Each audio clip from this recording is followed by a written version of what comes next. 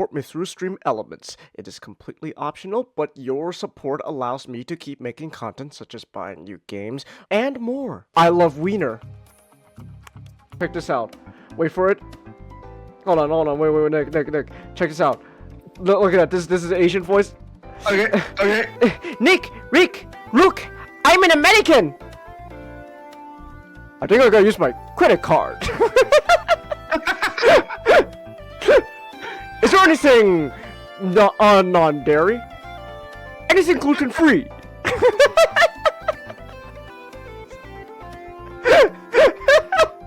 Oh, Kyle, my man.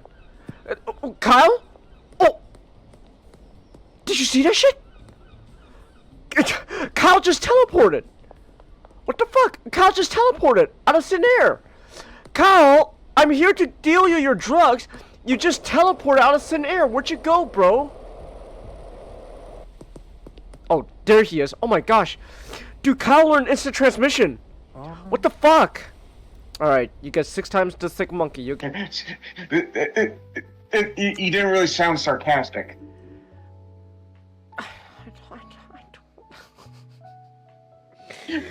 Nick, don't ask me to put an effort into a thing that I don't like.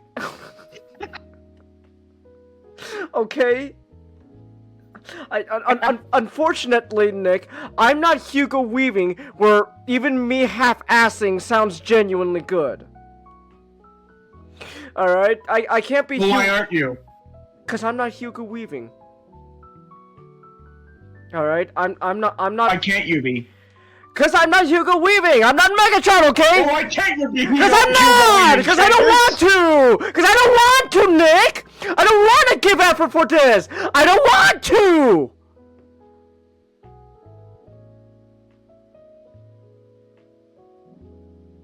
I hate Ken so much. Oh! Kaito! Oh, let's go, Kaito! Oh, yeah! Kaito's a bro. Oh, Kaito's a bro, man.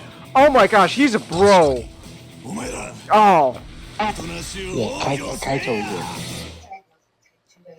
Yeah, let's go. Oh my gosh, I get to fight alongside him? Oh, he's a bro. Oh, Kaito's a bro. Oh, I love him. Alright. Oh, look at you, Murasa. You get a cool ass intro with your sword and all that. But man, you're nothing compared to my bro, Kaito.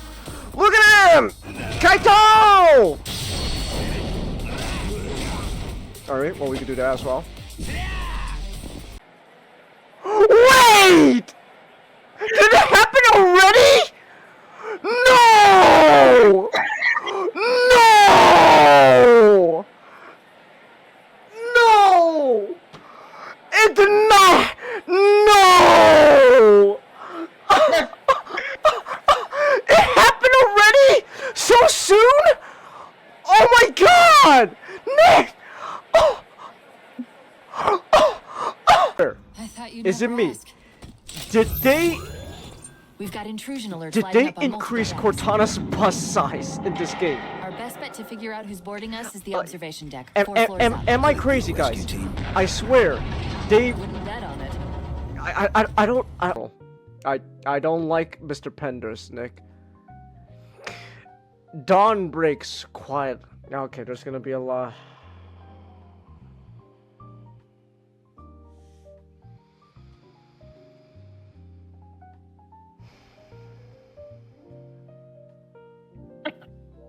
I'm gonna go grab a drink of water real quick. I'll be back. I'll be back, guys. I'm gonna grab some water. Oh my gosh.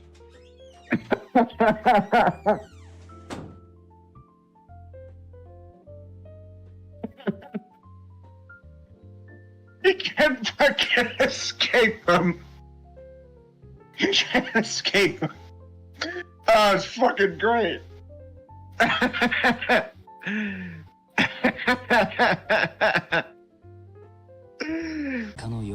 December 3rd. あのヤクザが事件を起こした日なんでしょ？間違いないのか？うん。Gosh, he has so much. I'm sorry, but like the host there, I know it's a CG model, but like I could just tell, dude's got like just tons of makeup on his face. Gosh. No. He's an actual. Oh, he is? He is an actual host that like the RGG guys. Oh my gosh, why is his face so soft? Jenkins, that's just what host looks like. They all look like But look at my boy Yuya though. That's a man's host right there. And this guy though, his face is so soft. Yuya, he's built different. Yuya's built different. Wait, what the fuck is this? The Dark Falcon? What the hell is a Dark Falcon? That's probably for okay, Chance. Lego Rebuild the Galaxy. Oh, I see. I see Darth Jar Jar. Okay. Yeah. Okay. Why is Vader white? Why are you white? Because he's good now. Also, oh my gosh, Chance, you just can't ask people why they're white. Hey, that Darth Vader AI in Fortnite is saying white people are cool, man. So, dang, oh my god. Oh shit. No, Reed! Oh my gosh! Ow. Around the same time, several police cars arrive. Officers making their way through the crowd just as Reed did a moment ago. And what if Reed's so fucking high he didn't even the bullet didn't even register to him? Well, Nick, if that happens, then at least you can say he went out painlessly. No, but I mean like. Well, he just comes out afterwards like, oh my gosh, Reed, you have a bullet hole like in the middle of your chest. I do. Like he just like puts his finger through it. Ow. Ow. I think it hurts.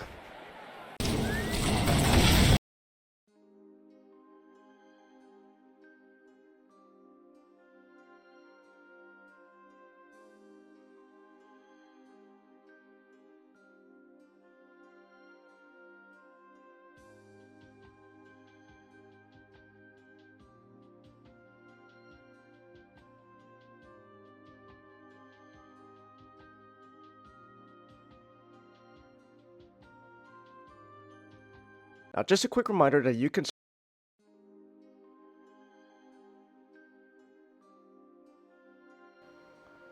Whoopsie daisies!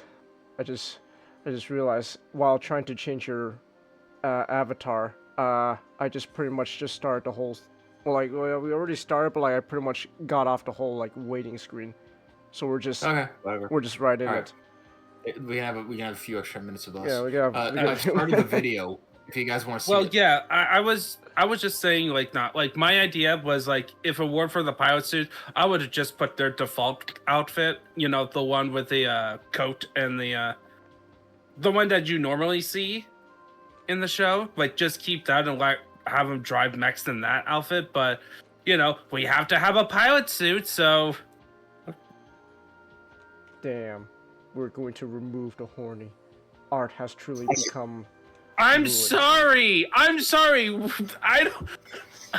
Nobody needs to see like that weird. Like you guys, what? You guys watch? Oof, oh, that's a costume. Wow. Oh. What is this? The magic mic? What is this? The magic mic of a? Well, no. Hold on a minute. With the themes of the show. With no, hold on, no. But with the themes of the show and all that, and Jotto, wouldn't it not make sense then that they just have to? No, it does not make sense in the themes of the show. For you know how it does not make sense. You know how they should pilot. Like Changus, that was actually in our meeting when we were discussing it. We had a hard time pointing out what on earth is the theme of Cross Ange. You know how they should pilot it. What? Stripper poles. Oh, true. Haha, very funny. Yeah. Yeah, Let's just. Here, Holy here, super uh, guy. I want to me, continue playing Marvel Rivals. Come on, go. All right. Wait, hold on. What's this? What's super You guy? watching? I'm watching right now. What's super guy? All right. I'm confused, Kent. See, I've lived in Metropolis most of my life, and I can't figure out how some yokel from Smallville is suddenly getting every hot story in town. Lois, there's something important I want to tell you. Back at the store, I tucked my boner into the waistband of my pants. And I was sitting weird. You're a sick man, Kent. What the?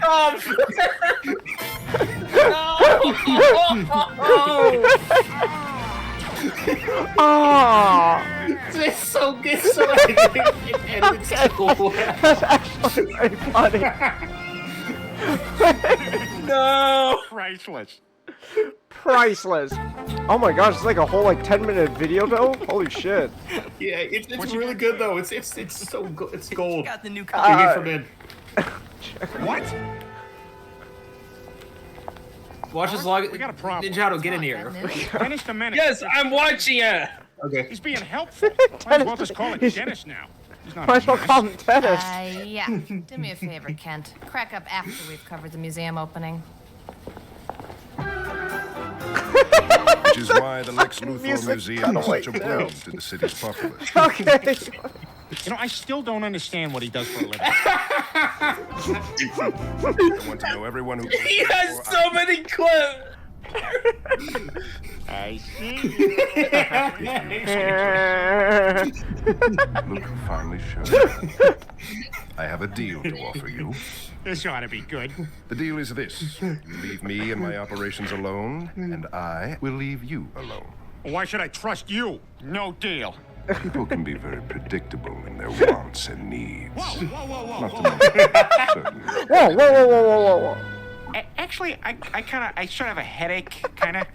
I think I gotta go to the bathroom. Well then, I guess I'll have to kill you. He tried to gay kiss me. I'm sure it's not as bad as that. Molly, I'm telling you. Oh my gosh, wait, is this really just like a whole Since you've been someone in just made like a whole episode with just Superman clips and Family Guy Barely lines? I am the greatest American hero. My days are over. My record days are over. I've been thinking about that. See, I wrote this erotic book, and I was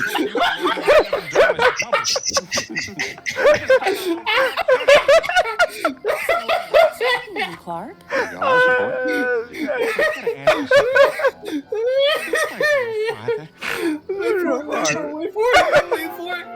Wait for it. Oh my goodness. Have fun raising my...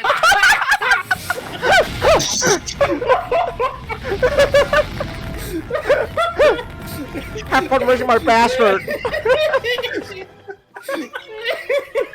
Okay, that's great.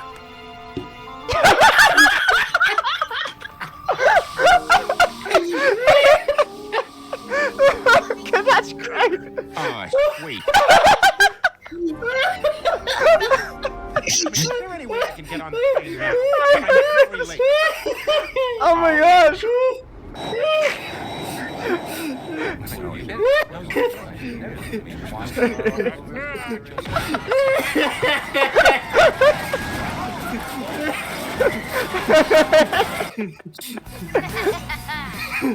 Oh, sweet. It's some kind of lab. Hey, maybe it's one of those things that goes... That's important science. What do you know? I always talk about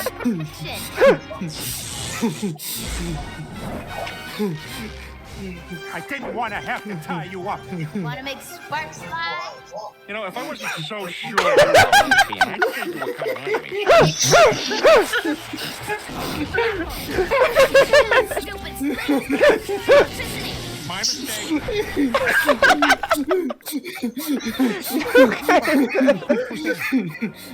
Alright. Huh? Wait, what's going on? Please save me, Superman.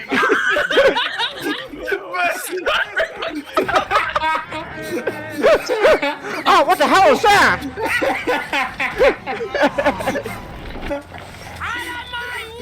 Wait for it. Wow, Gilbert.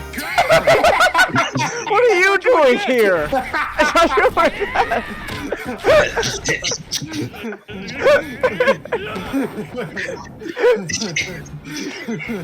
Okay, this is great.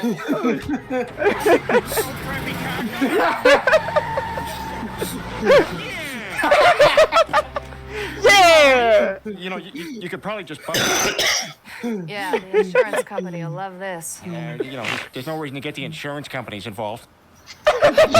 Kill somebody else now. Now we are this classic sculpture.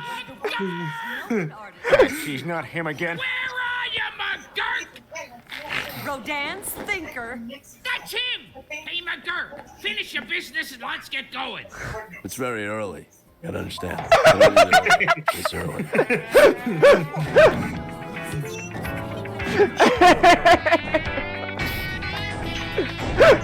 Halt! That statue ain't going nowhere. McGurk, get rid of this bum. Oh, yeah? Him and what up?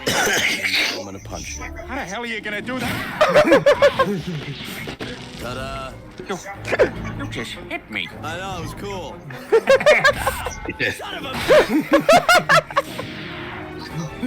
Holy crap! Superman? Oh my God! Look what you made me do! Don't you look happy? Don't worry about it, Lois. I need money for sympathetic reasons, and I have no other option than crime. The horse is here. The horse? Peter, the horse is here. I don't know what to do now. Using, ain't it? I got me a new stable dog. Not now, Gazoo. I want to be alone. Oh my God! You are the neat. What, do dwarves grant wishes?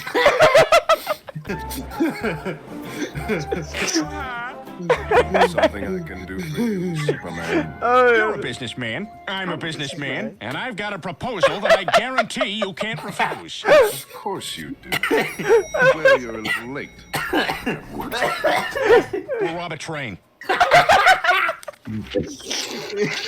Read it and weep. 200 die in train derailment. That is... Oh my goodness! I felt this crappy since the time I went to that museum.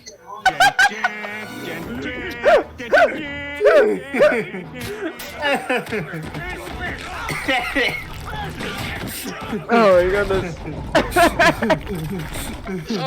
Oh my goodness!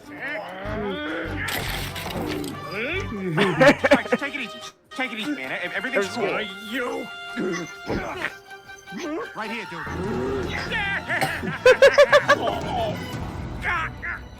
Oh, son of a whore! Ladies and gentlemen, I give you the Lex Luthor Museum of... Oh, Jesus. Hangover's killing me. Oh, God. What is? I hate you. Bad man. And you made me cry. You made me cry. Security crew down here now. Yeah, I'm a little nervous, though. I'm not sure what to talk about. You're kind, intelligent. You shouldn't be afraid to tell a girl what's on your mind. Okay, so here's what I'm thinking. Why do women have boobs? Why do women have boobs? So you got something to look at while you're listening to them. Oh my goodness! So you, sorry, oh no, they didn't do the rest of the joke though. Oh no, here comes Batman. Are they gonna go Kevin Conroy or somebody else? Oh yes, Adam Mayor West. Pardon? Ah yes, Mayor He West. looks like the doofus. With that chin, with that jawline, he looks like the doofus Goobus. He kind of does. Batman. Ah, but yes, Just I love surrender it. quietly. It's just, It'll be it's just easier Mayor for us West all voice if you- lines. Oh my. Oh Sorry. I thought you were the district attorney. The important thing is you learned your lesson. Batman, what do you think you're doing? I gotcha.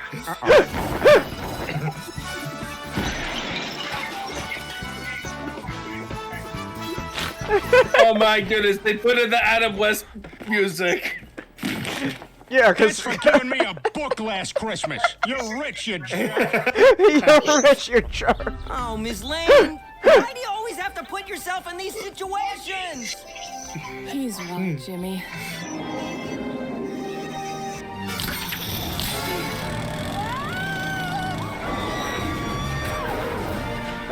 You okay? Don't you worry, sad little girl.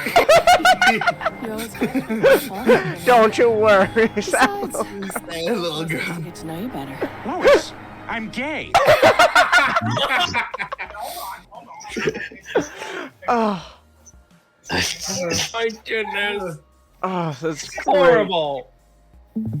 I, That was I, the greatest. I'm not. Oh I my God, kidding. that the was- greatest Family Guy video ever made. that was great. That was great. Honestly, I love it. That was fun. But anyways, Chelsea. back to the costume Yeah, design. it was fun. Oh my gosh, you're still on drop. Yes, I am. I don't. What? Adam West being the mayor didn't get you to chuckle. Look, I was chuckling, but it was still. All right, get this. What else do you expect? It's Family Guy and Superman crossover. All right, get this. Why do women have boobs? So you got something to look at when you're talking to them. So you got something to look at when you're talking to him. So you got. Excuse me, sir. Do you want to talk to me? Imagine saying that to Lois Lane of all people. Oh no, Clark get his ass kicked. Superpowers or not, he's getting his ass kicked. But it is great. There's I kind of wish they went with the whole joke though from Family Guy. Oh no! Whoa! Now, first of all, Lois, women are not people. They are things made by God for our enjoyment. It's like, oh my goodness! Have fun raising my bastard. Have fun raising my bastard. Perhaps That was. So... They should have had Batman fight the Noid. Gilbert Godfrey, I thought you were dead. I thought you were dead. Perhaps it was the Noid who should have avoided me. Wait, I got a revelation. The super guy version of Zor-El is James Gunn's Superman. Have fun raising my bastard. Who would be Wonder Woman? It would be Lois. Well, no. No, Meg. Meg. No. I like Wonder Woman. She can't be Meg. I actually like Wonder Woman. I don't want You to. son of a bitch! I had fucking water in my mouth when you said that. Of course. Look, DC treats Wonder Woman like crap. Family Guy like crap. No. Donna Troy would have to be Meg. But you see, Donna Troy doesn't exist in DC's eyes. Oh yeah. Oh, maybe, Which is why she has to be Sue Storm. Maybe because she's invisible. Maybe Diana could be maybe Diana could be Bonnie for some. Donna, let you back into the house. No. Joe. Wonder Woman is Joe.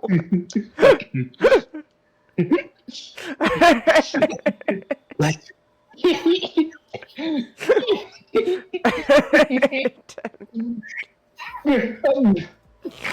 Lock and load. Bring on the pain. Wait. So if Lois is Lois and Clark is Peter, does that make Jimmy Chris?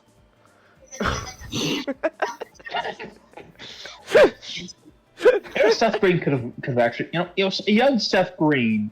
I wouldn't bat an eye if he was cast as Jimmy Olsen. He looks like. Seth Green as Jimmy Olsen. Hey, Clark, check it out. If I stick this army guy on my nose, it tickles my brain. Ow! Aww. No, I don't know math. You see what these?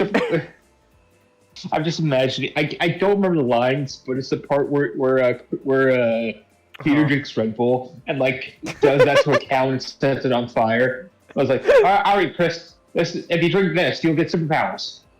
And Jimmy also comes out like it's flaming.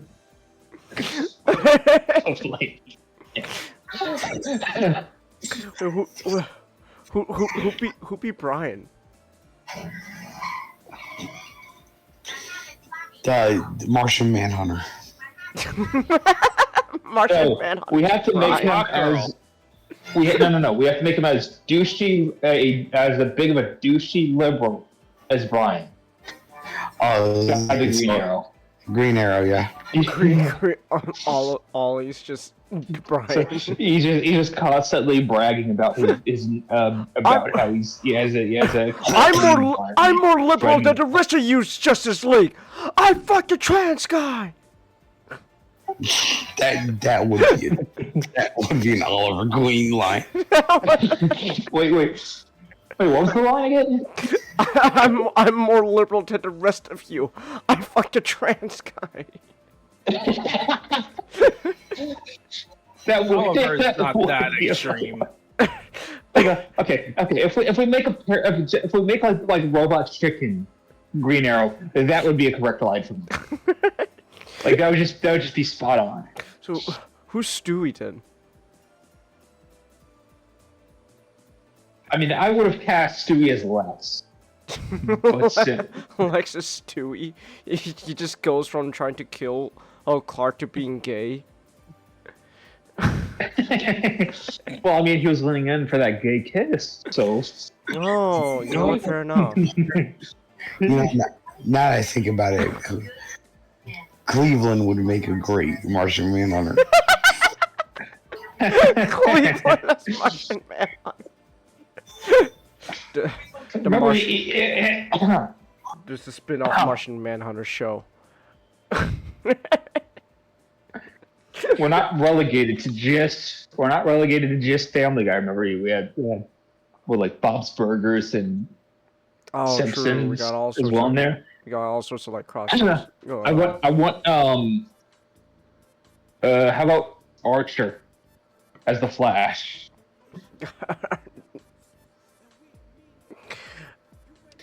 He just has Howie to the danger zone every time he starts running.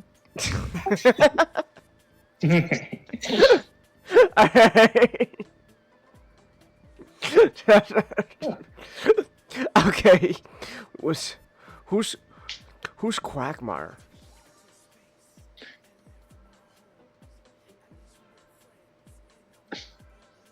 God, that's a good. I would be curious who Quagmire would be in this situation. Like,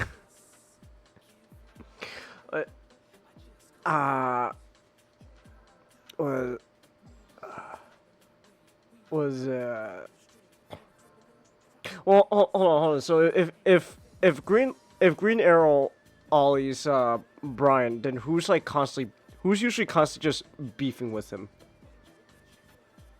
Hal Jordan. Hal Jordan. Hal's just Quagmire now. That's yeah. Al Jordan would be a guy to just have a ticket line for having sex with people, with girls. Oh my goodness. Yeah. Like that would be the parody version of Hal Jordan. Who's gonna be Chris Wrexham? I said it would probably be Jimmy. He'd be Chris in this situation. So.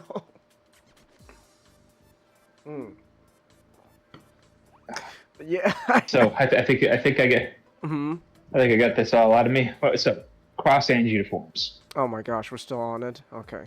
Yeah, let's get. Najada wants to do it. Let's just get it out. Okay. Why is the show where like, Why do you want to change the uniform? Why you gotta erase art? Like Why do you Because think it's so that, like... horny and makes little sense. Why you Oh, gotta I was about to erase say, art? Ninjato, why do you think fucking stripper clothes doesn't work as mecha suits? Okay, I think stripper clothes would work fine as mecha suits. Not.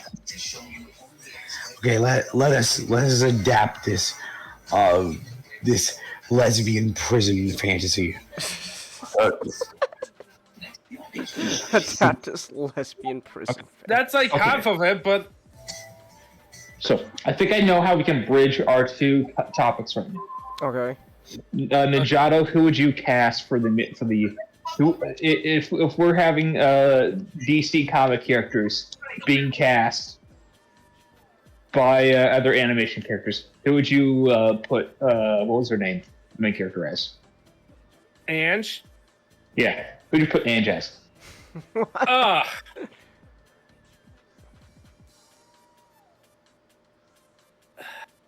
Wait, Ange as a Family Guy character? No, as a how about Ange's hot girl? Yeah, I can see that. The problem is like, so does that mean you put Tusk as Jon Stewart? Like, that doesn't work. Wait, is that a girl? No, Tusk is the male lead in the black. in the background. He is the main love interest. Doesn't Ange have like a tsundere from one of the? Yeah, like so. Put that as Jon Stewart. Like, so the thing with Ange is that at the beginning, so this is kind of like No. So Tusk as. Sorry. Like, just to give you a brief understanding about what we're doing with Cross Ange is that, we're talking about it has an interesting premise and an interesting world concept, but the execution is the Bayformers. It's Bayformers. Everything wrong that went wrong with the Bayformers happens at Cross Ange. It's just anime form. Ninjato. What? Tusk as Justice League Unlimited Hawkman.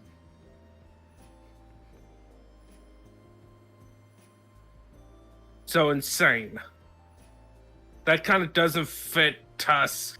Okay. He's not like Tusk is not insane. Like the thing about him personality wise, he's a bit more of a sort of standard male protagonist who has a klutz problem of always ending up with his face in Ange's crotch. Well, I would put him as Flash then. Yeah, he's more like more like Wally West. Okay. But like for me, my whole point when I was like bringing up the top is like I would put the boob window, still keep the boob window. That's cover almost everything up. Because put a crotch on these uniforms. It's crotchless. Like, and maybe even like the other things I would spruce up with the outfits, because in the universe, so in the prison colony known as Arsenal, the girls, you and the girls are allowed to customize your mech because you technically own them until you die because they're your coffin as well. Like that's kind of the idea. So it's like, why not we have like a little bit more customization on the uniforms as well?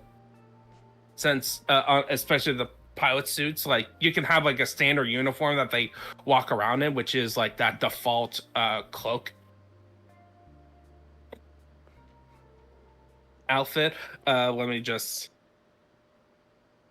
say, let's just to give you a reference. Come on, where's the clock? I want the clock. The clock? The cloak. Oh, the cloak. Oh. Okay. Like the regular uniform. Like you see, okay? You see how like this one is better? I would prefer this one to be the outfit, but hey, we have to have a pilot outfit because it's mecha, and mechas have 2 different outfits. Like you still have that sexiness, but it's like it's only 20% of the sexiness and a lot more reasonable. That tiny waistcoat.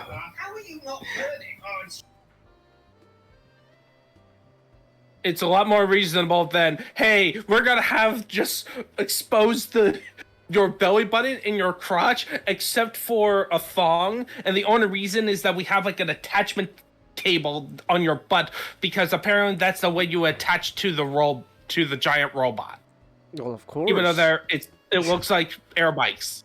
It has 2 modes where it's air bike and You know what? Hear me out though. If they're gonna have, why don't we not change the costumes? Instead, we just hear me out. We lean even further into the horniness, okay? Hear me out. No, the mech is you're just making it hentai. Hear me out. Hear me out. The mech. We can explain it like BattleTech. The mech is the mech overheat. No. Changus. In BattleTech, all the males and females like strip a lot in their cockpits because it's so hot in there. Yeah, but they usually describe in a tank top. They put on like. Well, no. See, you guys are then now let me finish. What we should do is they get to keep to keep your current outfits. You make the controls even more provocative by being just the controls of Mr. Garrison's weird ass like unicycle thing from that one episode of South Park. Okay, for a second I thought you were gonna bring up the other mechanism of piloting the mech from Shen Mazinger Zero. I mean, that might as well be what Mr. Garrison's thing was. So. Just no. It might as well be. Look, one of the goals, we have a document. Like I am doing a document. Like I'm calling it Project Dragons because hey, dragons. And the first thing on the list of things that needs fixing is remove 80% of the horniness because literally the horniness of the show was distracting. So much so, Serena, when she was watching, say, why not make it into a hentai? That is... It's how much? But it's not hentai. It's called ecchi. And it's art. I mean, they could, but like they'd lose like 70% of that Sunrise money. Yeah, that's true. Yeah, exactly. So that's why you remove. That's why my idea was just tone it down 80%, and it would still be enough. Yeah.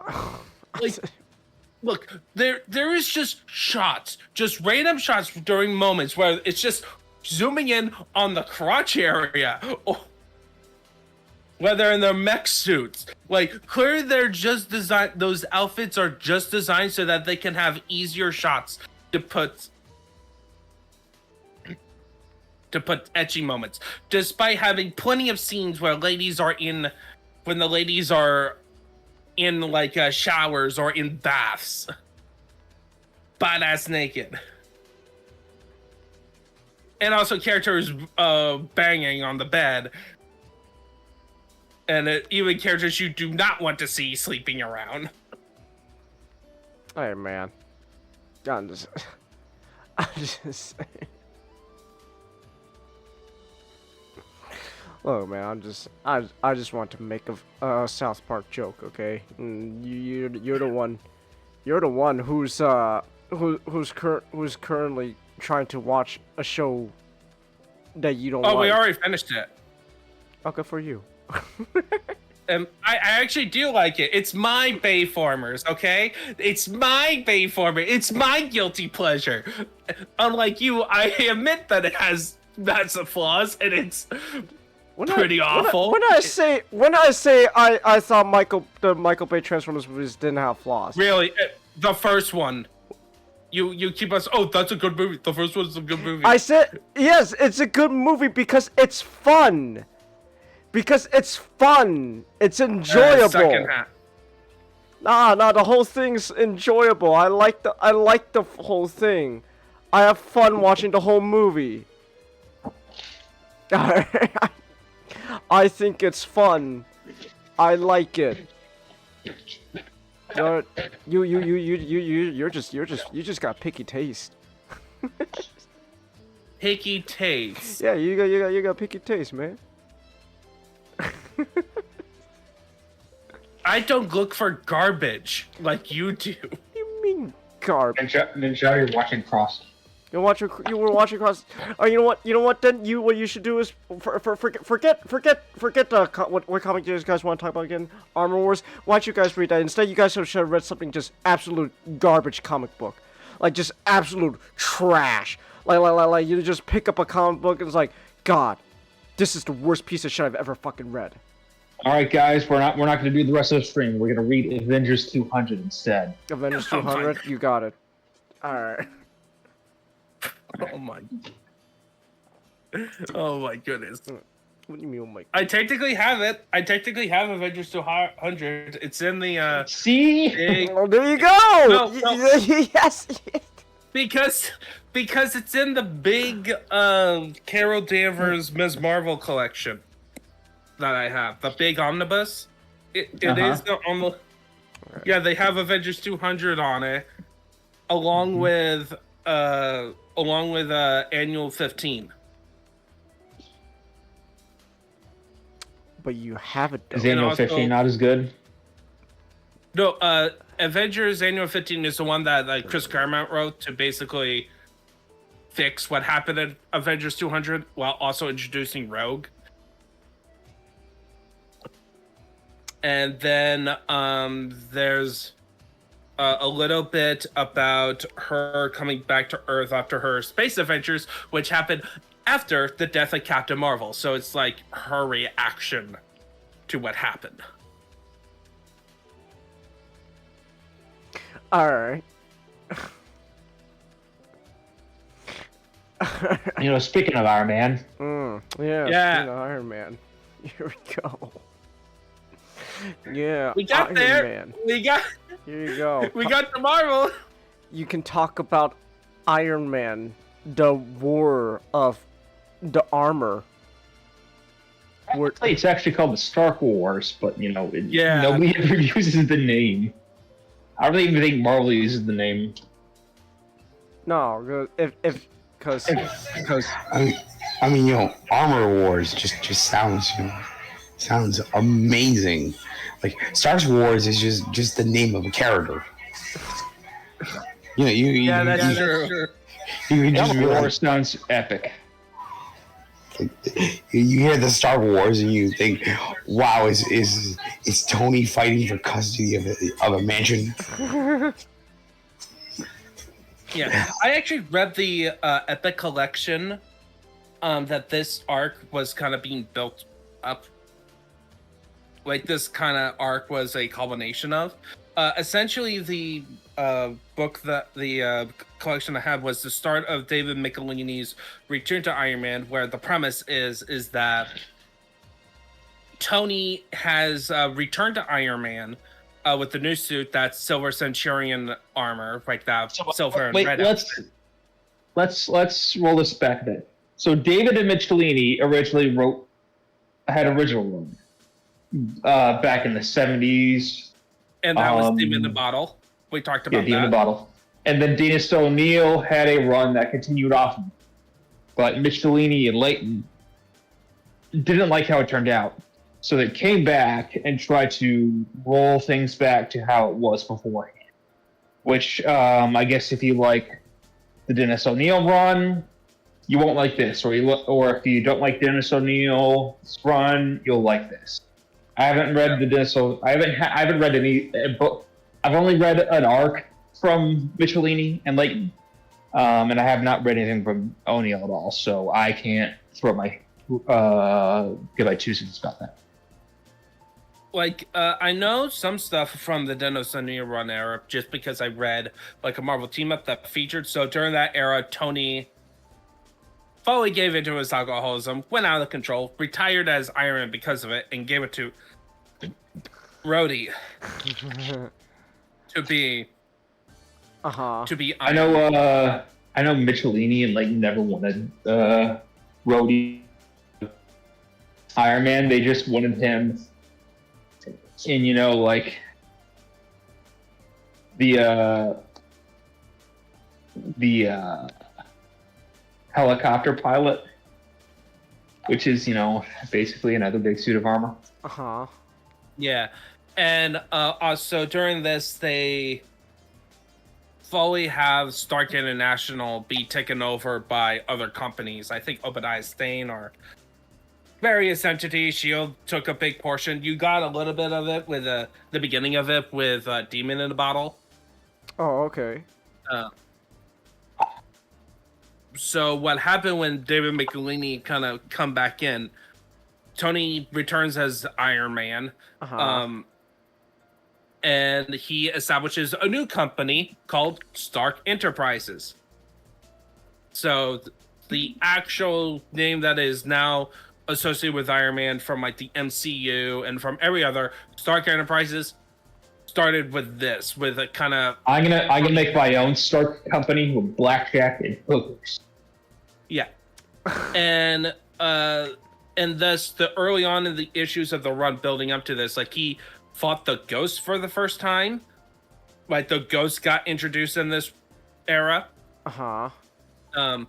He also was like hiring people and introduced a bit of a love interest for Rhodey, who is who becomes the head of the PR team.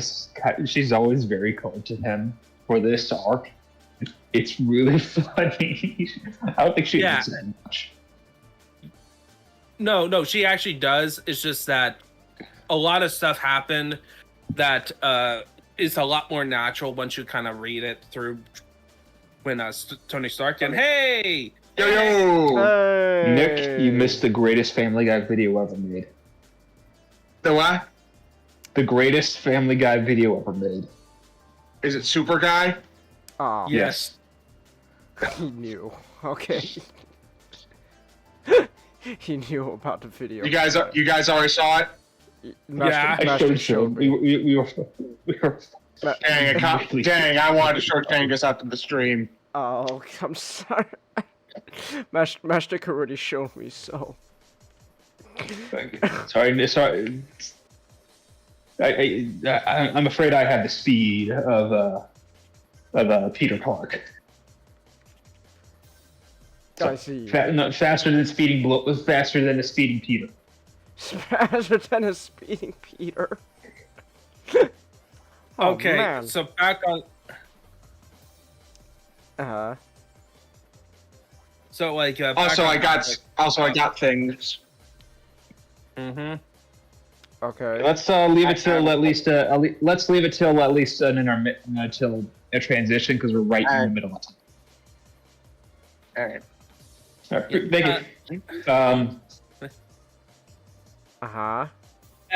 So like during this build up, you get Hammer. Like Hammer gets involved.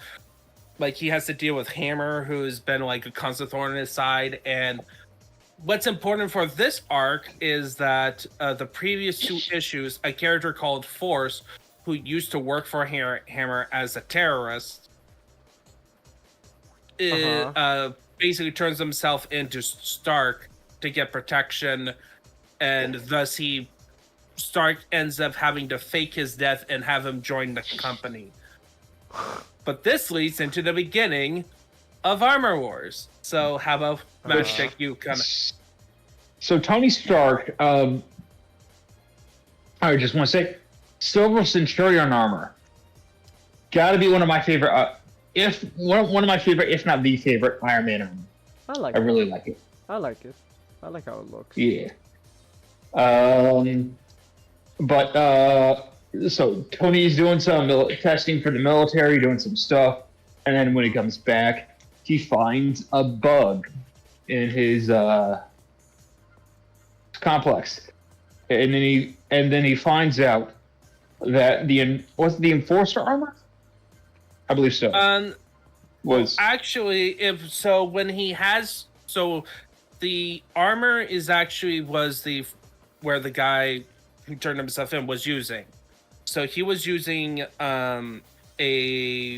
his armor, which is called he was called Force in the and then what happened is that he did except the inside of the armor was okay. He then just I'm mixing up the bug with the one with the shield issue. But so yeah, so I can do it. So he looks at the schematics of the enforced armor, and then he discovers, hey, that's my tag. Uh-huh. I am indirectly responsible for all those deaths. How the fuck did he get this?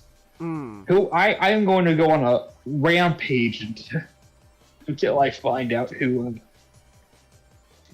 It was explained how he got. Yeah, essentially what happened is that during the whole Starkid International getting taken over situation, as part of the plan, Justin Hammer had Spy Master plant a bug into the old systems, and thus he and because Tony didn't patent it at the time. Uh-huh. Because he didn't, he was super secretive. He didn't want people to link him with Iron Man. Because at this point, just to let you know, Chinggis, Iron Man is a secret identity, and his cover story is that he's actually an employee of Tony Stark. Ah, okay. Alright. So when characters goes to Tony Stark to say, we want Iron Man, everyone else, unless they are the Avengers know about this. Uh-huh. One of the Avengers. And and it's not, and we don't interact with the regular Avengers, we interact with the West Coast Avengers. The West Coast Avengers, alright. Yeah, because at this time, Tony is at California, not New York. Alright. And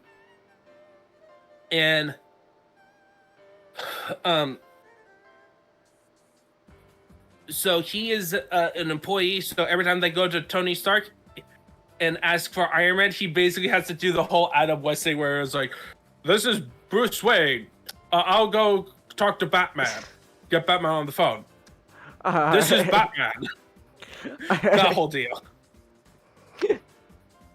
I see. Which adds a bit more fun to this story line. As we talk about what happened. It's hilarious.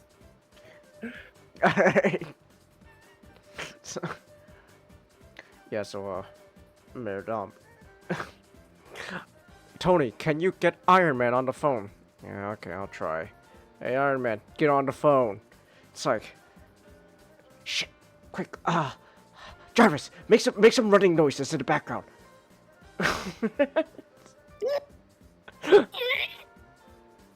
Okay, I got Iron Man here.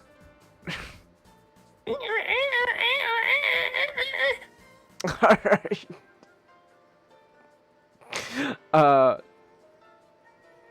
So alright, but so you were saying though, Tony, Iron Man, everyone thinks they're like two different people. Yeah, and so thus Tony decided to go the legal action to make sure he can get his patents in. But the thing is that he doesn't have any, which he can still sue for it, but it makes it just a lot harder. So but the thing is that so he goes to a lot of these people, and he sues them. And then the thing is that they can still sue them under intellectual property law. But it'll take 4 years. The court will see it in 4 years.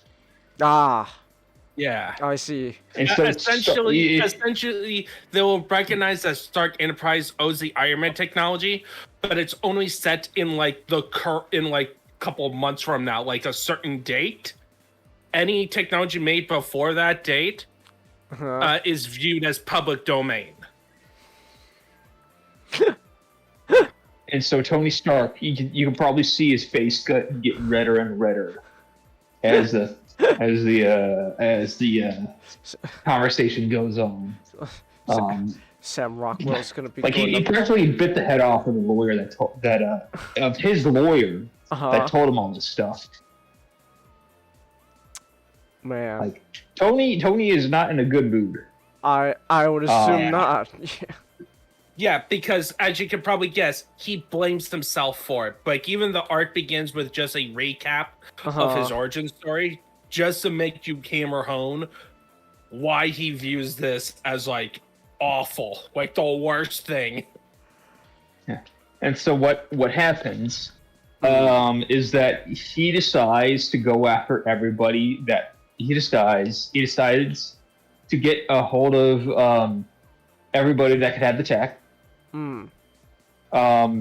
Which first off, like, basically he had a list. He had a list, and he's checking it twice to find out who's naughty or nice. All right, this Iron Man Santa Claus now. Well, I mean, he has the red and white/silver going on, so certainly is a festive armor for it. So he gets. I thought it was in a later issue, but I guess the first issue. He gets Scott Lang, who appeared in Demon in a Bottle, to hey, you're a thief, if you can go in there, I'll pay you, like, you won't have to pay rent ever again. And then Scott Lang's like, I was gonna say no because I don't want to get caught again, but never paying rent in my life again. It's pretty good, so I'll do it. All right. And so they go in. They figure out. They pull up all the stuff. They figure out everybody but one person's name because it was glitched out. Okay. And then, I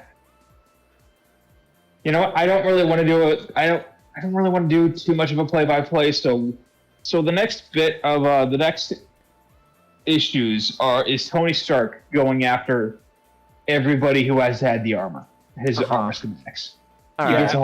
He goes after from Stilt Man to the Crimson Dynamo. He's going on an autistic rampage. And by the way, he's knocking up on Sam Rockwell's bad guys. I was just gonna say, is he knocking up on Sam Rockwell's door, like, hey, buddy, hey, I know you got my suit. Come on, open up. There's an actual scene where one guy is just coming to his hotel room, and then Tony's just sitting there in the Iron Man armor waiting for him in the dark. And he's like, give me the fucking suit. And he just gives it to him. And it's like, I'm not, Iron Man getting a fight. Where's my suit? Yeah. Where's my suit, buddy? And while this rampage is going on, it's causing damage to everyone. Sorry, could you? His company's reputation is going down the toilet. He's losing friends. He remember back in when we read through Cap No More? That was happening at the same time. We read an issue of this arc where he fought against Cap. Oh, okay. Yeah. The real big things, it started off when he suspected Stingray, a superhero called Stingray, of having his tech, and he goes up to him and he's like, he beats him in a fight, and then he's like, oh shit, that's not my tech, and you're the government, and you're part of the government. Oh, fuck me. what happens is that Tony Stark goes and he fucking fires Iron Man. Yes, he fired himself. Listen, yeah, so that was completely Iron Man. I had no say in whatever he did, man. Look, like, if I'm really sorry if, he made you think that, our company is bad and all, but that was completely him, bro. Yep, that's exactly what happened. And then it just gets worse for his personal life just because he gets so obsessed with it, because he got kicked out of the West Coast Avengers. Over it, because the West Coast Avengers kept calling him as asking, "Hey, what is going on?" But this is just bad writing because they didn't have Tony tell him what would happen. Like, he should have just told him right then and there in the first call, but they have him keep it from them for some reason, which there's really I get no what good they're reason. trying to go with is that he wanted the way they wrote it is that he wanted to do it himself because he didn't want to have. I mean, I agree, but he could have just explained it to him and had them respectfully keep through this since like they've done through the whole book. Yeah, like honestly, they probably should have brought that event. I think they were trying to meant for this as like the Avengers one is like one of the last steps before Firepower shows up. They could still like say that, hey, Tony, we get why you're doing this, but you're going too far. We need the stuff. We need your charge. It was just not that part wasn't written. Same with Captain America. He should be telling Cap that stuff before he goes and beats. Like, half of this is just him beating on good guys. All right. It's really funny. Yeah, because their crime is to be in his way. There's an entire issue where he fooled Nick Fury just so that he could get to the Mandroids and take them out. The Mandroids were sort of the shield armored guys, and then Tony, because they have my tech. Does their shield of the government? Who gives a fuck? Nope, my tech. I'm gonna go get him. Yeah, but the way he did it is complete hilarity. Like, S.H.I.E.L.D. shows up in his office like, we demand information on Iron Man. And Tony just pulls out a file and is like, okay, here it is. And it's right. He gave a fake name for Iron Man and everything. Like, this guy is Randall Pierce. He lives right here. Alright. Heck, and then at the end, because he fooled S.H.I.E.L.D. just so he could take out the Mandroid, to be in his cover, he basically pretended to discover a bug within S.H.I.E.L.D.'s headquarters, even though he pumped it in his hand. I see. Okay. And what's funny about that? It was probably Stark Tech, and he could get away with it because Iron Man was a Stark Enterprise agent at one point. I see. Man. Tony's just not. But he ends up fighting he ends up breaking Captain America no more, or he ends up breaking into a government vault to fight the security guards there who has his stuff. And then he goes and he causes an internet. Villains. He ends up releasing villains, and he's like, "Who fucking cares? Not my suit, not my problem." Iron Man, Captain America has to fucking clean up his shit. Iron Man, the super villains are getting loose. Where's my armor? Where's my armor, bitch? Huh? Where's the fucking armor, shithead?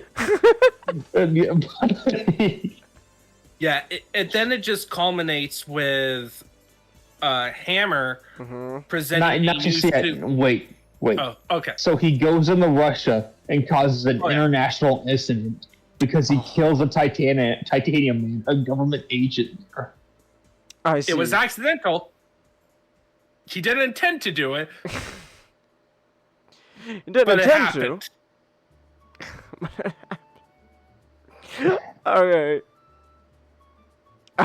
Yeah, he did a spec ops to take out Crimson Dynamo, who was 1 week away from retirement. He lived versus Titanium Man, who, by the way, was a small guy. He's a dwarf.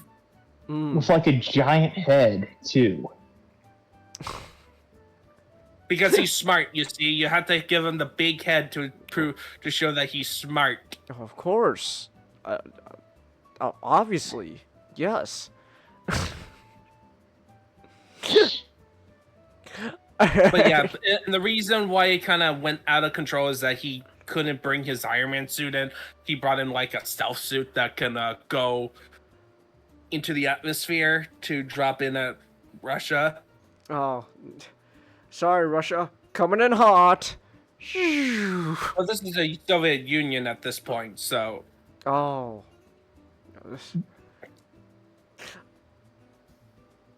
Wait, so what was? He was doing with the KGB. Was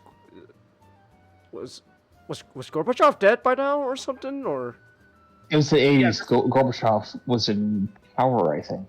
Okay, so Tony, no! Ronald Reagan's gonna go meet Gorbachev. You're just making things harder for him. No. At this point, Reagan is currently having an issue of becoming a lizard person.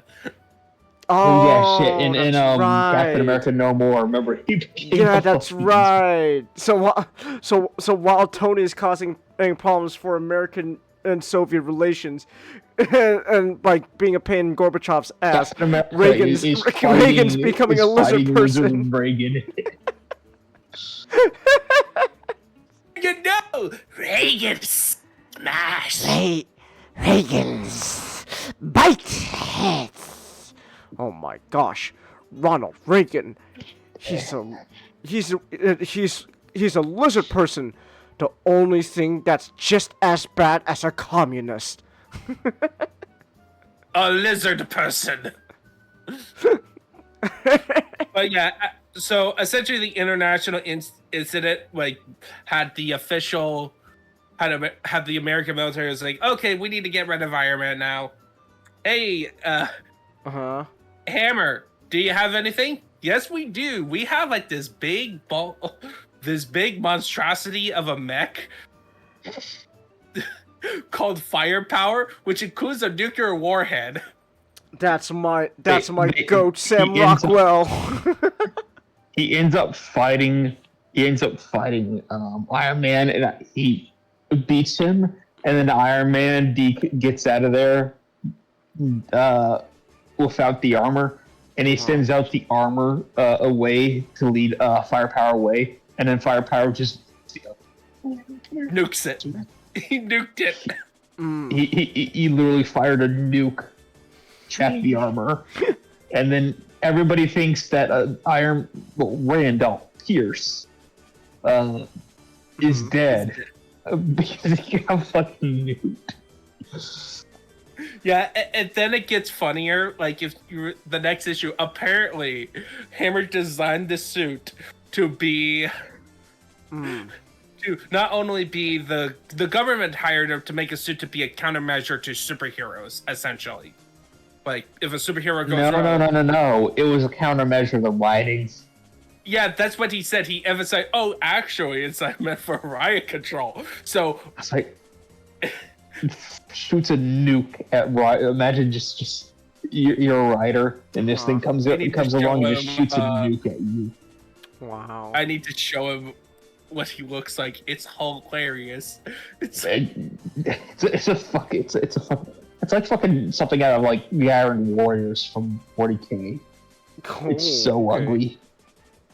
It's essentially a Silver Centurion, as in like the Centurion from 40K. Look. Oh, look at you, buddy.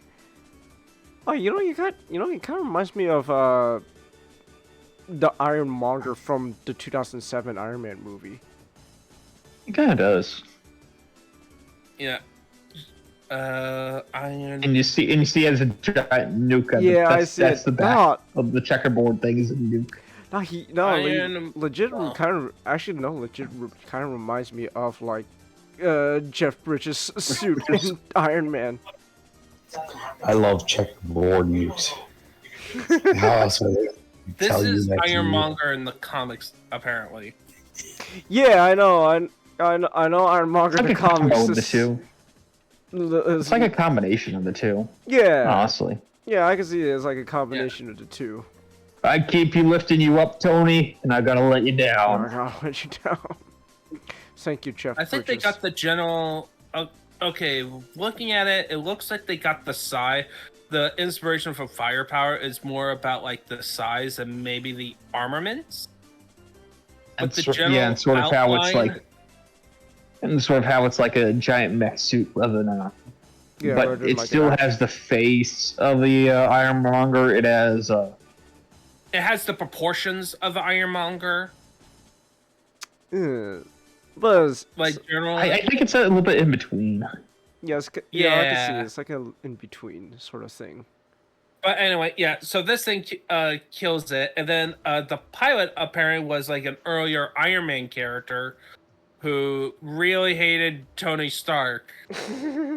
So he decided to use this firepower suit as Tony decided, okay, I am no longer being Iron Man, because at this point he just broke. All right.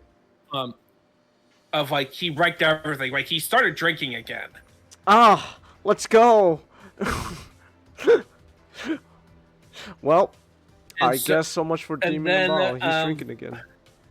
Yeah, and then Firepower decided to just cause havoc because he wants to destroy Stark's company for revenge. So Tony decided, all right, have to make a new Iron Man suit. Oh man, I gotta make a new Iron Man suit. Okay. It is what it is, I guess. Yeah, I'm gonna. That's to the Iron Man theme song. I am Iron Man. Iron Man. I am Iron Man. That's right. I wish Tony just made all of his suits like he was a blacksmith. Like he's a blacksmith. Just bang, bang. Yeah, funny. All right. Sorry. All right, I think this is Sorry, the Tony. outfit, Black Sat- the new Iron. Yeah, this is the Iron Man outfit.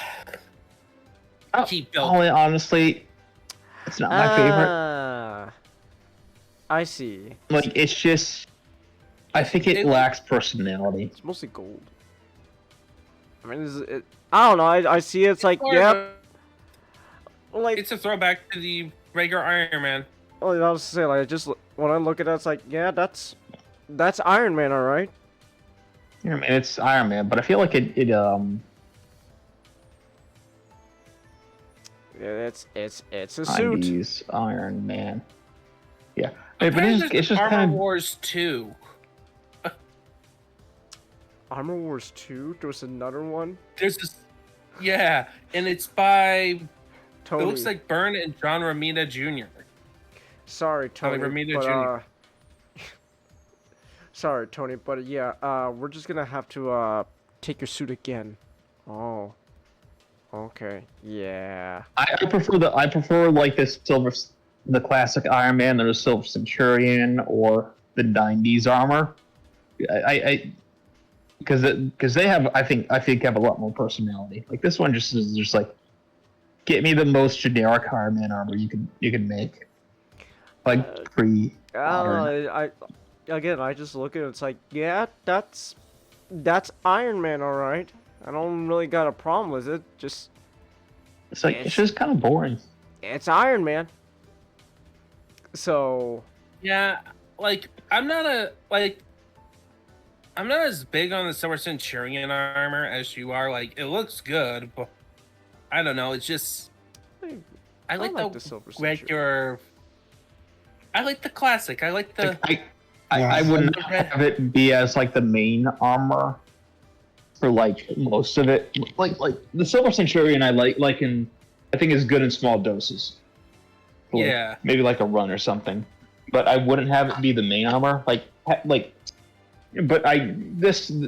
new armor that they have, I think is just. It was okay.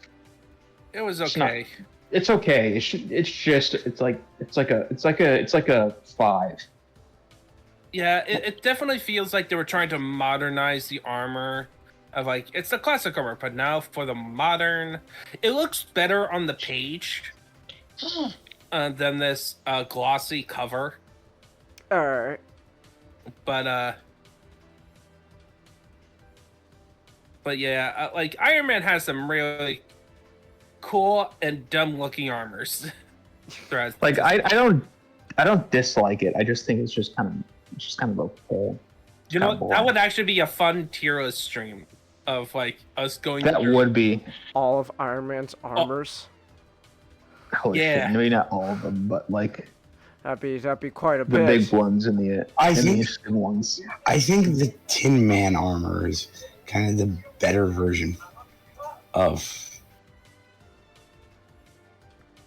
I do not know this Tin Man armor. Could you please? Yeah, I think the Tin Man show is a better version of the. This PlayStation 5 sold for almost 50 cents, and this smart charcoal All right. Of the post armor war armor. Huh.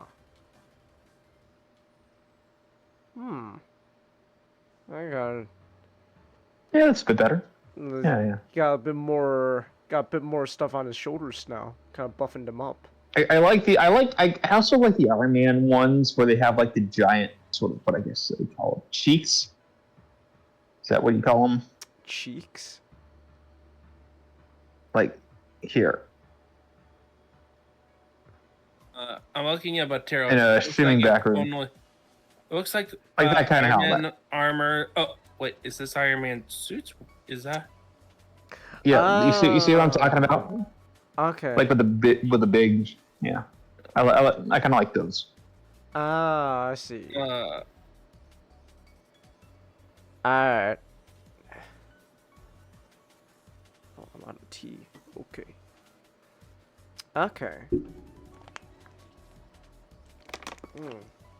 Yeah, it looks like on tier list, it's only of the MCU armors. Oh, not okay. like comic. Alright. By comparison, Changus, this is the Extremis armor. Alright. See what we're working with. Ah, okay. I like the one you just posted, not the Extremis armor. Yeah, I can. Okay, that actually looks pretty close to, like, what would go on for like the move. What? The Extremis armor, I think, is like the modern classic. Yeah, that's like the big inspiration for like all of like the MCU suits. Yeah, I think it's kind of like the Okay. It's like anything for the 2000s, like. That's just that straight up feels like they like it took a lot of elements from like the MCU suit. The one you just the latest one you just posted on. I found a band that has a lot. Holy shit, that's a long fucking list. We'll be fine. We can do a suit list stream for Iron Man. Like This one's the bleeding edge. Yeah, that feels very. That feels very similar to like the MCU stuff. I prefer the Extremis. The bleeding edge. That's the ultimate Iron Man. The bleeding edge is ultimate Iron Man. No. The next one is Ultimate Iron Man. Ah, okay. Bleeding Edge, I think, just has too much. I think the gold there's too much gold on it. Okay. I don't think I gold do place like would the work. Ultimate Iron. I have a soft spot for Ultimate Iron Man. Yeah, I like Ultimate Iron Man. Alright. Alright. What? Okay, my legit question. What do you think is like the suit then that like that would go on to become like, yeah, that's Iron Man for like the modern age? Like you see in like the first 2007 Iron Man movie, like you look at the 2008 2008 Iron Man movie, and you just look at that. 2008 like, Iron yeah, Man. That look. That's the standard. That yeah, became but like what was like And, the Extremist armor is probably the one that inspired that, because Extremist is like, again, Extremist is like the modern classic. It's So it's inspired. So the armor is inspired by Extremis, but also the Mark III. Oh, like the comic. Loosely, but it's like loosely, but it's meant to be like that. Okay. Kind of like it obviously has the more like the obvious Extremis like roboticness, like suitness. But but I would also say that Extremist is like the modern Mark III. Like it's the updation of the modern III for modern time. Oh, I don't really like the one you posted in general. I'm not too big on that.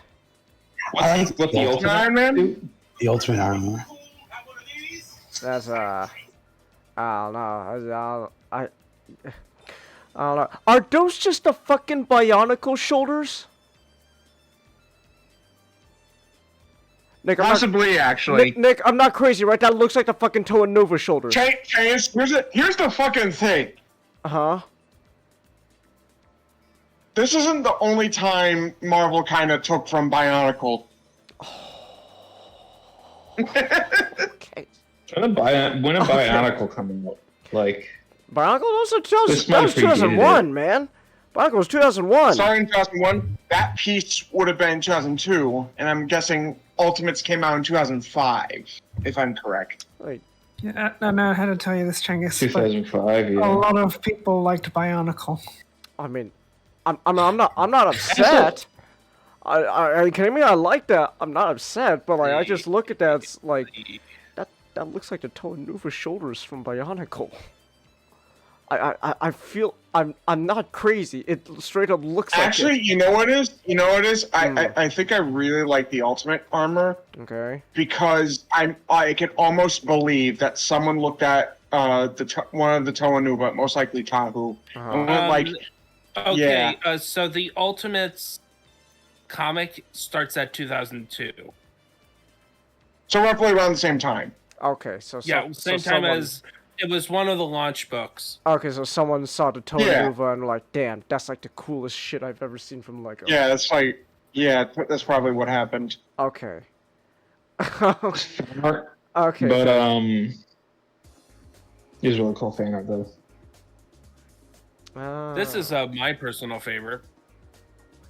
Yeah. Oh, yeah. Like I mean, all of these are kind of like a lot of these are kind of like it is kind of like the Mark III but updated, but yeah. Yeah. I also liked the Avengers season 1 Iron Man armor much more than the season 2. Yeah. Season 2 didn't have enough gold on it. I think my favorite. I still think my favorite Iron Man suits. Iron Man, Avengers, Earth's Mightiest Heroes, not Avengers. My favorite suit's still the one from the first Avengers movie. I just really like it. It's like it looks like like the one from 2008, but like kind of just bulked up. And I don't know, just kind of I think my favorite live action armor might be the Avengers. It's between the Avengers and the suitcase armor. Oh, the suitcase armor. That's a good one. That's a good. I do gotta say also though, I do have a soft spot for the one in Endgame, cause like it's the most like, cause that's the one suit that looks the most like how it does in like the early comics. Sort of like like the Mark III. Yeah, the Mark III in the comics. So I got a soft spot for the Endgame suit. All right, let's get back. Where were we? So he gets the new, and so Tony Stark has to rebuild his reputation, and then he has an epilogue issue where it's just him having a nightmare, and it's not very good.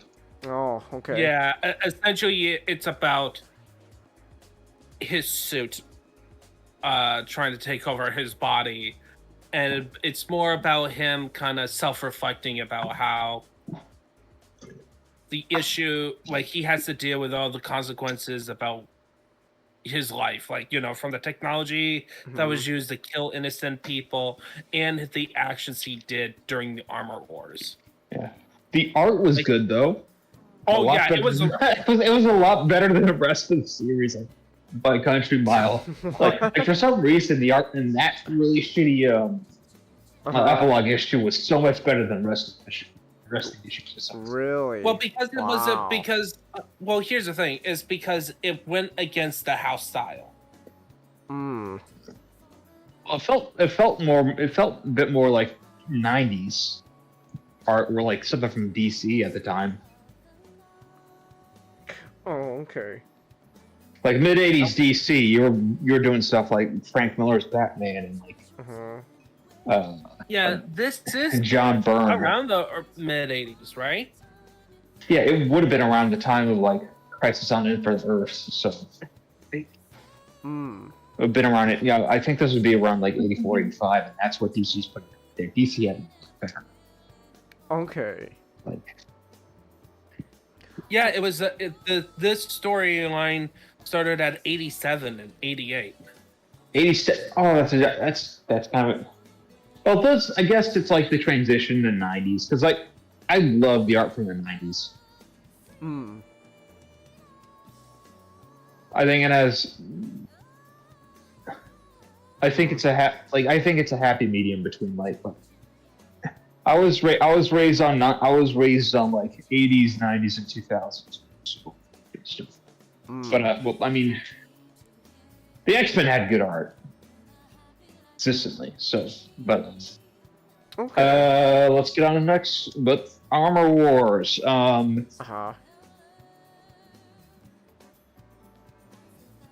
It's good. I wouldn't call it great. Okay. It is just, Iron Man facing up against a robot and then having an autistic meltdown on an autistic page. Okay. Yeah, like the Cap No More storyline was a lot stronger storyline. I see. I do like how it was trying to showcase how much Tony. The art does showcase how much he cared about not hurting as many lives as possible because of the aftermath of the weapons, and also showcasing his self-destructive tendencies to do that. But like compared to like Cap No More, right? Cap No More has like Captain America struggling with his identity because of what was going on with the government. Yeah. And then he had like a whole bunch of characters who had like different opinions. Like you had like Diamondback, you had D-Man. It also maybe if it's different if I read the entire run. But I think Grunwald's Captain America was just also more tighter as a storyline. Like he was, I think, just at that time, like just able to write a better, tighter story. Like Steve's also more likable. Like he's also like, I don't know. Maybe again, like if I maybe this would be better in context of the full one. But I think that Grunwald, like reading Grunwald's run Grunwald's run, at least the first 50 issues, was one big epic book. Hmm. You know, at the end of the 50 issues, everything was tied up in nice. It was, you had all the setups, you had all the payoffs, and everything was tied up in nice bullet. And everything was consistent. Everything was good. There's not really many places that you can criticize it too much, aside from like has a bunch of 80s-ness of Marvel, but who didn't? Okay. And then this, it's like, I just don't think goes that one step. Like it is just kind of Iron Man going on a rampage. Okay. I would say this. It does serves as a good conclusion to like the bit of the run that I read with David Michelini. On that one, it provides a decent conclusion because the early parts of the run was setting up him establishing a new company, trying to establish a new identity, and then this thing is like one of the times that's putting his whole company at risk. Everything that he built for to be to go under because of his personal quests and ruining his relationships. Okay, But so I would just say, sorry, no, continue. I would still agree. I would agree with Matchstick that Captain War was better. Okay. Now since we're doing the big 3 Iron Man stories, how would we rank them so far? We got Demon in a Bottle had its issues, but generally, I think it was a stronger arc than Armor Wars. I would say this. I would actually put Armor Wars stronger. Oh, okay. Mainly because when we think Demon in the Bottle, we think of that one issue, and the problem with Demon in the Bottle, it was a good payoff in the context of the run that it was around it, but it did felt like it kind of resolved its main conflict quickly. And I'm fair. As a like. That's the big issue with Demon in a Bottle. Like the last issue is kind of trips at the finish line, but I do think, in my opinion, the previous 7 issues were generally better than the Armor Wars 7 issues. Though Armor Wars is a lot more consistent than Demon in a Bottle, because Demon in a Bottle's last issue again, it really trips at the finish line. Here's the problem. The problem with Demon in the Bottle is that the last issue is the title issue. Yeah. People remember. But you can't, like, the full official arc in context it's 8 issues. It's not just that one issue. Yeah, but it's also the same as Armor Wars. It's not the 8 issues. It's like the 20 issues before. No, the official. That the rest of the, like, it's those 7 issues are part of this technically Stark Wars, parts 1 through 7, and then the epilogue. Demon in a Bottle is like officially part 1, part 2, part 3, part 4, part 5, part 6, part 7. It's an official 7-issue one. If I that's where I'm going off of. Like, if we were to look at the David Michelini's and Bob Layton's runs, then I would change my opinion, because then you have to look at in the context of the full run. You would include those 20 issues. You would include whatever issues were had the wider context outside of Demon in a Bottle, and then the 20 issues before Armor Wars. But for Armor Wars, officially it is just those seven issues. But I agree with you, Ninjato. Like the Demon in the Bottle part of Demon in the Bottle wasn't that great. And then the Armor Wars part of Armor Wars was much more consistent. Okay. So yeah, like I'll get that to you. Demon in the Bottle part of Demon in the Bottle, like it's kind of funny because it Mm-hmm. you're kind of convincing me to put it down lower than John. Now I think. Yeah, like the. But Thing, I would. Sorry. Both are good arcs. I am not. They are good comic arcs and they are influential for a reason. But the thing is that the stuff that I'm. One of the things you have to do when you're gonna compare is like the negatives, and the biggest negative with Demon in the Bottle is that the issue that has the famous cover that everyone knows about, the important event. It's not just part of the Demon in the Bottle arc. It is the Demon in the Bottle issue of the Demon in the Bottle arc. Yeah, it's the turning point for multiple things in like the Iron Man's career, and like even the way people view Iron Man is that's one issue, and that issue was good, but it wasn't great. Yeah.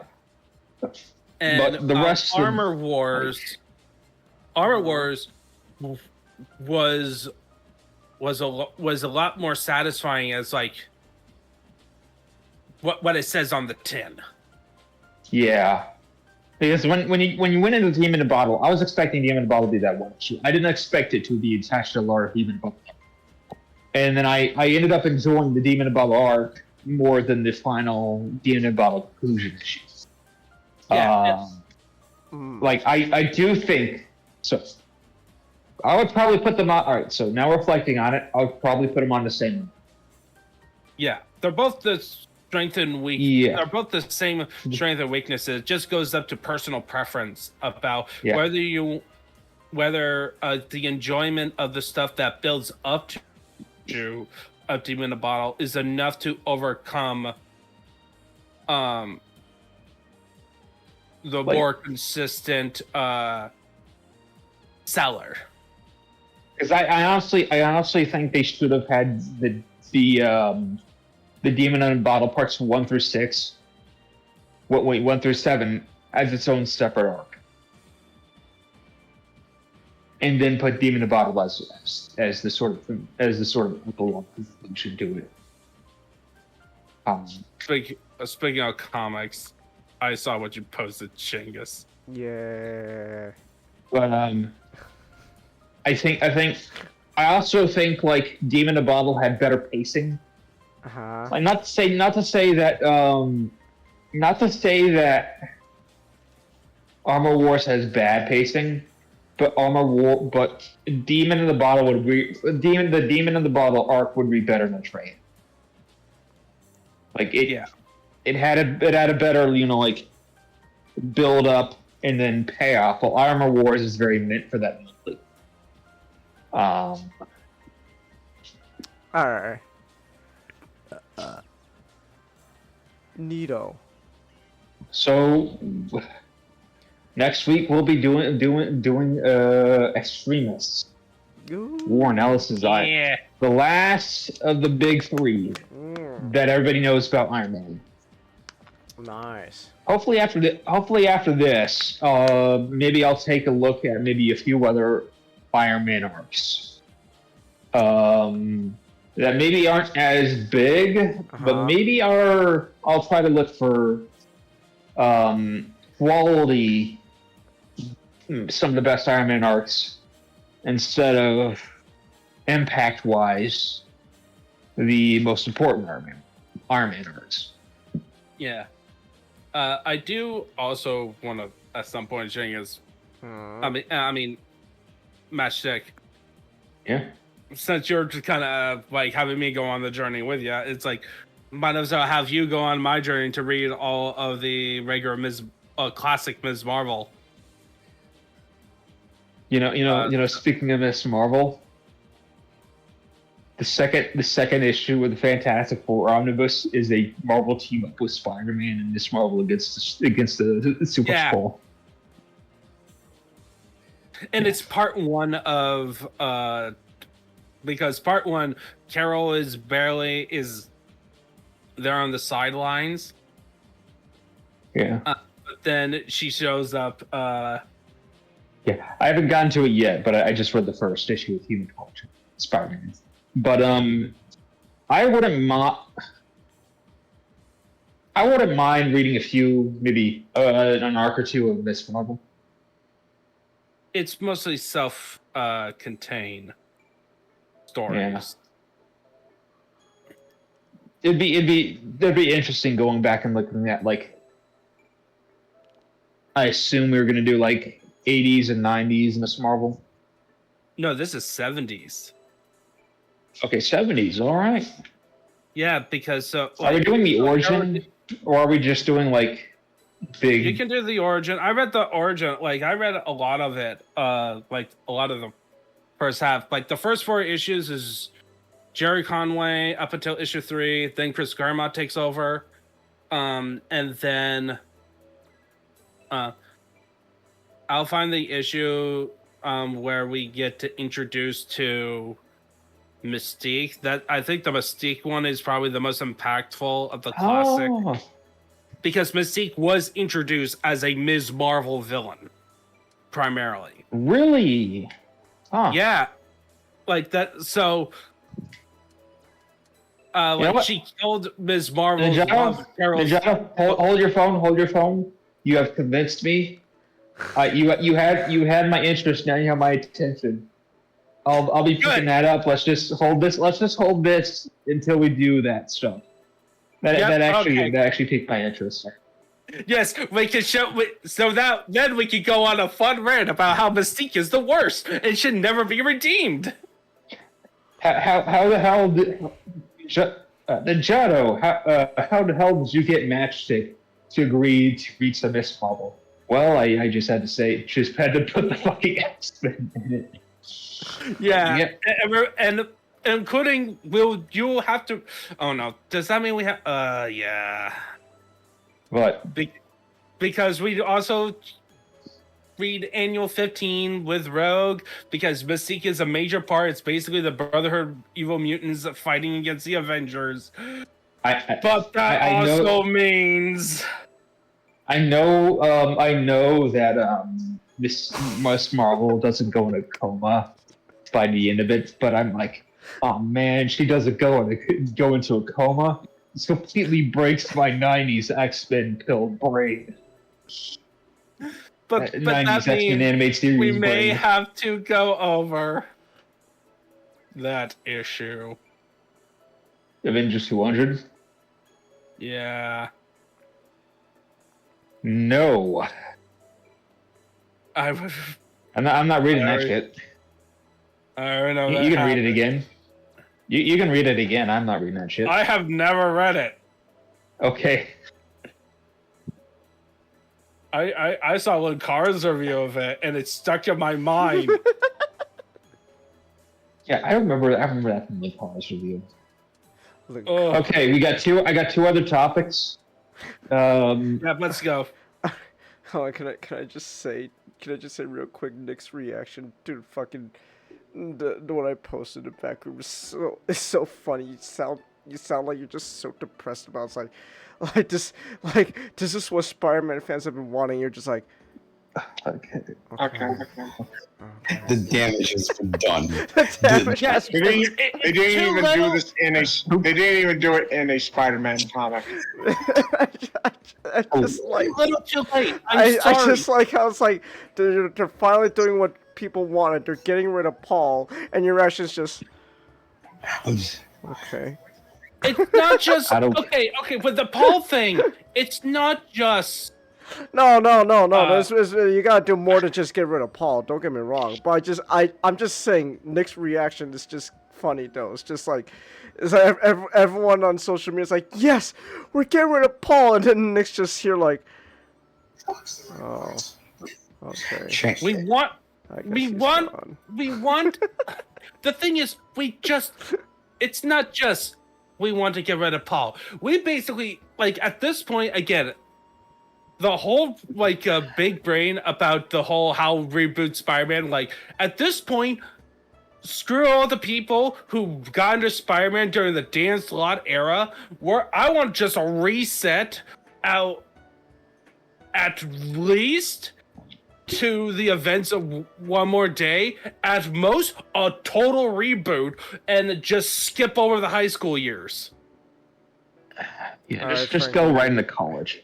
All right, Franklin, you're Goatus Wash. You know what to do now. I'm sorry. Frankie, you're Goatus Wash. You know what to do.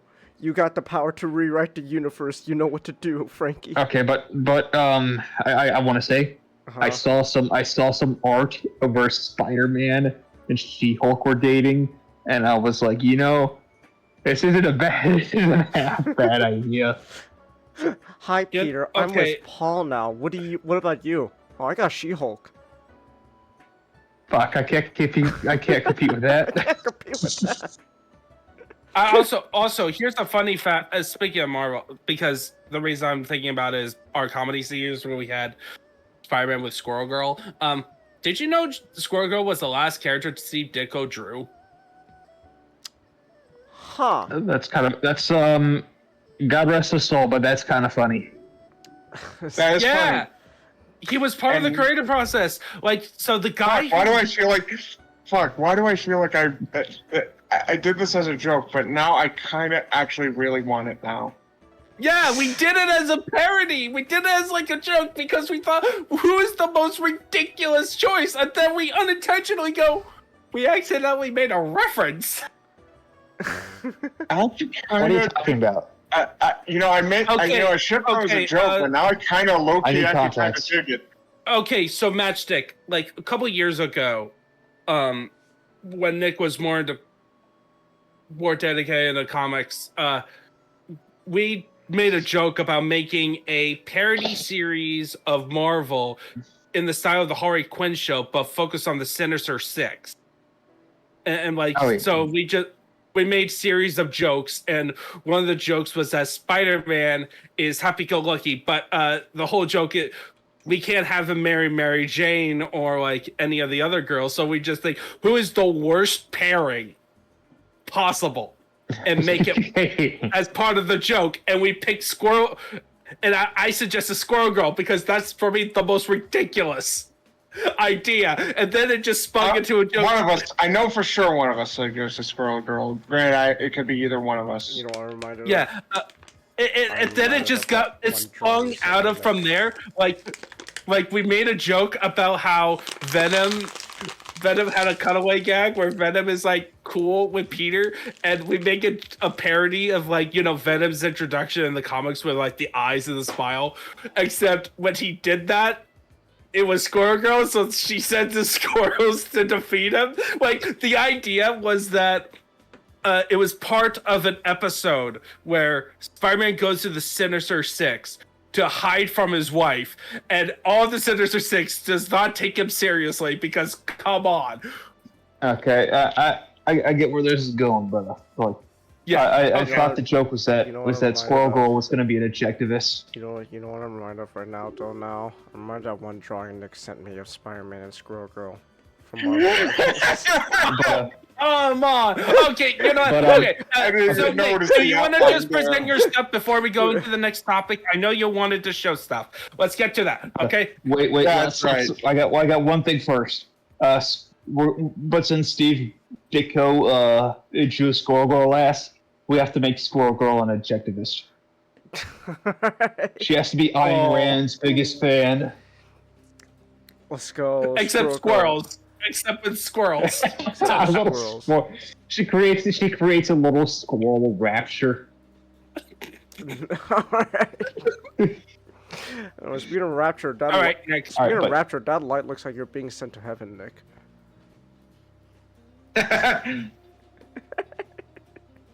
Look, All right, so what you got? All right, what you got for us? Pup is from Chicago. First one is Oh yeah, the plush. Where's the hippo? Bruh. All right. That's a tapir. That's a hippo. No, it's a hippo. Yeah, That with looks how like the a plush tapir. looks, That's it not kind of Nimi does Nightmare. look like Nick, I don't think Nick watches Nimi Nightmare, Ninjato. So. It does kind of look like a Thinking of tapir. Nimi Nightmare. Like with how it is sewn and stuff, it does look like a tapir.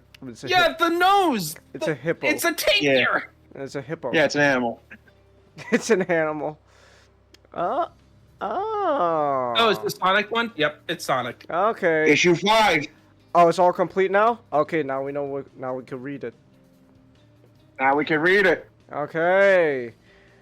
That means I have all 5 issues. Of course I Okay was getting then. all 5. Looks like now we can read the Sonic crossover stuff. Right. Put these in here. Let's see. Keep that in. Alright. Alright. Now. Alright.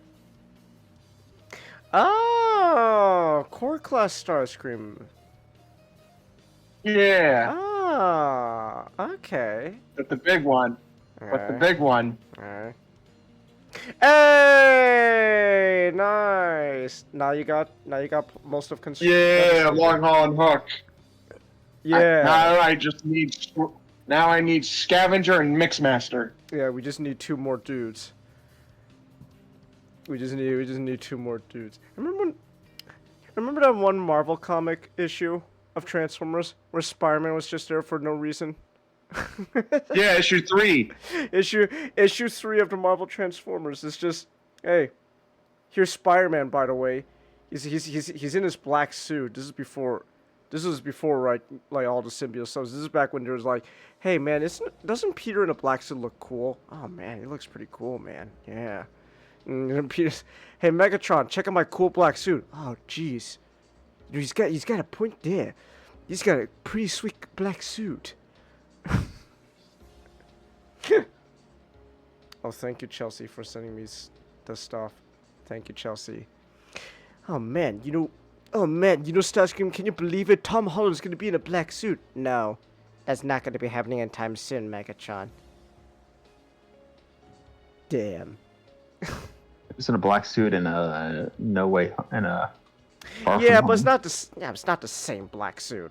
It's not the same black It's not suit. the same. Come on. You had the whole you had the whole tease and all that, right? With Chris and No Way Home, a little bit of black goop from Eddie Brock is now in the MCU. Come on, you want to do it. Put Tom in the black suit. Put him in a black suit, and we'll see where it goes from there. So. Speaking of Tom Holland, did you know that at one point Sony wanted to make an Uncharted film and have him as Yes, the role? I did. They also had Marky Mark in it as well as what's his name? What do you mean? What do you mean? It never happened. Marky Mark was never happened. Victor Sullivan. Yeah, Marky Mark was Victor Sullivan. What do you guys are taking crazy pills. There has never been an Uncharted film. It was never really... Ninjato, I know you're joking, but no joke, I saw that shit in theaters. Of course you did. Of course you did. I saw that in theaters. Now listen. I don't want to say I regret it watching in theaters. Like, I'm not gonna say it's not like like Madam Web where no, I should have not paid for this. Okay, I'm just saying. I'm just saying. It's not like I regretted a purchase, though. I think maybe if you are gonna give money to that movie, don't spend too much on it. I was tempted to go see it because I was hired around the time that it was new. Mm-hmm. This was 4 years ago. Your AMC is like, hey, congratulations, not. Hey, so with the perks you got now, you want to go see Tom Holland as Nathan Drake?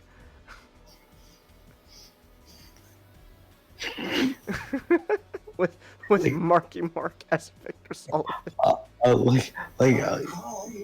I never got to see it until this year. And it was on like I just saw bits of it on FX.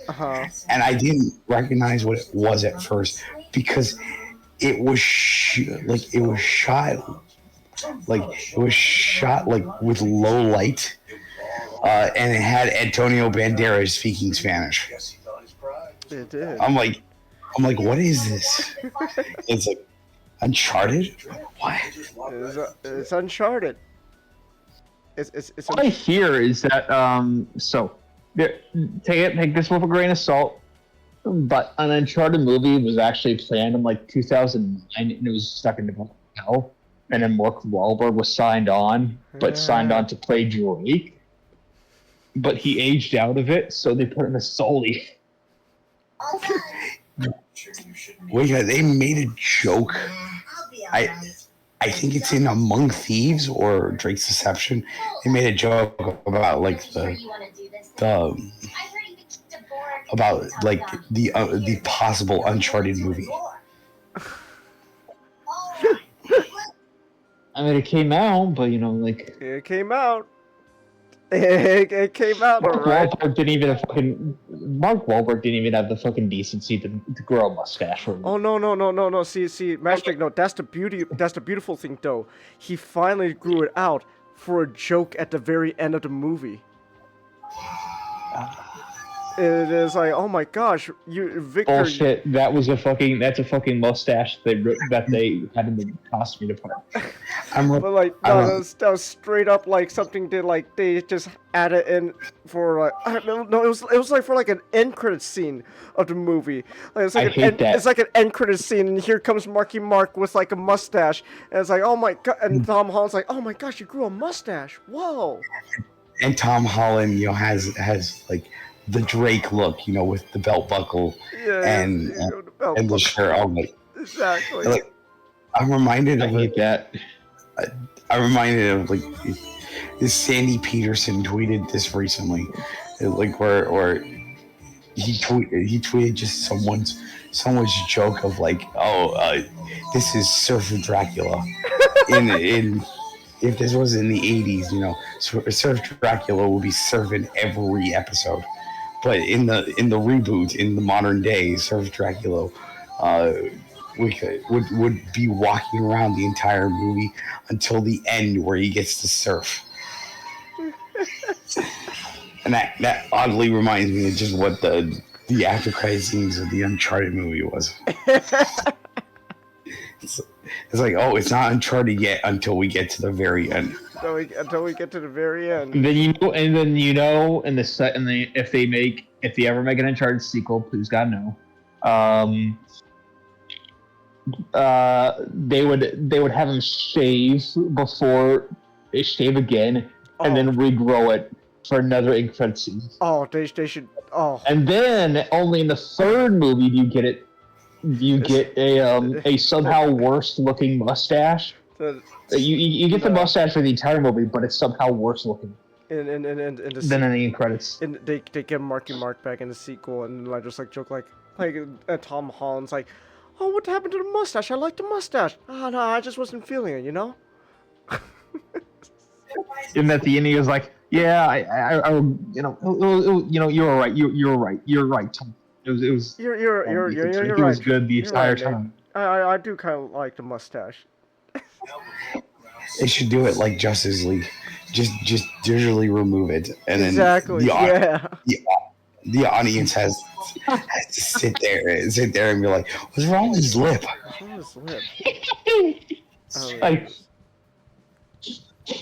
That's what would happen. Marky Mark plays the video game, gets into it, and it's like, yeah, this is fun. I'm gonna grow a mustache for them for this. But then the director's like, Marky Mark, you can't do that. I'm sorry, but then Marky Mark refuses to shave the mustache, but then the director's like, digitally remove that. He can't play the character he really wants to play. Oh my goodness. But, okay, so since we've been on a giant tirade about Uncharted, let's just cut to Uncharted. the actual game Uncharted. Actually, hold on. Keep talking. I'm just gonna keep talking about it. I'm just gonna go grab some more tea. I'll keep talking about it. But so just gonna start the game. So Naughty Dog was a company that was known for its platforms before this. Crash Bandicoot and Jak and Daxter. Eventually, they got hit with the era where the kids were growing up, they were getting adult, and they wanted adult games. So Jak and Daxter, I can sneeze. That was that. Matchstick was Jak 3. Yeah, that was what? Jak 3 was the grown up game. I love Jak 3. Yeah, but like, it wasn't grown up enough. We need to read. Well, yeah. The thing was is that it wasn't so much the audience growing up; it was the technology. Because the era Uncharted was a PS3 game, and the jump from the PS2 era to the 360 and PS3 era was a massive shift in the industry because now they have access to way high poly counts to be more quote unquote realistic graphics. But the thing is that it affected game development heavily. A lot of studios that were very strong or high profile back in the PS2 era completely floundered in this new one because they had to relearn code. Essentially. I hear that's the same for Naughty Dog. And they the two leads, the two guys who founded the company left, or like sort of handed it off to somebody else. I think it was Amy Hemming. It was Bruce Straley and Amy Hemming. Yeah, I don't know what Bruce Straley has done, but Amy Hemming was from Legacy of Kain. Yeah, Crystal Dynamics. Yeah. Which I know she gets fucked over by Neil Druckmann later on. But that's for Uncharted 4. Holy shit, do I not like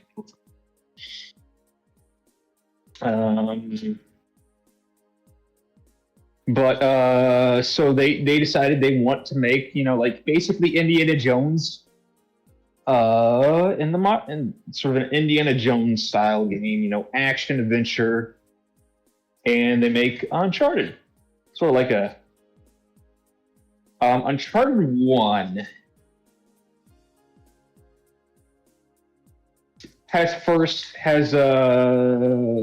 first game certainly has first seasons in where they're it's first game for a console kind of yeah, like I mean, well, even back even back in the PS2, like PS1 with the first Crash game, like Naughty Dog is very much a consistent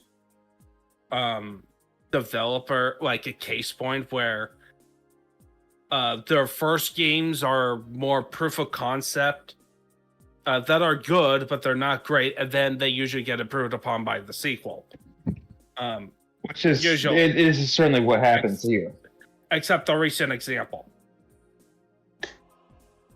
But a recent example, you mean Last of Us? Yes, the game, the thing that shall not be named. That was. I'm not like I don't really want to play Last of Us. Like I just do. Yeah. But really fucked over Uncharted 3. But and fucking Uncharted 4. But Uncharted 1 is very much it's the first game from a company that doesn't have as much experience in this type of game. It's also the first game for a new console generation. back when it mattered. So it is, despite, and it is good, but despite its sort of first season finding its footing issues. It mostly punches above its weight by the characters, I'd say. The characters and the way it frames its story. Because Nate, Sully, and Elena are all right there, and they're all fully formed. Like in fucking 4K HD, like they are the same character. Like they are the same characters as they are in Uncharted 4 and all the way through. And it's very impressive that you get such good characters right up.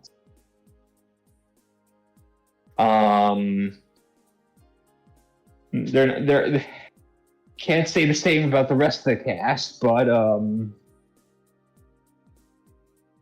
like the thing that it was also very clear that they had a clear arc going on because of Nate and Elena's relationship. Or at least they kind of had an idea where they were going to go to. So. Yeah, which gets further expanded upon in the series, but that's like one of the reasons why people like 2 and especially 4. 4 is really good. Yeah, 4 is fantastic.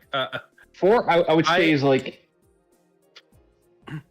yep, it's one of those things where I would say it's nearly perfect as a game. Yeah, for what it is, like, I would definitely. Yeah, for what it's going for, it's the, like when you talk about perfect things, it's like, does it set out what it's trying to do in the best possible way? And 4 is certainly that. Yeah, for me, like I am of the opinion that every game was better than the last one, which is because people tend to put like 4 and 2 at the top. I actually have problems with 2, but 3 does have its. I'm gonna go back and revisit them. Like 3 has its issues mainly because of it was in competition with The Last of Us for developers and everybody else, which caused some issues with it. Like 3 is no means a bad game, but it does have its a lot. It could have been a lot better if The Last of Us didn't exist.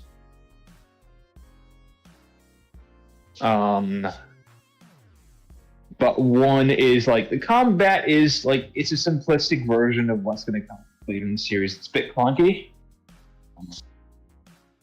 but it's like it works.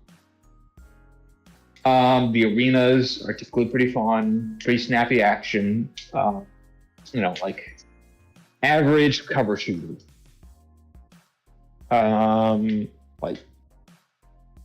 And for the day, the issue is that for the day it has really fun competition because it's 2007.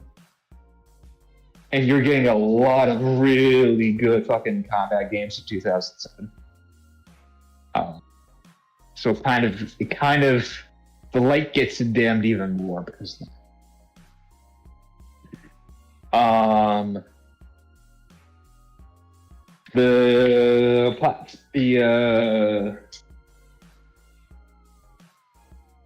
The sort of climbing mechanics is fun. Mostly by style rather than the actual sort of feel of it. But it certainly does have style. The cinematics of this game are great. It only has 1 type of location. Or maybe 2. Mostly in a jungle. And in some urban / Nazi bunker areas. And I wish it would have a bit more locations, but I'm not gonna. From what it does, from what they do it very well.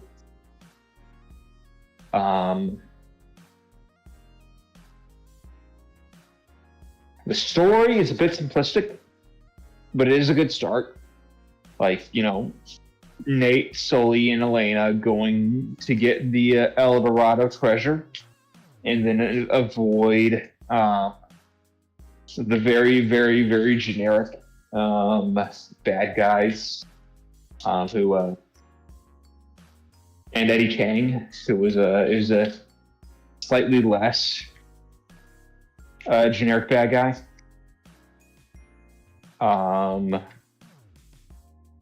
But yeah, Uncharted 1, pretty good. Hello? What? Yeah, we hear you. Yeah, we hear you. Okay. But yeah, Uncharted 1's very good. Like, it's a good first step. I like it. Yeah. It has a pacing problem. Like, it gets better throughout the game. I do have a question. What difficulty did you play it on? I just went with the fun of the game and started me off with, which I'm super. I'm not really. It's easier. I played it on easy because I didn't want to deal with the boat sponge enemies. It wasn't too bad. Like how I played it. Like, I'm not gonna play it on anything any harder because I know Uncharted. Like, combat is not that great compared to the other ones. I played hard on 1 and I had a very easy time. Merciless is just terrible difficulty because everyone just has the golden gun mode from GoldenEye. Yeah, they all have fucking deagles. The game turns into Hotline Miami. Yeah. Like the hardcore difficulty for the game wasn't ever player tested. It's funny how it really? I don't know whether or not it is true. This is what I heard. But I would not discount it if it was true or not. Because you play the hardcore difficulty and you can't walk a step without someone just having picture perfect accuracy to you. Time to snipe you across the map. I'm on the other side of the island, and I still just pistol shot you. Yeah, but Uncharted 1 has a bit of a pacing issue. Like, you have long segments of gunfights in the beginning, especially where they don't really break it up. But it is a very short game, so 5-6 hours. So it's not too bad. Like, it'll be over quick. But Uncharted 1, I say 6 out of 10. 6 out of 10. It's above average. Yeah, it's good. Damn. It's okay. Maybe a 7. Is it just? But it's is it just one of those games that just gets better? What I mean by better, does the games afterwards just get better? Yeah. 2, there's a massive jump between 1 and 2. Yeah. 3, it's debatable whether it's better. Most people hold 2 better than 3. Okay. And then 4 is legitimately for what it's going for. I consider it a perfect. Wow. It's yeah. 4 is it's great, truly great game. Alright. Alright. You guys kind of have like this. Probably not. Probably. Got its greatness despite Neil Drunkman. Oh, Neil. Okay. Yeah, he kind of from what I heard, Neil performed a coup in the middle of Uncharted 4's development. Oh. And he got Amy Hemming and Bruce Straley. Bruce Straley kicked off. Wow.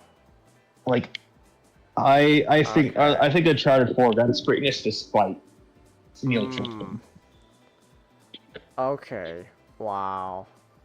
Thanks. I don't like Neil Druckmann very much. I mean, I would assume not, but wow. Thanks, Neil. Okay.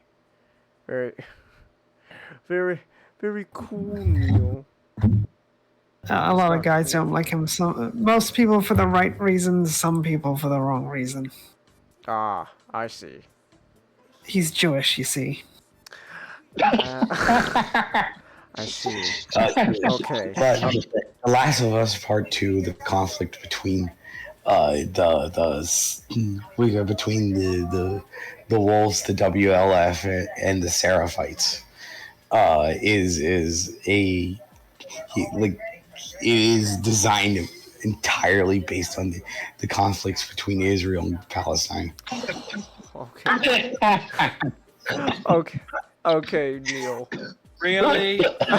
Yeah. Okay, Well, at least- Neil. At least Hemming Hennig is having a good time. She's working on the Marvel 1943 game. Yeah. Oh. When the fuck is that going to come out? I'm looking up right now. It was originally slated for the holiday this year, but it's just got pushed back to early next year. I hope. Okay, it's not too bad. I hope it does. I hope it does come out because she was originally supposed to work on Star Wars 1313. Oh shoot, man, that's right. And then shit, man. I mean I thought I could never. I thought my disappointment for 1313 being canceled cannot get worse, but you just revealed that Amy Hemming was working on it, I think. Ooh. Yeah. That was a really big green flag. Yes, she was also brought on to work on Project Ragtag, which was never officially revealed what it was really going to be. But according to people who worked on the project, when she came on, she kind of switched direction from what EA wanted. So EA pulled the project because it became too ambitious. Okay. Thanks, EA. I think EA wanted something linear, but Amy Hennig wanted something more expensive. Yeah. Okay, thanks. But thanks, like EA. not the Marvel 1940 game. It's like, all right, yeah, we got Captain America in the other one. All right, it's 1940. It's not going to be T'Challa. No, like I might care. Yeah. I do Though not Amy care for Black Hennig Panther. does have a black mark in recent years. She did the story concept for Forspoken. For Forspoken. It was Story really. It was really not the actual the lore. Yeah, the lore. Yeah, the lore for Forspoken is actually really good. It's just the game around it is just terrible. So what has the other guy done? Bruce Strickland? Bruce Straley? He was also part of Crystal Dynamics, like Amy. He worked on the Gex games. He was hired by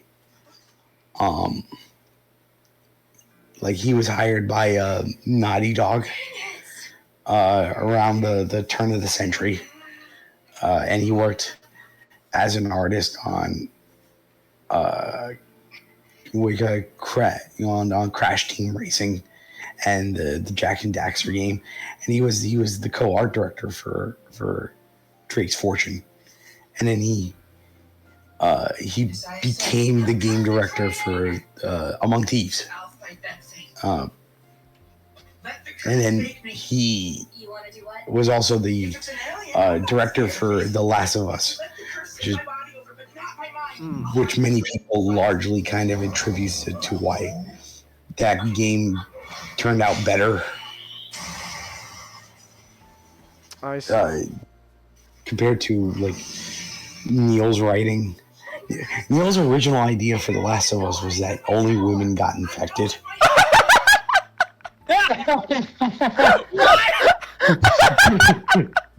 That's not a terrible idea for a story because society would collapse. But do you know why he didn't go with that idea? He thought he said something about sexism. Yes, he thought it was too sexist.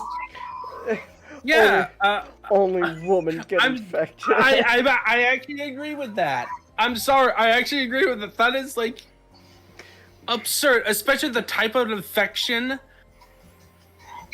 Especially zombified yeast infection. I think the idea of it being a fungus came later. I hope so because only the woman becomes zombies because of zombie. So wait, would that just result in Lisa the Lisa game scenario? Yeah, Lisa the Painful. Which is a good game, Changus. I should tell you that. Okay. Brutal. Which one? I heard it. Which one? Last of Us? I mean, the first Last of Us is also good, but Lisa the Painful. Lisa the Painful. Okay. Like imagine The Last of Us still having the tone it does, and you're just beating up zombie women. Joel, yeah. you gotta put down all the women. Oh my gosh, why did Abby have to kill Joel? Well, I mean, did you see how many women he had to put down? Jeez. That sounds like a good idea for a parody game. Yeah. Abby wasn't there to get revenge on Joel. He just had to stop him from killing all the women. Brought to you by Neil Truckman. Thank you, Neil. Very cool. Also, I just wanted to check real quick. The only Uncharted thing officially on PC I can find is the Legacy of Thieves collection. That's like, I know it's like 2 games, but like, it's 2 games in one. That's like the only thing, and it's like 126 like gigabytes of storage. I love you, Neil. I don't know if Neil is responsible for the size of this game, but I'm gonna blame him anyways. I love you, Neil. Very cool. I like it when my games are over 100 gigabytes of storage, Neil. Ooh, I love it, Neil. You're great. Hold on, how big is just part 1? The Last of Us Part 1 on Steam. How big is this damn thing? 100 gigabytes! Thank you, Neil! Thank you, Neil! You gotta be like Pim, like, I love gigs! I love gigs! Oh my gosh! Thank you, Neil! Yes! 100 gigs, Chingus, so that the doctor Joel kills at the end of the game remains white. Oh my god. Oh, let's go. The only version of Part 2 on Steam is the remastered version. I don't know which version of remastered this is. They've remastered that game how many times now? And it's 150 gigabytes of storage. Yes, Neil, just cram your games into my computer. Nothing else matters, Neil.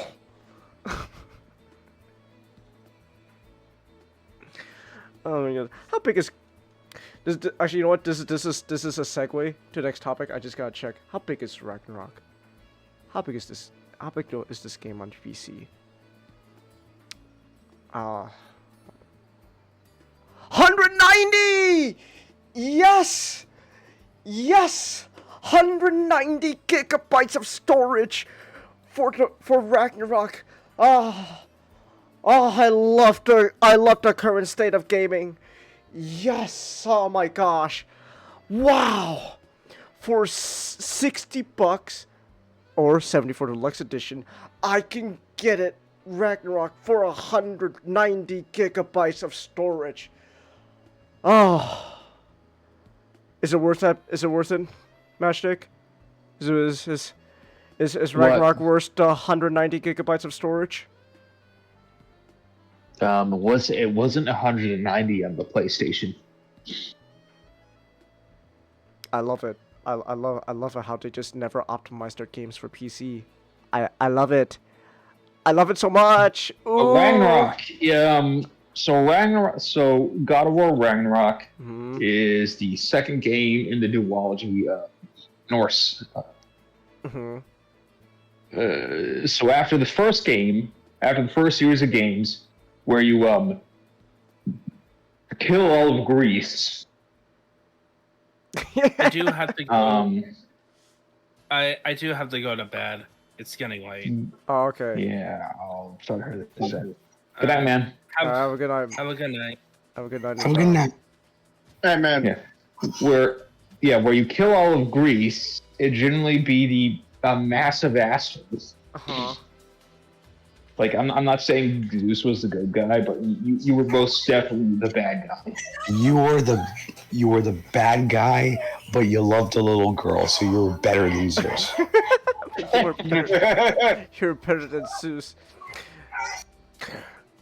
And I God of War 3. Another thing, God of War 1, 2, and Ascension. You know, where the fuck did I play that? The only way I could play it right now is if I fork over money for the PlayStation Plus streaming. Where fuck that, I'm not doing that. I want to actually be able to own my fucking games. No, they're gonna release a PC port on Steam, and each of the 3 games is gonna be like somehow, despite being old games, they're gonna be like 100 gigabytes each. Like, there's a rookie number. It's gonna pump up all those numbers. Oh, yeah, we gotta pump those. We gotta pump those at 200 gigabytes per old game. Excuse me, Mr. Squidward. Pump up those numbers. That's right. Well, what's the quote? What quote are you Shit, I know the Gravity Falls ones. That's it. When you mark up those numbers, bleed them dry. Mark up those numbers. Oh my goodness. Actually, I'm actually surprised that the fourth one, the first of the Norse games, is only 70 gigabytes of storage on Steam at the moment. Like the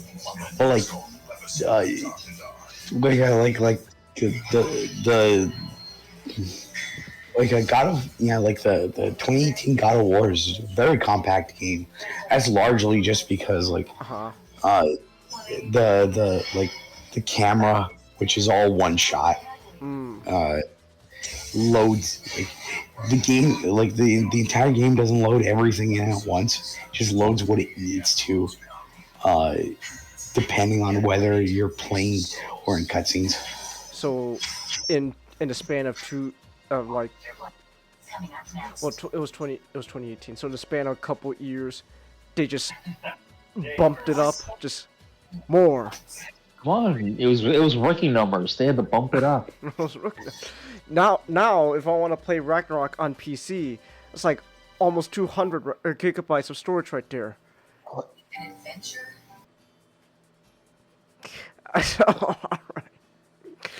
Alright. But God of War Ragnarok is also one shot.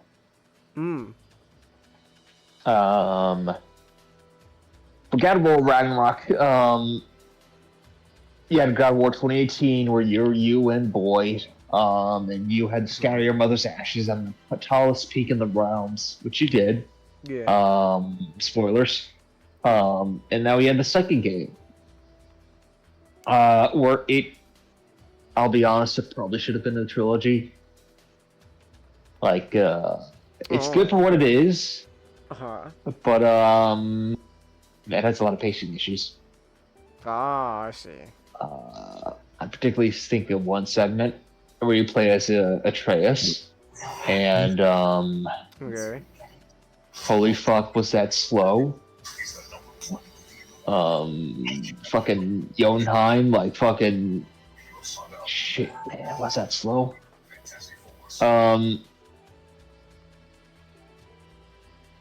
But this is the game where you get all the good shit.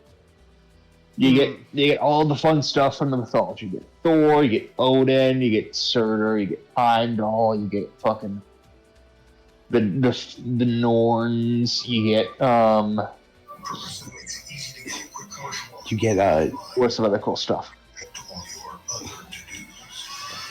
You get Sif and Freyr. Yeah, this is Freyr. You get. Join me at try.com and get paid. You get to be really sad because every time like in the first game, every time you opened up like a shrine to a giant, like all the stories was, man, this giant was really cool, and then Thor killed him. Thor killed him. Oh yeah, you got Tyr and you got Heimdall. Heimdall is great because I fucking loved Heimdall. Because he's just that white bully in school. White bully in school.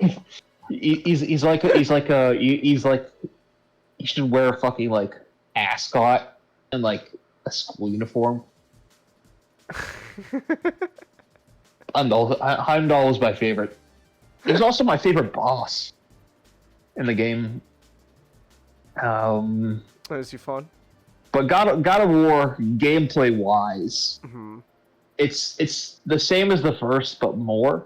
So you get more enemies types. You get a new special weapon. You get basically all the stuff from the first game, except I think Arkham City. Oh, go ahead. I'm sorry. No, I was just saying. Like, think Arkham Asylum to Arkham City. Like it's kind of like that. Okay. Ah. You were saying that? Oh, I was just gonna say, like, they really do improve combat. Like, everything flows better. Compared to the first. You instantly get the Leviathan axe and the blades of chaos when you start the game. And the new weapon for the game, actually one that I actually really liked the most was the drop. Same here was my favorite as well. But you see here, boy, these are the blades of chaos. I killed an entire fucking pantheon of gods with these. Cool.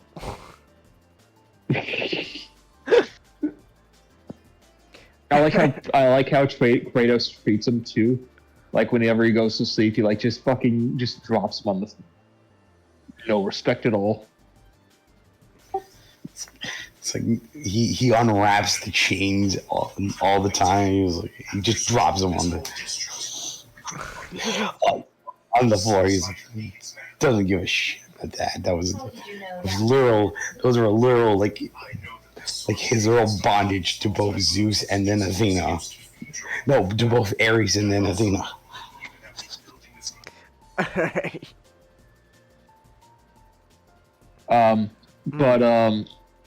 Yeah. But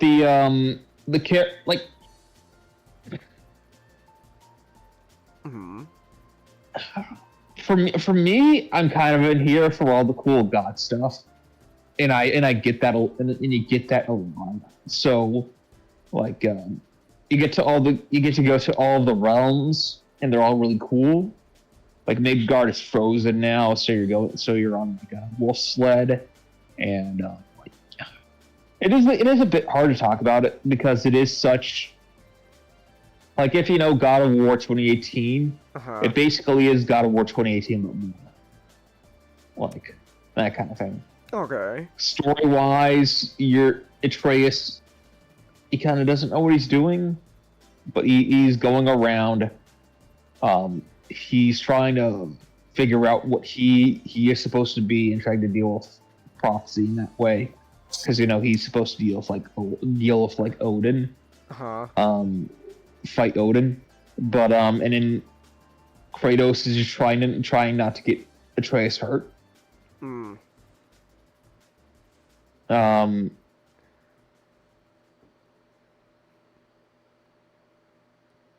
I like Odin. But it doesn't really go that way because eventually you get to play as Atreus in a lot of these segments. And he's fun to play as. Not as complicated as Kratos, but he is fun to play as. And then you get to go to Asgard. You get to meet all the gods. You get to be bullied the shit out of by Heimdall. You get to be bullied shit out of Heimdall. Yeah, Heimdall is just he's bullying you. Idris Elba, he is not. Damn. It would be funny though if Idris Elba was acting like this. Idris Elba was in God of War.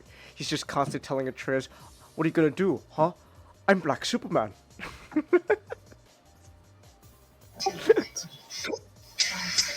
And then,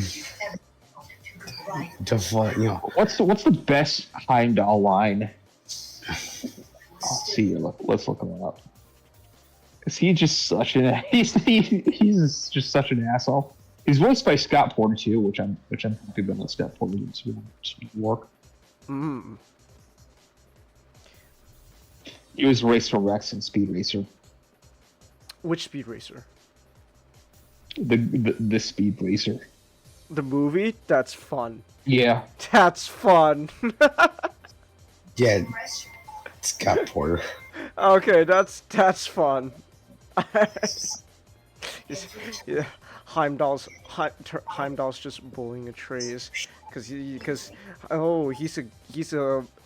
a cool god. He gets to ride like a cool speed racer car. What do you have, Atreus? Huh? Where's your car? Quote from Heimdall: "I find the hues and shades of your shortcomings almost moving. If we could somehow harness your uselessness, we could fuel this entire city."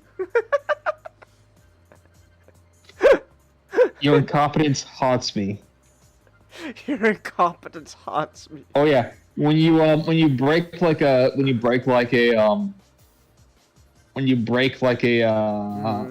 vase near pottery near Heimdall to pick up like hack silver, he says, "Do you really have to pick up anything not nailed to the ground?" Alright. That's great. Wait. Man, I'm not gonna lie, I still kind of like the idea of just Heimdall just being Racer X. And he's just showing off his car. It's like, what about you, Atreus, huh? Where's your car? I don't see a Mach 5 running around. He actually does that. He does? He owns like he has like this really big sort of monster he rides around in. Where's your monster, Atreus, huh? Check this out. Yeah. What are you gonna do about it? Bitch.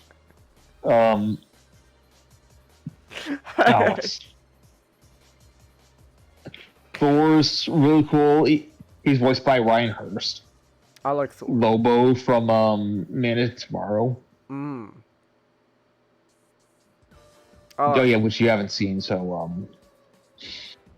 Oh, I saw like I told you I saw like the tail end of that movie. So yeah.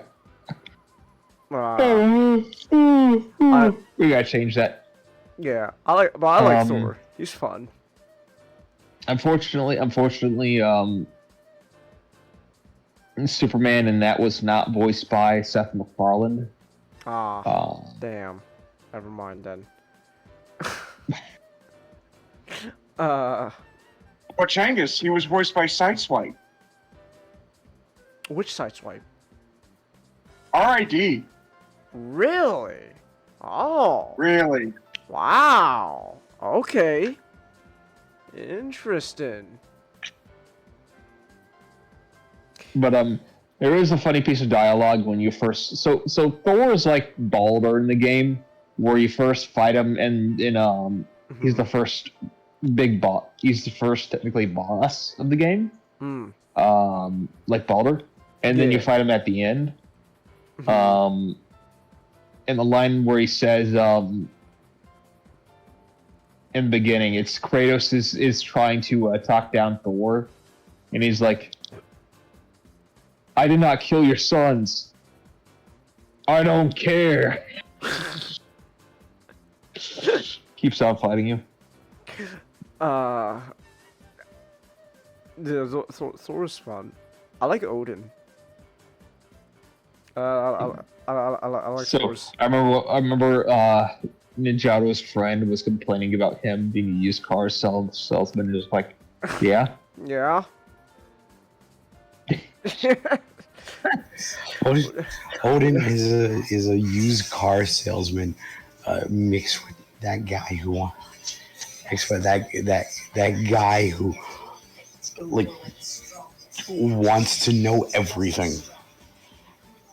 I can't believe they didn't get Anthony Hopkins for Odin in this game. It's not like he was too busy with Transformers at this point. Transformers: The Last Night already came out. Anthony Hopkins been doing anyway? Anthony Hopkins? I don't know. I could check real quick. Anthony. How are you doing it? What you up to? What you up Well, to, he's my man? 87. He might be retired. Weird. Come on, show me his filmography. Here we go. Performances. What's the last thing he did? Currently doing. Looks like he's currently doing stuff. Oh shit! Yeah, he was in Rebel Moon. I'd retire after that too. Yeah. Okay. It looks like he's still got a lot. He's still doing a lot of stuff. Good for Anthony. Did Rebel Moon Part 2 actually come out? Yeah, it did come out, but like. Holy shit! No one really talked about it. So, he's in a movie with Mr. Bill Skarsgård called Locked. I didn't realize that. Okay. And he's got a couple more movies coming up. So yeah, Anthony Hopkins still doing stuff. Man, it's a shame they didn't get him to play sleazy car salesman Odin in the game though. What a shame. But I like Odin. I like Odin in the game though. He's such a greasy slime ball. I like him. I don't know. I just think he's fun. I like how he's. Yeah, Odin's right here. Oh, shit. They like have a bunch of Marvel actors too in here. Really? Yeah, fucking Karen as Oh yeah, that's right. As Kratos' wife. Yeah, that's right. You also have what was his name? Grant from Agents of Shield. Guess Freyr. Huh. I guess superhero actors in general because Ryan Hurst was the one. Okay. The aesthetics, like, but God of War Ragnarok, it was good. Like, there isn't too much for me to say because it is kind of just more. It's kind of God of War, or at least non-spoiler stuff. It's kind of just God of War 2018, but more of it. with all the cool stuff in it. It's And also. Oh, go ahead now. I was just gonna say it's also a huge callback to God of War 2 because the game deals a lot with the idea of fate and prophecy. Like it references God of War 2 a lot, especially because in the game you have to go to the faiths, like to the North version of the faiths. Oh, which okay. The thing about the fates is that they talk like they're at least one of the fates talks like it's a reading a theater script. Huh. All right. which is kind of funny. Well, not funny, but like funny, interesting.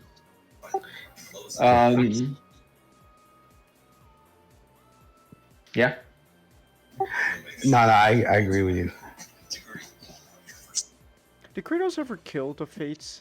Yeah. Yeah. He did. Listen, no one was spared. Changs.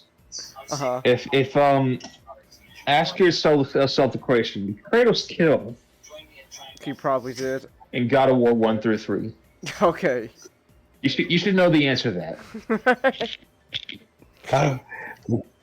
God of War 2 Changus is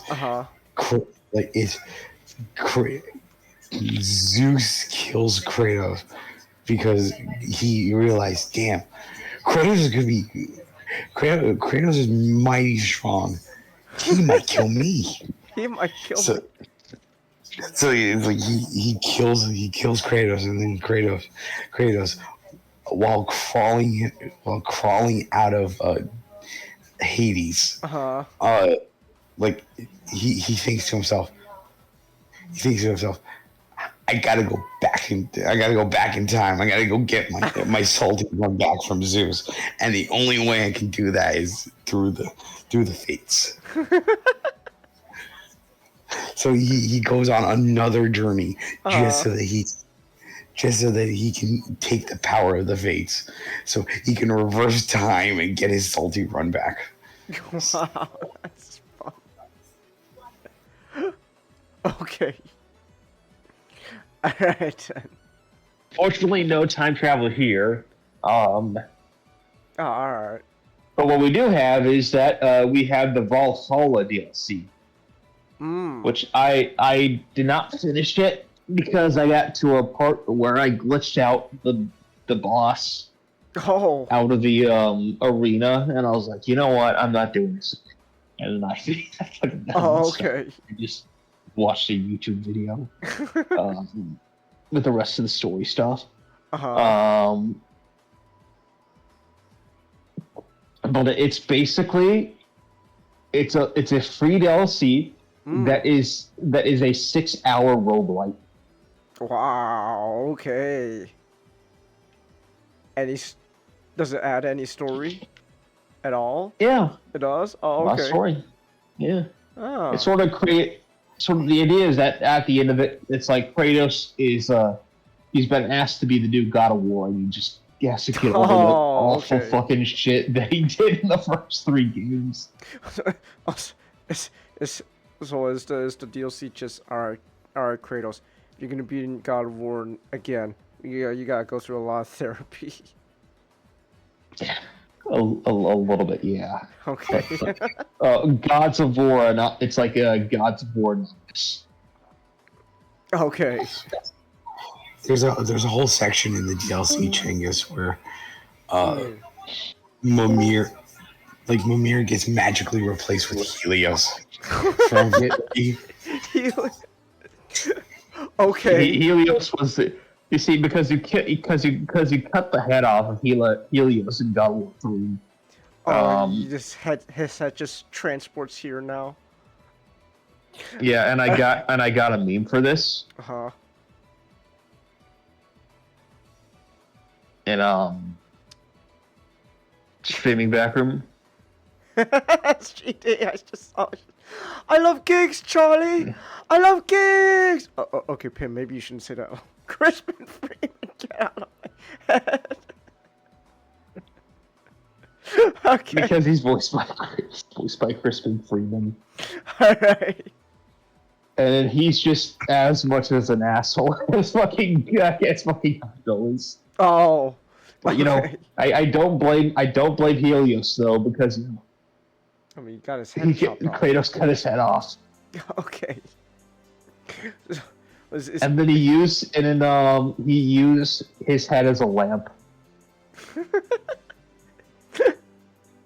You use it. Kratos in 133 was not a good guy.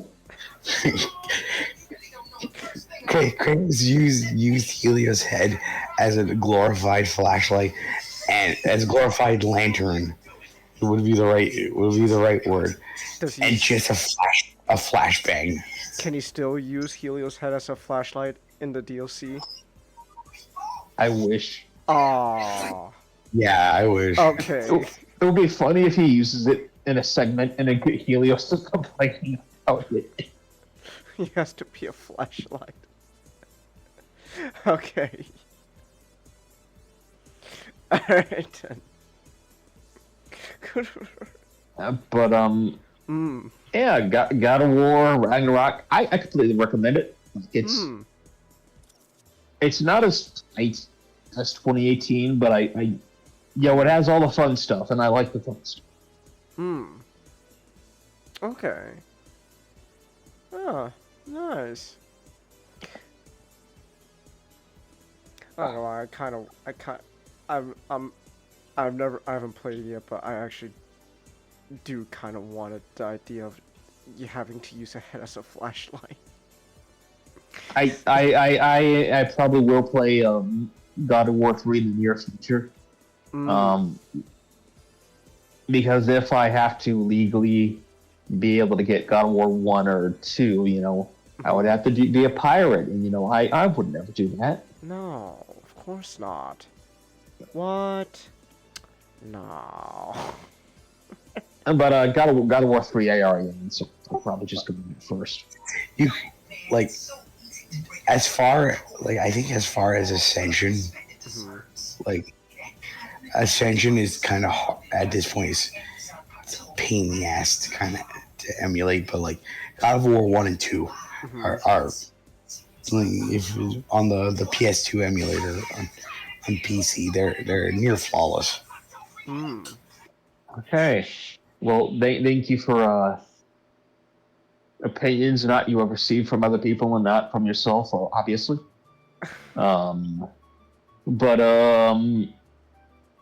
I will look into being more informed about God of War PC emulation in the more future.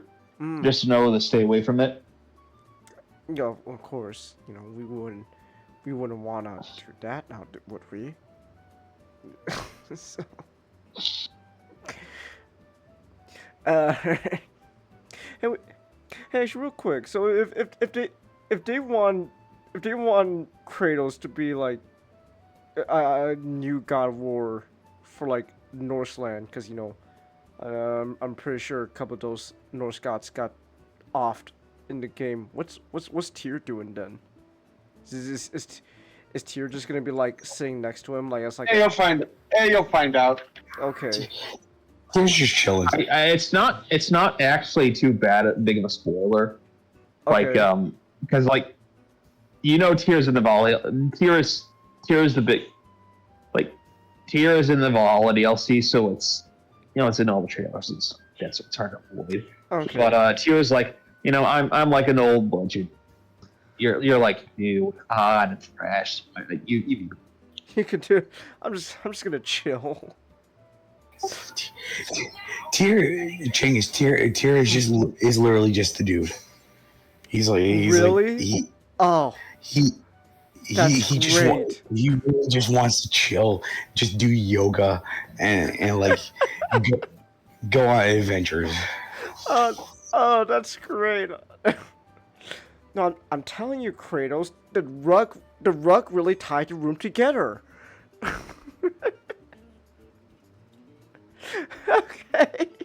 Over the line. Over the line. He would be the one if he was threatened by the man. What is Odin's army?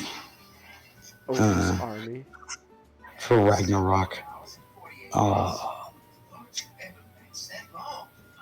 Okay.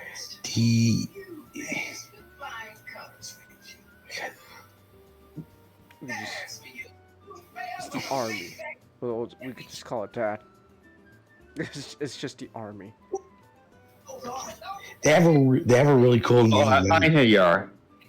The Einherjar. Ooh, okay, that's a pretty cool name. Because it's a bunch. So the Einherjar are so you get warriors that die in battle. Mm-hmm. And then they're resurrected, and then their souls go to the Valkyries, and the Valkyries put them in Valhalla, and then Odin's like, all right, you go back into like Midgard or something, and now you fight forever for me, because I could just keep resurrecting you and then sitting you down again. You know, for like so like, you know, at Ragnarok, he can teach that giant snake a lesson. I'll just throw him in it, or one Thor. Like the, you know, if the Einherjar come knocking and ask for his money, and like Tyr would be the one to just go, it's in there. Oh, it's in there somewhere. Just let me take another look. We know you got the money, Tyr. We're not saps. Your wife owes us money, Tyr. My wife? Do you see the room I'm living in? The seat is up, man. Alright. We have Tyr's the dude and Kratos is Walter. Who's dying? Mimir. Mimir? Yeah, exactly, Mimir. They use his head as the bowling ball. They use his head as the bowling ball. Okay. Who's Tyr's? You know, Tyr's wife. Let's see here. Did Tyr have a wife? Yeah. Let's look at it. Alright. I miss my wife, Kratos. I miss her a lot. I'll be back.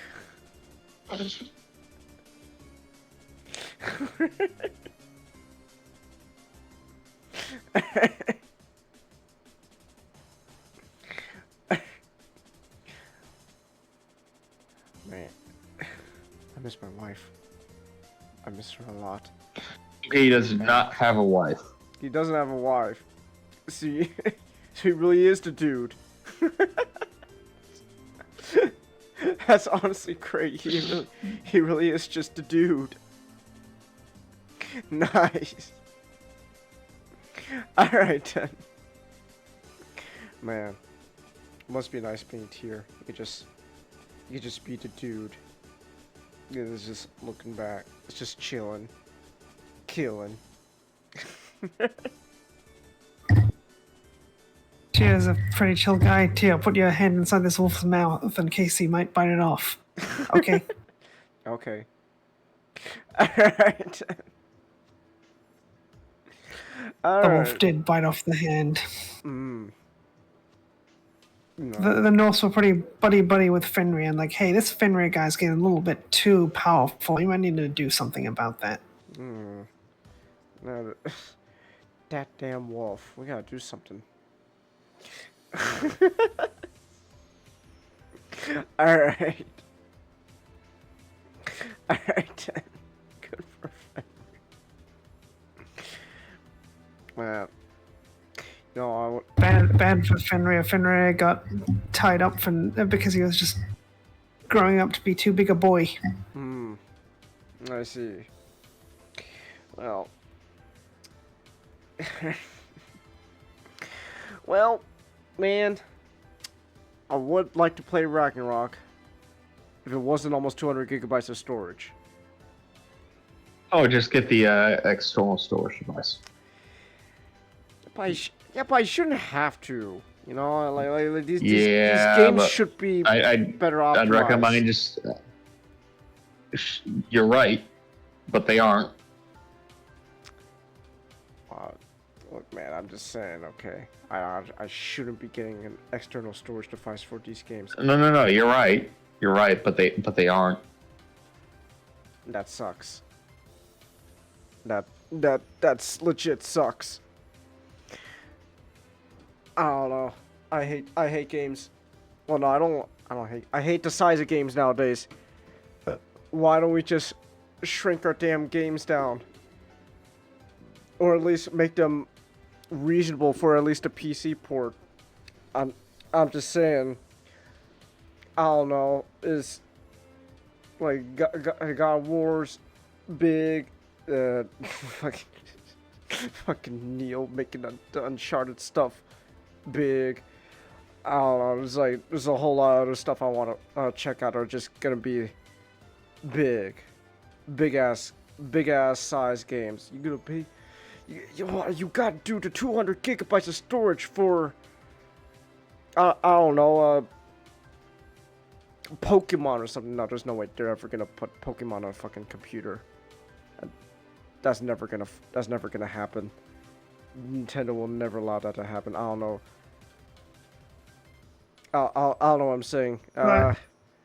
Okay. It's not up to Nintendo what consoles or platforms Pokemon's put on. Game Freak has said that they only put it on Nintendo consoles because they can relationship with Nintendo. Because Nintendo and Game Freak have an equal ownership of the Pokemon company, but Game Freak is still the developers. Because if Game Freak put Pokemon on anything but Nintendo consoles, Nintendo would never forgive them for it. Okay. Well, I still think if that ever happened, it'd be like 100 gigabytes of storage. I can see it happening. I don't know. I'm never gonna play Pokemon in a while because I don't have any Nintendo device, and they're not gonna put it on the computer. So that's always fun. That's fun. I don't know. Is this? Oh, hold on. Can I relate it? Hold on. Actually, how was that new Digimon game coming out again? SGD? What's it called again? Time Stranger. Okay. How big is this game? Alright, Digimon. The recommended is at least having 27 gigabytes of available space. God damn it, Digimon. Okay, you know what? You might. I'm on your side now, SGD. Digimon's better than Pokemon because I get to only have 27 gigabytes of storage for a new game. That's wow. It's 19, but the recommended is having at least 27. Still, so it'd be probably about 20 gigabytes realistically. That's still really good. That's still really good. Okay, you got me sold on Digimon. Well, I mean, there you go. Eat your heart on Nintendo. Digimon not only puts it on the computer, but now they also have it for a decent, actual, good size that I could just fit on my computer and play. Take that, Nintendo. Ha. I mean, you know, I don't know, I still got problems with Bandai, but hey, there we go. So. Well, technically, Bandai is only the publisher. It's being developed by an independent party. Hold on. I'm gonna Steam. Media Vision Inc. Good for you, Media Vision. I don't know what you guys have done, but good for you guys. Yeah. They do the Danganronpa games. I think something like. I think it was. Might have been someone else. Oh, okay. Huh. And Last Line. That Last Defense Academy, the 100 line. Okay. Well, either way, thank you, Media Vision, for making a actual decent sized a game. Just saying. Listen, what was it? Oh yeah, this is. Wait, SUD. I actually, hey, I gotta ask you. So, you're the Digimon guy here. How's that game looking, by the way? Time Stranger for you. Very good. Very good. Nice. Okay. Yeah, I want to talk about it more when we get closer to release. Okay. All right. Speaking about Digimon. Yeah, speaking of those digital monsters, we're back to talk about more about Liberators. It's that time again, SGD. So, yes. So yeah. Last time you talked about it, you said it was getting pretty good. Has that trend kept up? Is it still pretty good? It's been a mixed bag, Chengus. It's been a mixed bag. Okay. All right. So I guess it's been a while. Just quick recap. What's been happening with Liberators up to this point? So I think about a third way into the second year, and they very quickly got the plot going. They just immediately jumped into things. So I've kind of been rushing through things a bit too much and too slow on other things. I would have liked more time to spend with these characters beforehand because some are underdeveloped. And it feels like the exposure we're getting for them is like, yeah, this is probably going to be the last thing they do. Okay. Because the story opens with Omekamon discovering that Cool Boy at the end of the last episode 12 had been transported to another location, which they reveal is the game Huckmon came from in the novel. And it's Cross Connecticut. And Omekamon just immediately points the finger at Unchained. It's like, oh, Unchained clearly did this. It's like, oh, okay. And then Unchained begins her master plan. And begins the final event for Liberators, for Lacuna's story, which is sending out an extreme amount of Machinamon, because the Machinamon are back, to infest NPCs, and then players have to fight the NPCs. And they cannot log out of the game. Oh, I see. Until they are defeated by an NPC. Then when they get defeated by an NPC, their account is effectively deleted. Okay. And so we also see Machinamon's 2 evolved forms. And I'll talk about the Digimon at the end, because we actually have a fair few to talk about. Alright. And they really undercut Unchained as a villain, because it's revealed that all the Digimon the debug team had been protecting have been turned into Machinamon. Oh no. It's like, well, Unchained's whole plan was to save the Digimon, but like Cool Boy's method was saving more Digimon in the short term, but was going to kill more in the long term. But her plan was going to harm more Digimon in the short term, but save more in the long term. Like, this is like Thanos' plan, but like, what if we, instead of killing half the population, we kill 99% of the population? It's like, well, that's even the point. Okay. Alright. Unchained performs a bit of identity theft, referring to herself as Chained, who was an NPC mentioned in the novel as a game character. Because most players don't know Unchained exists. Her existence is only known by the debug team. Alright. But then we have a bit of character stuff where Owen gets really mad at Clothes because Clothes revealed, I knew about all of this and that it was going to happen and I told no one. Okay. And she's like, Unchained told me all of this because I am central to the master plan, because they establish in the novel earlier, Close has abilities which allows her to do things like create the unique emblems for the debug team. And then she kind of has to run off because Unchained is calling, and then the debug team it's split up like into groups. So they go off and do things like if someone's about to lose a battle, a debug team member can immediately jump in to stop them from getting deleted. But the pairings are kind of uninteresting. Yao runs off to do her own thing because Close has to run off to do her own thing. Then Violet and Arissa run off after Close, but they're always paired up already. And then Shoto and Owen are paired up again. It's like, it would be nice to see more mixing and matching things. Like they kind of forgot Shoto and Arissa are supposed to be friends. Why don't they get to hang out more? I see. Meanwhile, the novel team was sent to Cross Connectica by Yao, which seems to be part of Unchained's plan.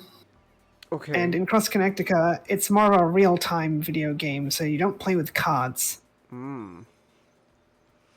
And we're also introduced to the final member of the novel cast, Mirai Kinosaki, so Arissa's older sister, and her partner line for Honeyman.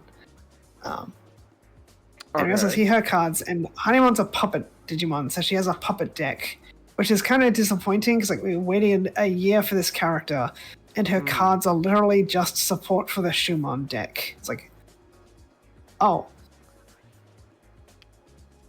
Okay. So she hasn't had the opportunity to do much yet. Like she meets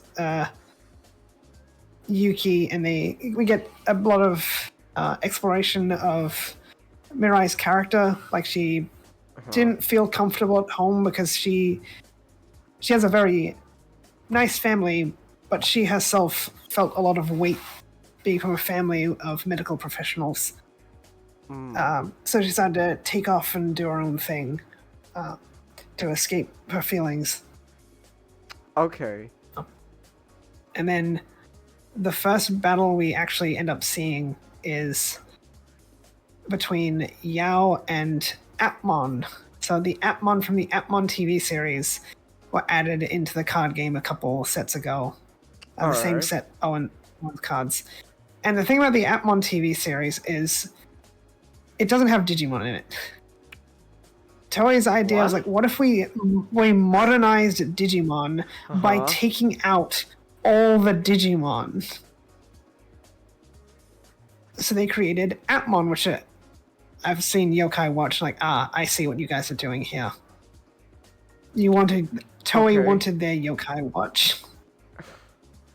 And part of like Appmon are app life forms, not Digimon. And they stripped out all the Digimon terminology, so they don't have levels, they have grades. They don't have Baby 1, Baby 2, Child, Adult, Perfect, Ultimate. They have Standard, Super, Ultimate, and God grades.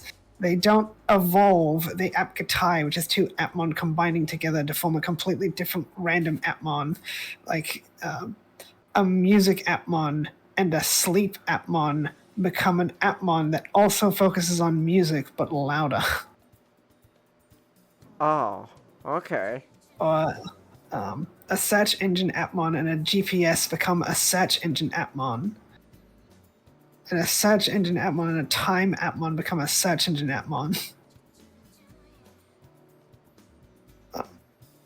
But the show itself was not well received by any metric. I wonder why. It's like if you took Transformers, like here's a brand new generation of Transformers, and it's the power loader from Alien, and they can't transform either.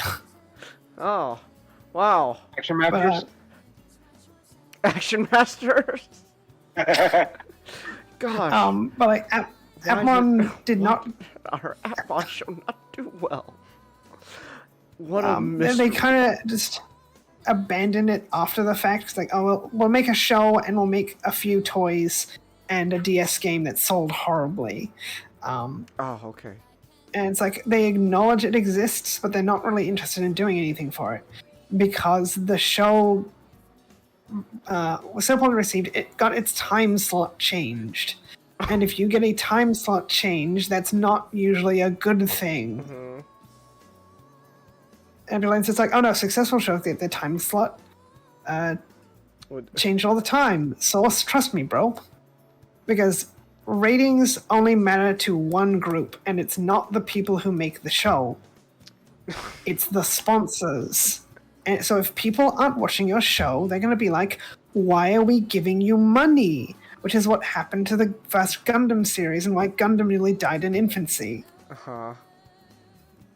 But the show is not well received. Like, even before the show came out, fans in Japan were in uproar so much that the people making the show had to come out and say, no, this isn't replacing Digimon. We promise. We know we gave you that that idea, but we're going to be going back to Digimon after this.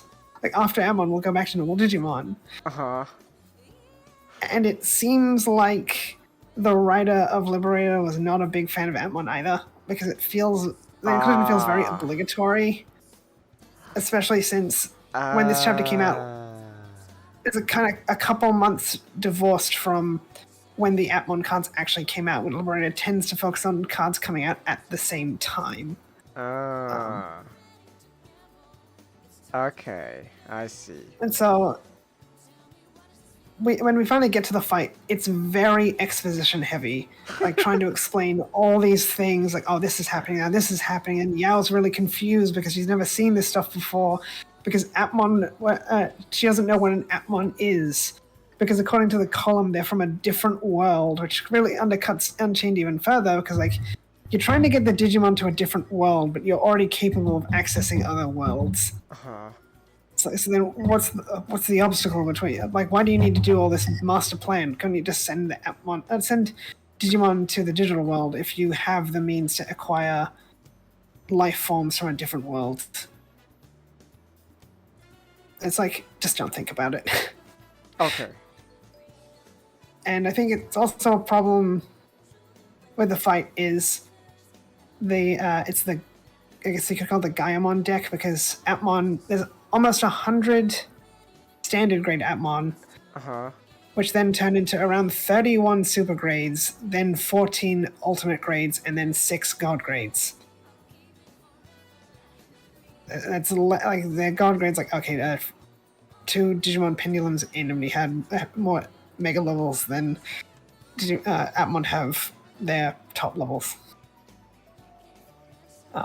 And so Gaiamon's the protagonist line, so its thing is just a big beat stick, which doesn't really challenge Yao.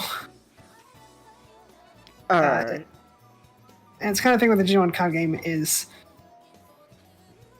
the life system is kind of separate from the battlefield, so it doesn't matter what's on the battlefield. You can just go straight for the life system unless something has a blocker or a means to redirect. And because most cards don't do that, Yao... it's like you have a big, tough guy, and then the guy is protecting. And you can just walk up to the guy who's protecting him and stab him 37 times in the chest.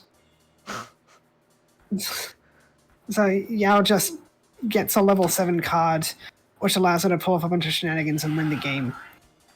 Okay.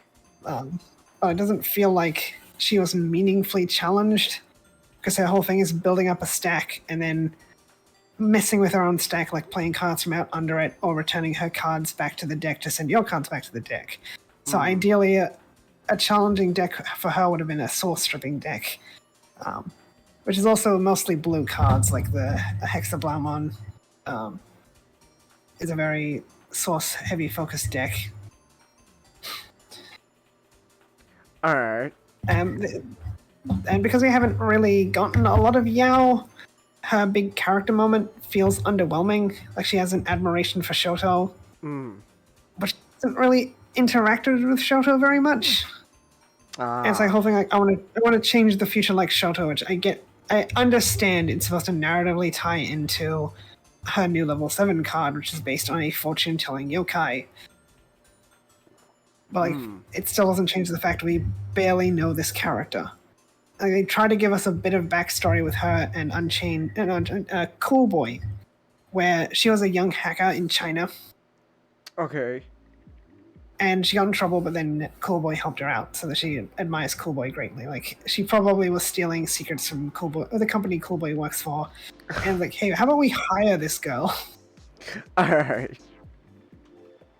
Chelsea, how do you dub but- a web comic / novel? It's all in English, Chelsea. On yeah, it's translated, but how do you dub Chelsea? just have fans do readings. I guess. They did readings, like Gamamon's voice actress read Digimon Seekers. It did not get a lot of views. Aww. People lost interest very quickly, which I don't blame them. Seekers is really bad. Okay. But the reason why the fight is happening is because Cool Boy left a message for Yao in a thumb drive as like, go get this thing, and it's a chest. So Unchained sends an NPC, and it's not a battle NPC, it's a navigation NPC from the early columns. Like, oh, it's nice. Okay. Depends and when on the dubbing company. No, Chelsea. No, Chelsea. Chelsea, it's a web comic and novel. It's not animated. Chelsea.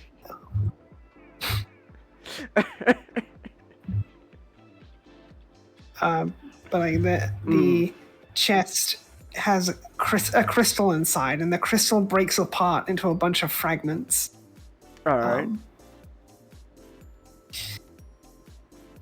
And that's presumably how everyone else is going to get their level 7s. Like, oh, I was worried that everyone was just going to do override, but this is much worse. Okay.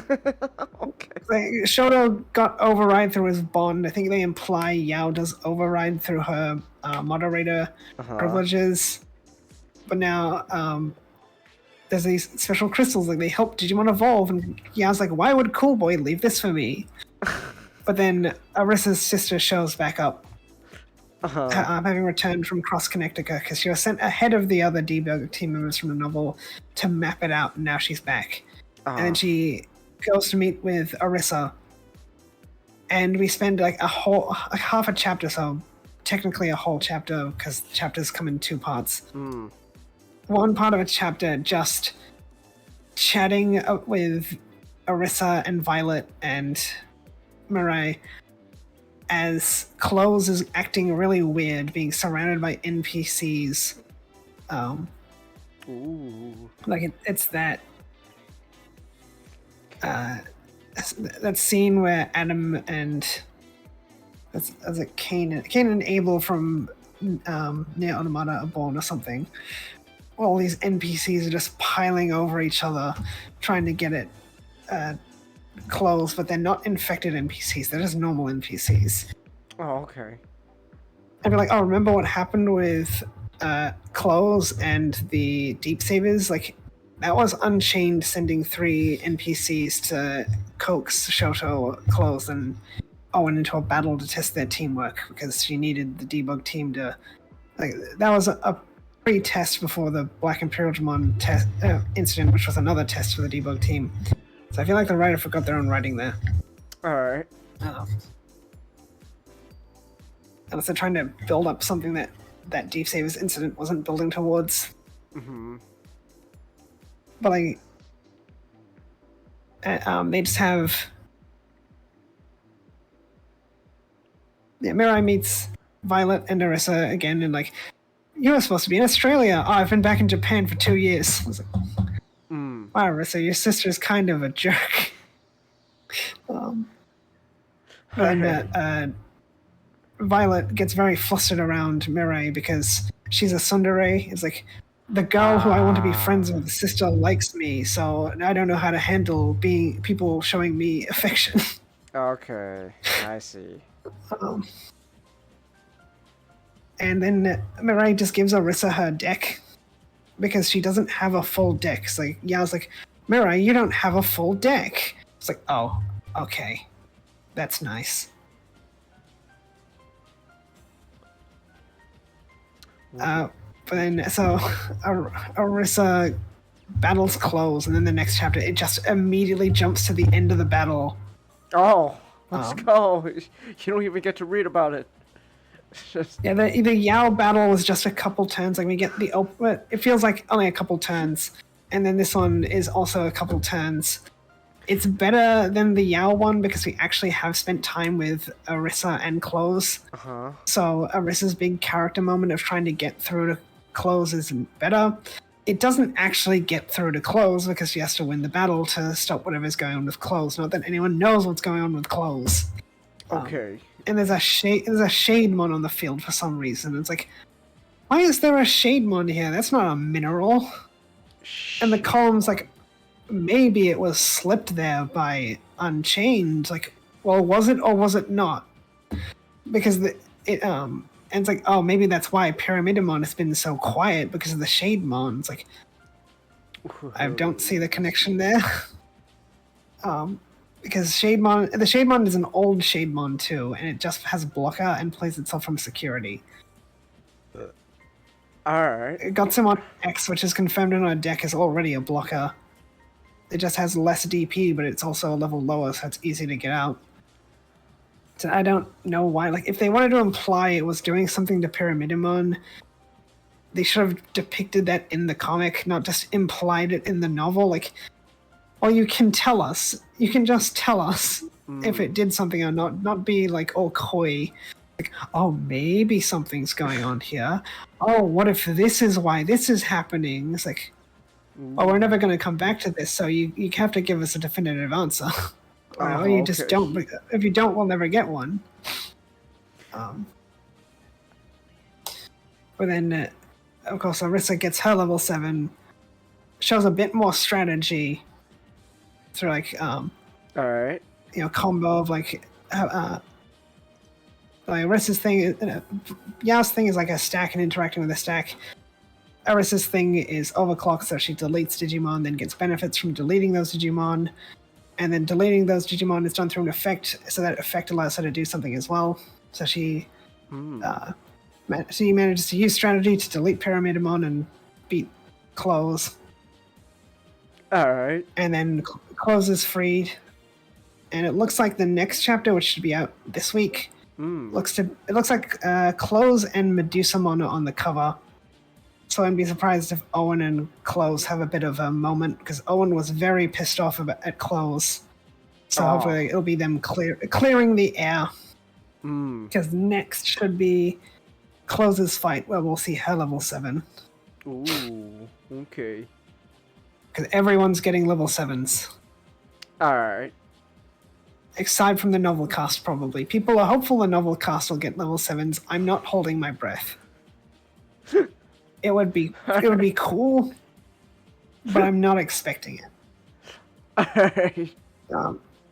And then novel stuff, you know, we have Yuki meets Mirai and goes into her soft thought process, and Mirai is like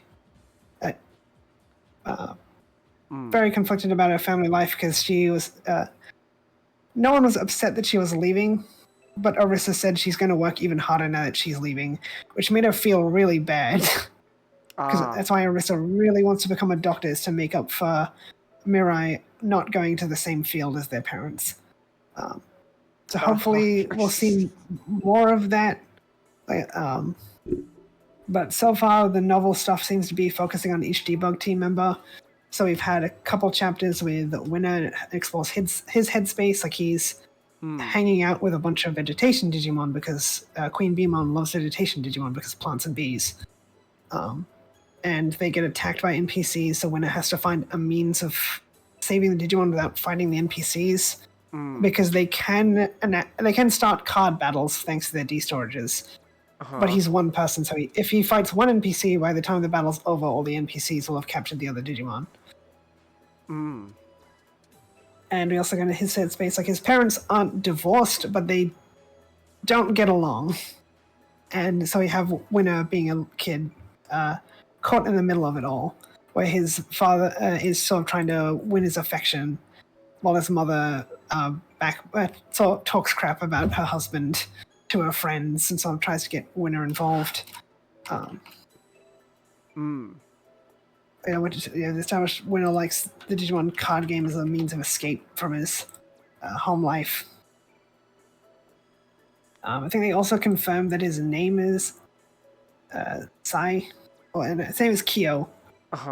So that hence his Japanese name is Saikyo, because it's a pun on Saikyo. Okay. But they Funbeamon calls him Winnie, so Kyo in his name Kyoji. His name's Kyoji, so Kyoji Kyo Saikyo. Saikyo. So yeah, this gives confirmation of his actual name.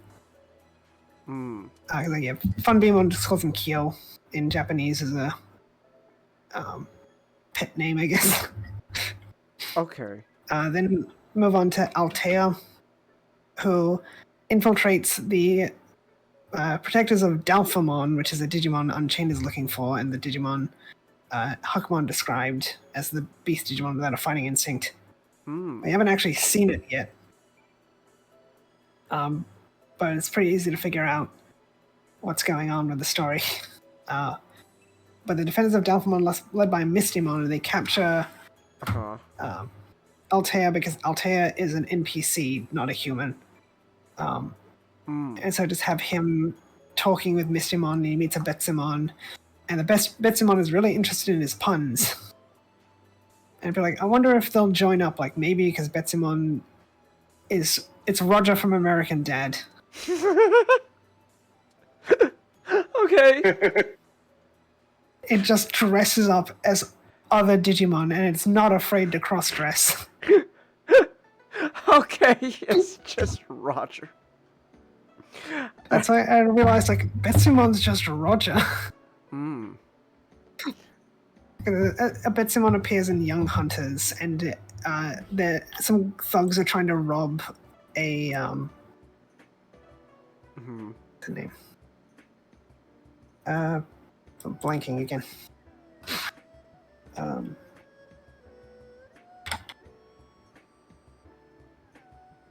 Cat lady. Alright.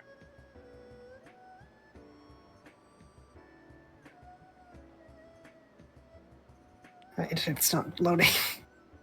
No, Chelsea, my favorite Digimon is not Renamon. You don't like Renamon? Bastimon's the Digimon I'm thinking of. Some thugs are trying to rob a Bastimon, and then it just turns around and has Betsumon's face. Alright. There's just Betsumon cross-dressing as a Bastimon. But I could see Betsumon joining forces with Altea. But the Digimon themselves are led by Mistymon, which is not a Digimon you see a lot of. It's usually treated as a Wizamon evolution, and then becomes Genismon. Because Genismon... You guys have a good night. Oh, alright. Have a good night. I guess Genismon uses a bunch of elemental powers, so I guess why not? So I think characters we still need time with, like maybe Yuki, if the Mirai stuff didn't count. I think we'll probably get more time with Yuki.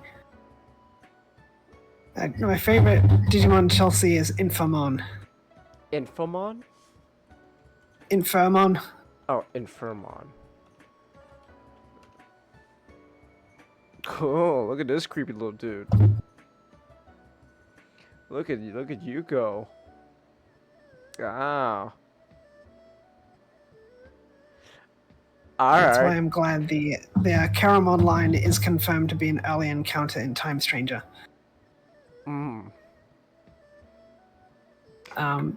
So we still need Ryutaro, maybe Yuki, Suzume.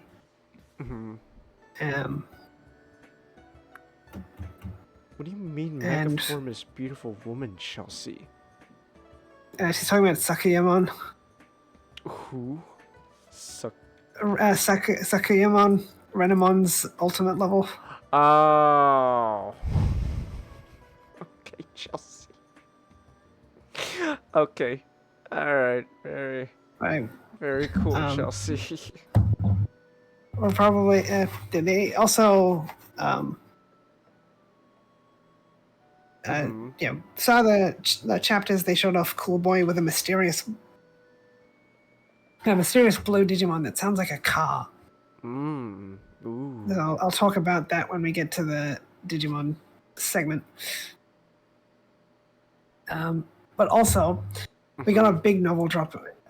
Novel drops have been replacing columns lately, so we'll get battle recaps after battles.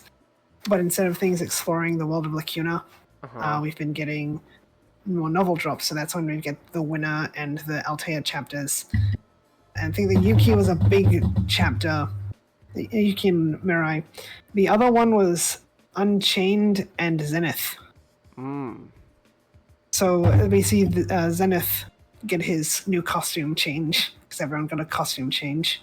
Alright. I don't have much to say about the new costumes. I don't hate any of them. I think most of them look alright, I think. They just look Clothes didn't get a change.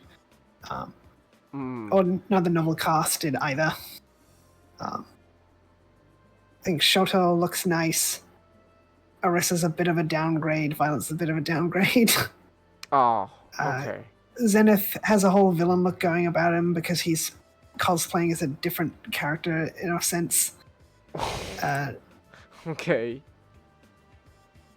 Yao's just wearing more summery clothes, so I think the closest to an improvement. Alright. And Cool Boy looks the same because he got transported to Cross Connecticut, so he didn't have time to change his clothes. Ah, I see. But it's just probably to sell more Tamer cards. Or at least I thought so, because the new Tamer cards with the latest things have just been the old designs.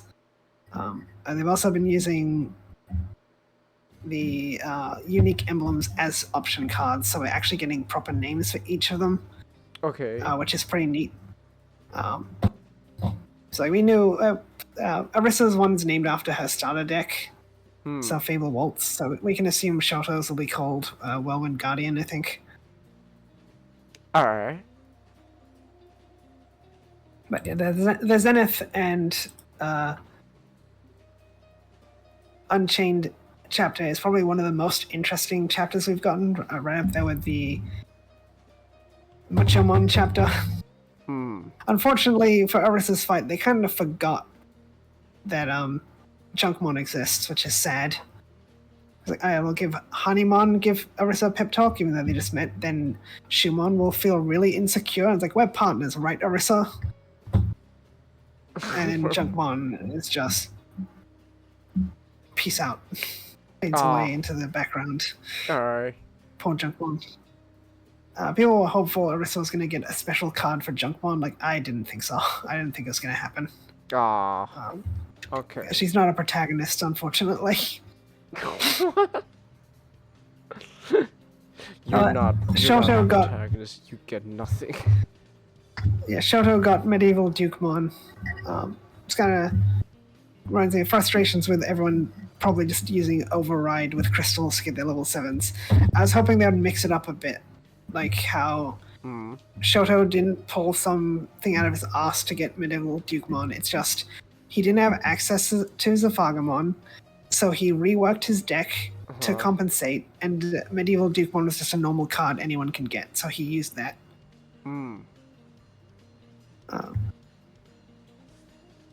But yeah, so Junkmon didn't get anything special. So also wasn't really any opportunity.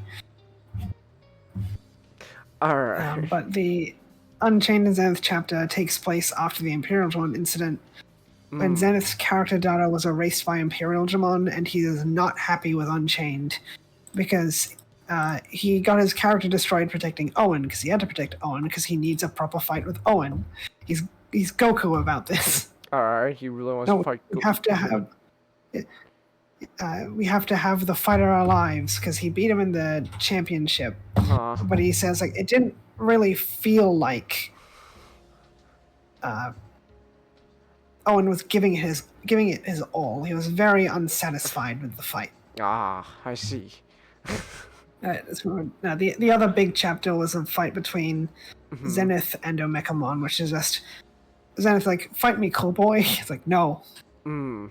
Have you ever seen the Devil Artemis animations? It's like Rexy and Cell. So Omekamon just fights him instead, and that's less character, just more fight. And people are like, oh boy, I can't wait to see these cards. Like, what are you talking about? This effect happens because of Zenith's card from Elemental Successor. Mm. It's an old card, not a new card. Anyway, not much to really say about that fight other than Cool Boy doesn't like to fight, which is already established. Omekamon's like, I'm not as good a fighter as Cool Boy, even though I can simulate him almost perfectly. And Zenith is unsatisfied by the fight. But Zenith is revealed to be Unchained's collaborator, which was mentioned back in the first chapter with Unchained. And that partner was in fact... Yes, Chelsea. What? Let me see. Yeah, Chelsea, that's the one. His partner is in fact Bemon, and Bemon was necessary to keep the Makinamon alive for some means. And we actually get some look into Bemon's headspace, where Unchained explains the whole plan to Zenith, and like Zenith's like, "Oh, I love this. I'm gonna have the fight of my life, even if it kills me." Because Zenith is playing the role of Xeno, the big boss of Liberator's final event. Okay. And Bemon doesn't like what's going on. But is going along with it because it's loyal to Zenith, even though Zenith sees Bemon as nothing more than a tool. Oh, that's a little sad. It's like, it's nice to get more headspace into the headspace of the partner Digimon. We're saying Digimon's been getting better at over the years. But I think that's all the story so far. Because I think we'll be expecting another big novel drop sometime soon. But the story feels like it's in a predictable spot where you can tell what's going to happen. Like the novel team is going to find Delphamon for Unchained, and then Unchained is going to do another attack and capture Delphamon for her big plan.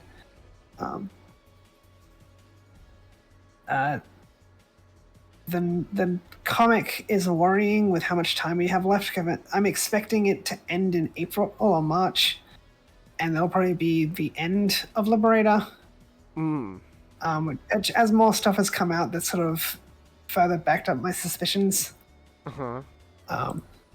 Because we do know a few products coming out card game wise. Like the past couple ones have been World Convergence, which was all about the protagonists, and then we had digital Versus Monsters.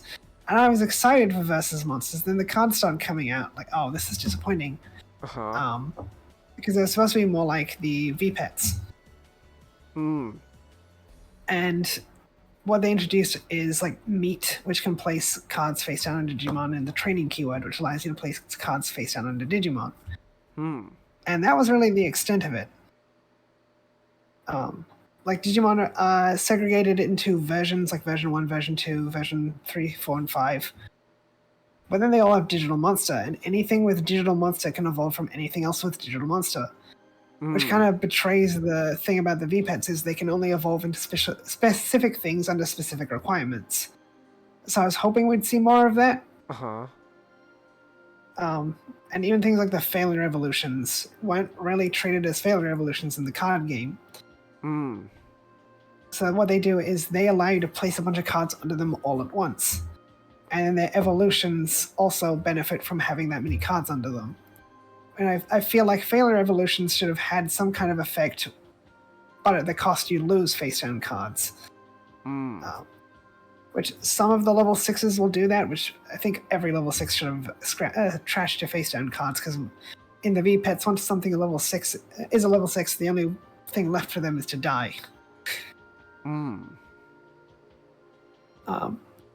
and then they did these cool borders, so they're like VPET borders. And we know, like, okay, Omegamon Alta S is going to be a secret rare, and it's a Jogress of 2 different versions. What color is it going to be? It's like, oh, it's not going to be any one of the 5. It's the golden version for the version 20. You're like, wow, that's neat. Mm. So I figured, like, what if the other Jogresses, because they released them in waves, so it's version 1 and 2, then 3 through 5. So versions 3 through 5 have an extra Digimon, aside from version 3, which has 2 extra Digimon. Mm. Being version 3 is Millenniumon and Chaosmon and Chimeramon to facilitate Millenniumon. Version 4 is Chaosmon and Chaos Drummon, and then version 5 is Chaos Drummon and Chaosmon, Millenniumon. So I thought they were going to do something like Millenniumon has the version 3 border, Chaosmon has the version 4 border, Chaos Drummon has the version 5 border. But as it turns out, we've gotten cards which probably should have been in Versus Monsters, like Monzaimon, in later sets. And they don't have the borders. They just have plain borders. Like, oh, that's disappointing. Because they printed regular borders in Versus Monsters for cards that weren't from Digital Monster, but now Digital Monster cards outside Versus Monsters aren't getting those borders. Like, oh, I'm sad. Okay. You didn't even put Shinmon Zaimon, the Digimon made for the 25th anniversary of the VPETs, in the VPET set. Ah. And the last set was Cyber Eden, which was a Cyber Sleuth set, so I don't really have anything to say about that. Because I knew what the cards were going to be, and they're like, oh, I don't like Cyber Sleuth, so... Oh, okay. But people were upset that the Royal Knights were in this set, though. Like, oh, why? It's like, we're tired of Royal Knight support. It's like... But the Royal Knights were the villains of that game. It's like, here's Transformers. What do you mean they put Optimus Prime in this? What do you mean? Optimus Prime's the leader of the Autobots. Why wouldn't he be in this? Well, no, SGD, you joke, but I'm just saying. You joke, I'm just saying. There's probably a good chunk of people out there who would say that.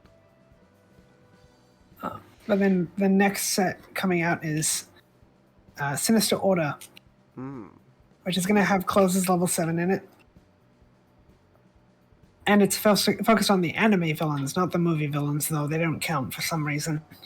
Oh, okay. Be nice to get another Armageddon. We've only got 2, and we've got so many Dioboromons at this point.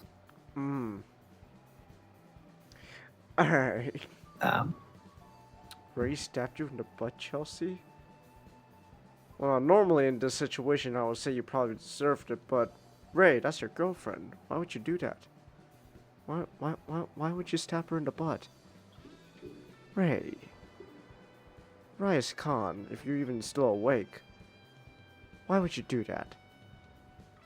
Why would you do that? Why? And before Chelsea's gaslighting us. Is she? Oh, damn. She could be. But I know it. She was gaslighting us. She stabbed you in the butt, Ray? You probably deserved it. But the villain set, it kind of killed my excitement in less than 10 reveals. Like, dang, I'm not excited for this set anymore. I thought we were going to get some interesting stuff, like, whoops, all purple. Ah. It's not even interesting purple. Okay. If you get 2 blue and 1 yellow, like, I mean, we might get more than 1 yellow, but it's looking like we'll get 1 yellow. So this actually makes it the first set where we aren't getting like levels 3 through 6 for every color Digimon. It's like, huh.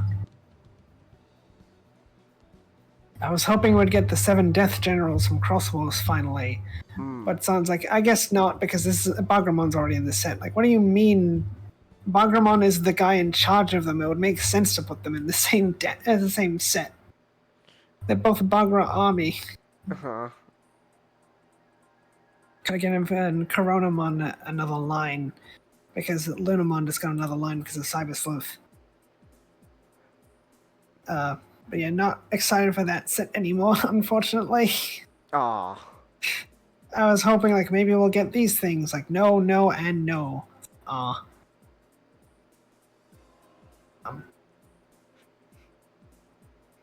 Oh, you see how it is, right? My one hope is we still get some Gizmon, because Gizmon haven't been in a set since the Sabers set, and they couldn't evolve from each other, which is like, that's weird, because Gizmon did evolve in the anime, because Gizmon are Digimon.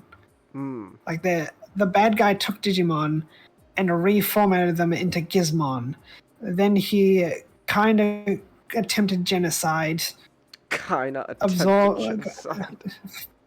Fused with a teddy bear and got isekai'd to the Precure universe. Alright.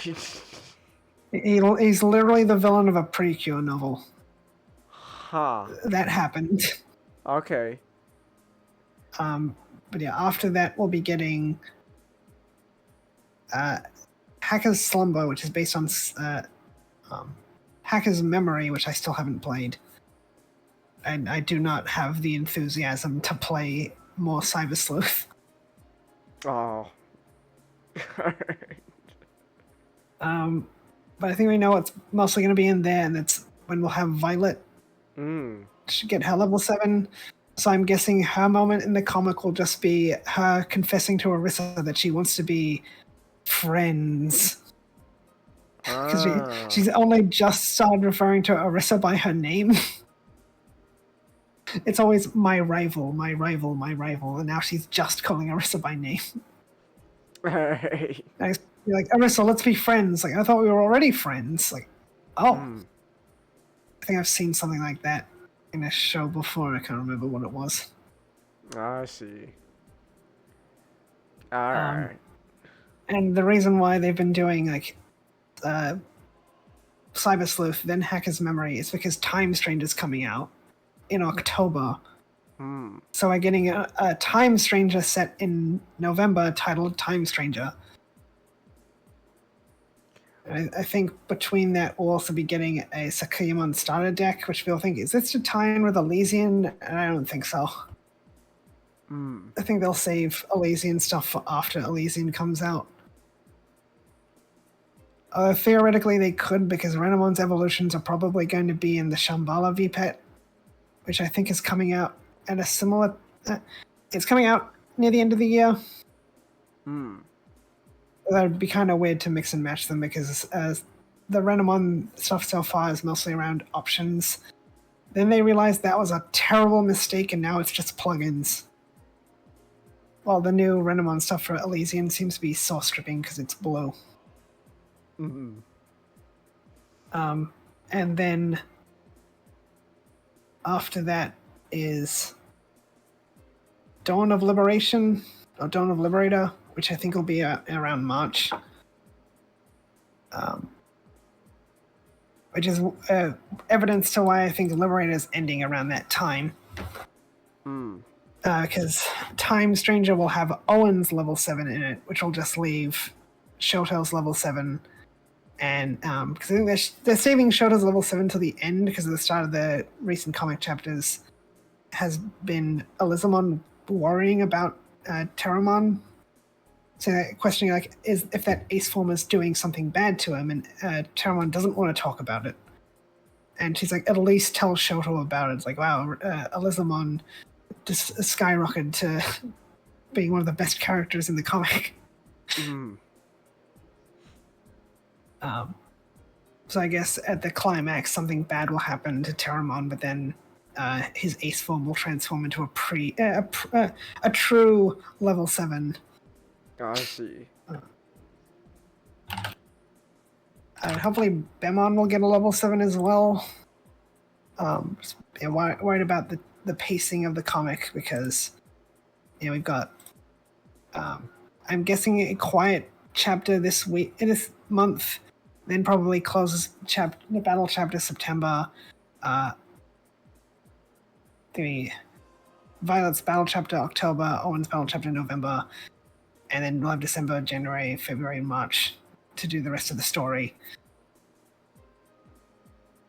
People have been hoping Bemon would get a level 7 since it was announced for Liberator, because it's the only one not to have a new evolution in its line, like a new original Digimon, but a level 7 would fix that.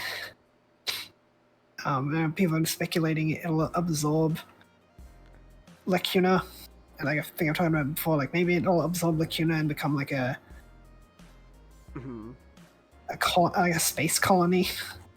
But it seems like Zenith is probably going to go rogue and do his own thing. And Unchained will be defeated in the novel, maybe.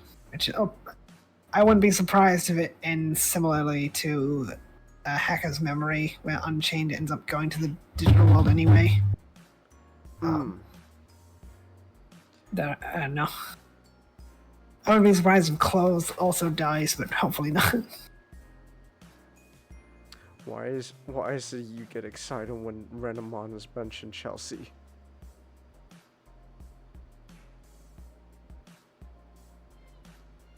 Okay, girl. Alright. Got Dawn of Liberator also is a slightly larger set than what we're used to for themed boosters. Which themed boosters are usually smaller than main sets. They're around 72 to 74. Dawn of Liberator is around 84. Alright. It's like, neat. I'm also expecting we'll get Makinamon's lines, plural, there. And they said there'll be brand new tamers, and people I hope they do the tamers from the novel, like the Luchamon tamer and the Nightmare Soldiers tamer and the Chimeramon tamer. It would be weird to give Nightmare Soldiers a tamer and then just all the other fields are left high and dry. That reminds me. Before the fight started, they teased a couple of Digimon decks, like Dogatchmon is an Atmon, so that was teasing the Atmon deck. Then there was Mugandramon and Lunamon, and people thought, oh, is Orisa gonna fight Digital Monster because of Mugandramon? And Orisa's had her fight, so probably not. And I'm thinking maybe it's not Digital Monster, because they've kind of avoided arbitrarily using certain traits, like things that would be more of our perspective on Digimon than actually someone living in the universe with Digimon. It's like arbitrarily assigning them Digital Monster doesn't make sense in universe like fields do, because fields are classifications. Digimon that live in the ocean are Deep Savers. Digimon that live in forests are Wind Guardians. So that's why they're still like Deep Savers and such in Liberator. So I think maybe one of the characters, like probably Clothes, not Clothes. Yeah, Clothes or Violet will go up against Metal Empire. Because we're waiting on Metal Empire and Virus Busters as fields. Because we got Wind Guardian support, the last of the Wind Guardian support, and not the last, but the last necessary pieces. Like they need their level 7 Kernamon, so they got it in Versus Monsters. And the Lunamon could be for Time Stranger, because it's one. Lunamon's part of the Dianamon line. Dianamon's part of the Olympus 12.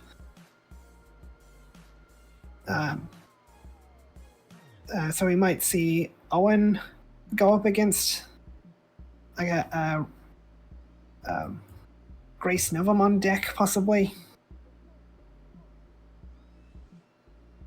But other than that, it's kind of up in the air what they could be going up against. But we haven't actually seen any players fight NPCs for the big competition Unchained is doing. Because that's what the debug team is supposed to be doing at the moment. They're supposed to be fighting their way to the top. of the rankings against all the NPCs, so they can stop Xeno, figure out what's going on. So hopefully we'll get back to that soon? Question mark. Question mark. Yeah, because I'm expecting next one to be a quiet chapter, and yeah, who knows what'll happen after there. But yeah, hopefully the comic stuff will pick up. Novel stuff I'm pretty happy with. Hopefully a big drop is coming soon, because when we get a big drop, it'll probably be what Cool Boy's up to, because it's just said that he's gone to Delphamon. I'll probably talk about new Digimon after I talk about Elysian. But Delphamon, we don't know what it looks like, we just know it's a beast Digimon, and we can infer its name comes from Delphon, I think, which means the other brother, with other in like brackets. But we've seen some bits of Digimon Elysian, like Gemon's first evolutions, which I'm presuming Gemon will get multiple lines for each color, because back when there was a game called Digimon Crusader, there was 5 colors, and that's when they introduced Aegiamon, who will be in the upcoming Time Stranger game, and so he got 5 different forms to represent the 5 different colors. So I can see Gemon getting level 4s and 5s for each color, and maybe 1 level 6, or maybe a level 6 for each. And Elysian is confirmed to take place in Liberator, and people were surprised by this. So my guess is it's going to take place after the Liberator comic and novel, and it's probably going to be taking over for Liberator instance of the card game story, because I'll expect it'll have a similar thing to Digimon Re-Arise, where over time we'll get more story stuff, and they'll reveal more characters throughout the story and their evolutions. Okay. Because we've seen Renamon's new evolutions, Tenkamon and Sekamon.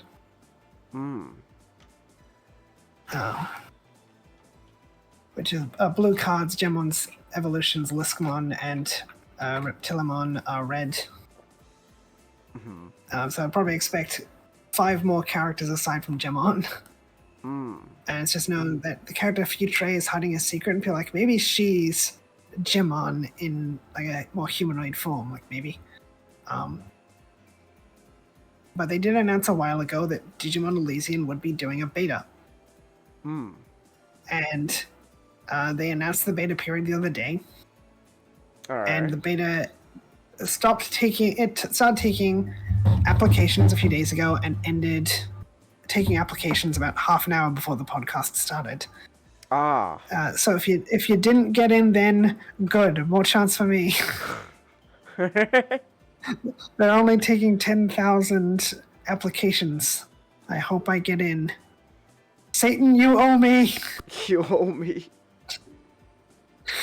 But yeah, I'm expecting it'll probably come out maybe March, April next year, assuming Liberator ends around that time. Because it looks pretty flashy. But it seems like they're only doing early cards at the moment. Like, I sure hope we get more than the early cards to start with. I like playing Diaboromon. You get a Chrysalimon that can't attack and has blocker, and you will like it. Alright. But yeah, I'm definitely excited for Elysian. Because anything that gives me new Digimon gets me excited. That's why I really don't like Digimon Survive. We're gonna focus on old Digimon. Really? Ha, no.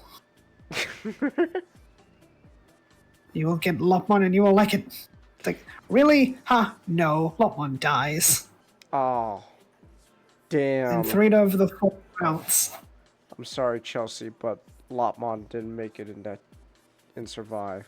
Yeah, you get to experience Lopmon being physically abused and the game doesn't let you do anything about it. Then you're supposed to feel bad for not doing anything about it. Oh my gosh. Jeez. It's like, let me do something about this. No, this is a story-driven game. Your choices aren't allowed to matter. why didn't you do something about it? It's like all the characters feeling bad because Lotmon kills his partner. It's like, why didn't we do something? You wouldn't let me. I'd be like, oh, it's Japanese culture. This is not because Japanese culture. This is because your choices are not allowed to matter. You get one meaningful choice in any route. Literally, one meaningful choice. Japanese culture says that if someone's gonna kill someone, you just gotta let it happen. That's just how life works. You know, it's like people not understanding the game. Like, it's nothing to do with the Japanese culture.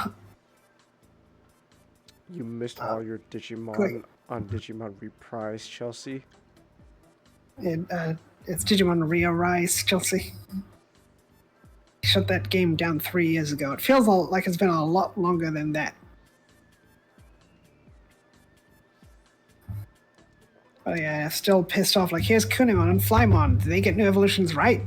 No, they get Jewel Beamon and Bento Stingmon. Like, oh, then why didn't you just give the guy a freaking Wormmon? Dang it, Habu. It all goes back to Habu.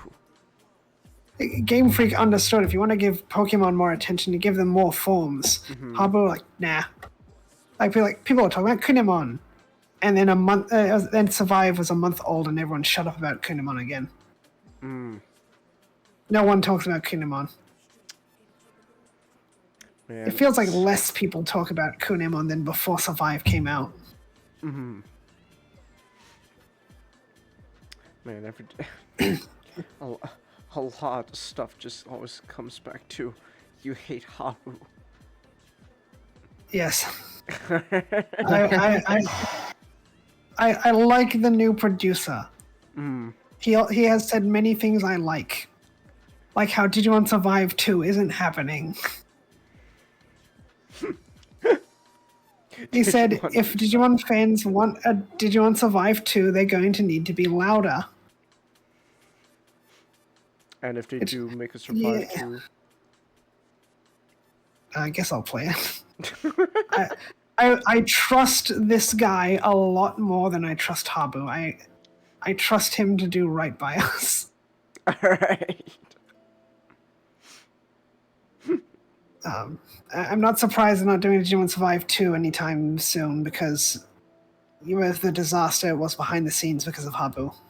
I was like, oh, we need a brand new studio to make this game because my scope was too big, which is literally what I predicted. I literally predicted Habu's scope was too big, that's why they changed the studio, and he admitted that.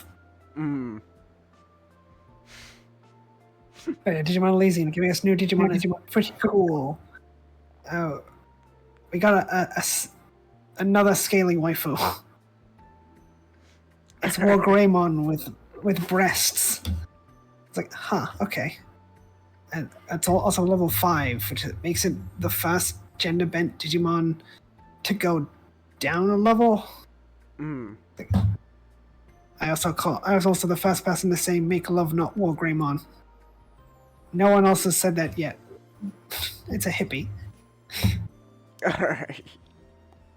But anyway, speaking of new Digimon, we have a lot of Digimon to talk about for Digimon Liberator. Let's go. So, Kinemon was added to the encyclopedia, and it's described as a composite Digimon, which would confuse a lot of people because Altea's chapter specifically had him deducing it was not a composite Digimon. And people think maybe he meant it's not a combination of two Digimon, because generally composite Digimon are literally combinations of two other Digimon. You can point to any composite Digimon, which the TCG has given the trait to a few more Digimon, but that's because of card game reasons. Alright. Like, Shademon is not a composite Digimon, but one of the Shademon cards is a composite because in the Crosswells manga, a Shademon becomes Millenniumon, which is a composite, and is formative of the composites. So they made it a composite for synergy purposes, but Shademon is not a composite Digimon.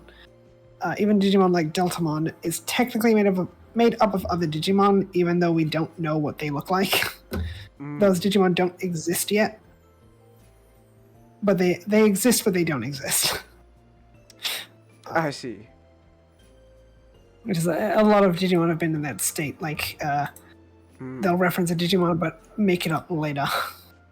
Like the 13 Royal Knights.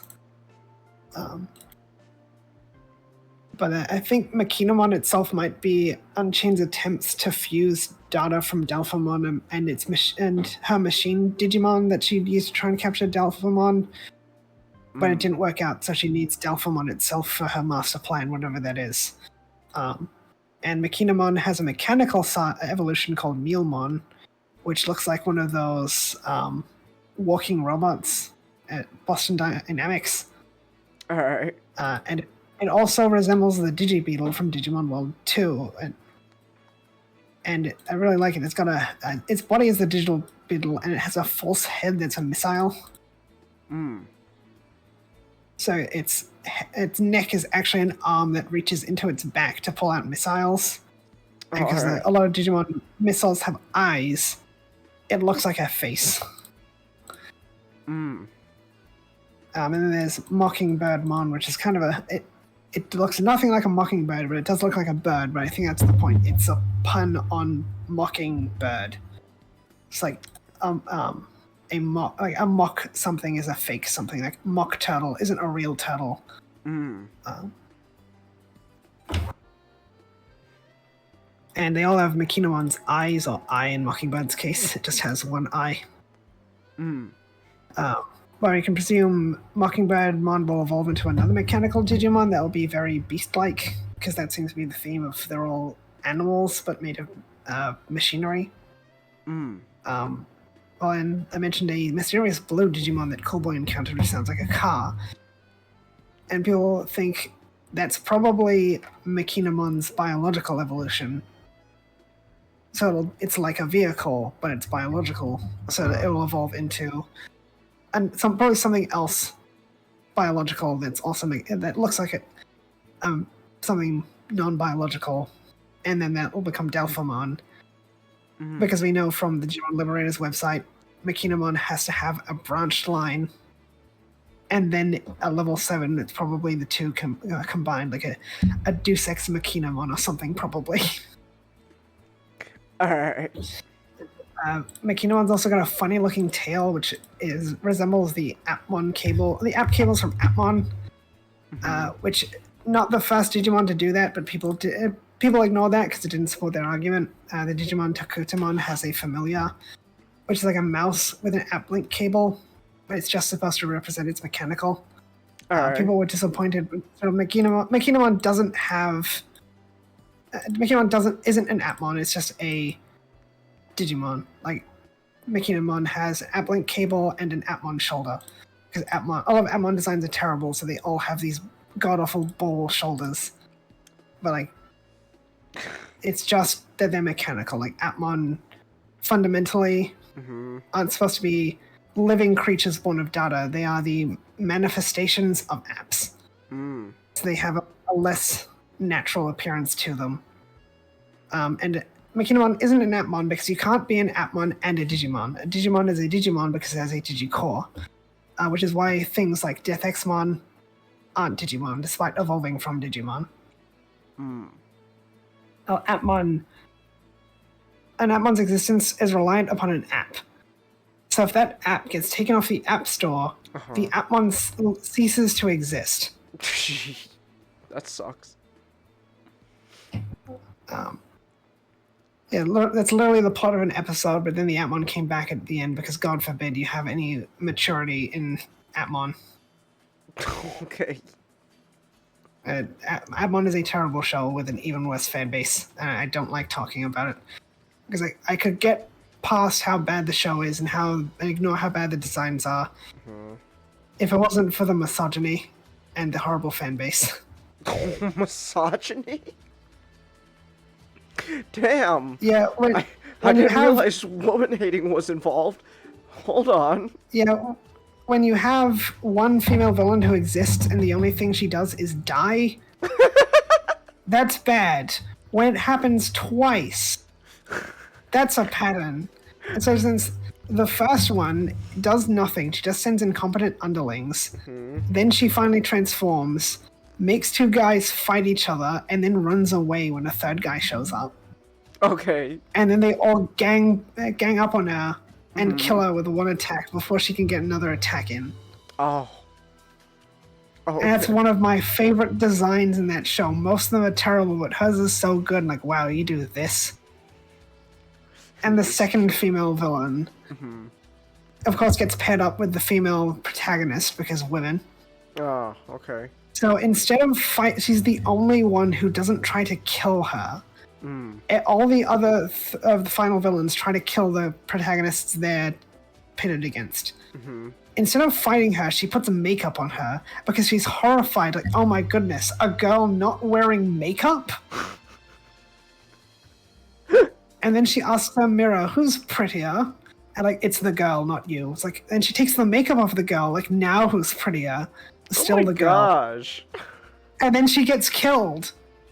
She gets killed. They don't even have a fight. It's like, look, there is one way to explain this. And I do not like it.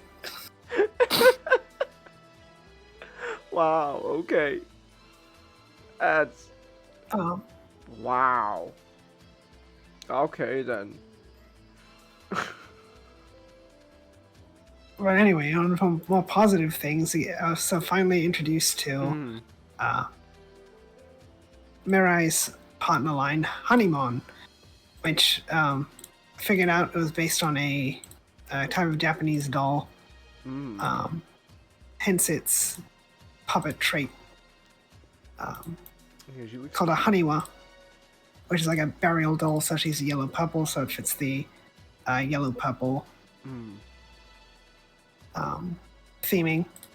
And then she evolves into another type of Japanese puppet called Kokeshimon, which is a Kokeshi doll, which is like a doll with no arms or legs. It's just a rod of wood with a head, but then she gets arms because it's like 3 of the doll. But she also starts taking on rocket-like features. Ah. Because they're building up towards something. Yeah. Then Kokeshimon becomes Karakurimon, which is based on a type of automaton. Oh, okay. It's like a Karakuri puppet. And, they could do things like sort of roll up to a guest and present them with tea. And then the guest would take the tea, and that would lift the weight off the plate in their hands, which would then trigger a mechanism causing them to roll backwards to where they were before. Oh, that's cute. It's really interesting. Karakurimon's reference book also, encyclopedia entry also references Gabukashira. Okay. Which is a type of doll. Like Gabumon's name comes from Gabukashira because of Gabumon's tendency to suddenly have a personality shift when its pelt's taken off. So it's very shy without the pelt, but very brave with the pelt. And Gabukashira were like from Bunraku Theater. I think stuff attributes it to Kabuki, which Kabuki is a masked theater, not a doll theater. Bunraku's doll theater. That's what Gabukashira are from. And you could do a trick. Tricks of their faces would shift and their eyes would turn evil, and they have spiky teeth in their mouths, and horns would come out of their heads. So some references that. Okay. In the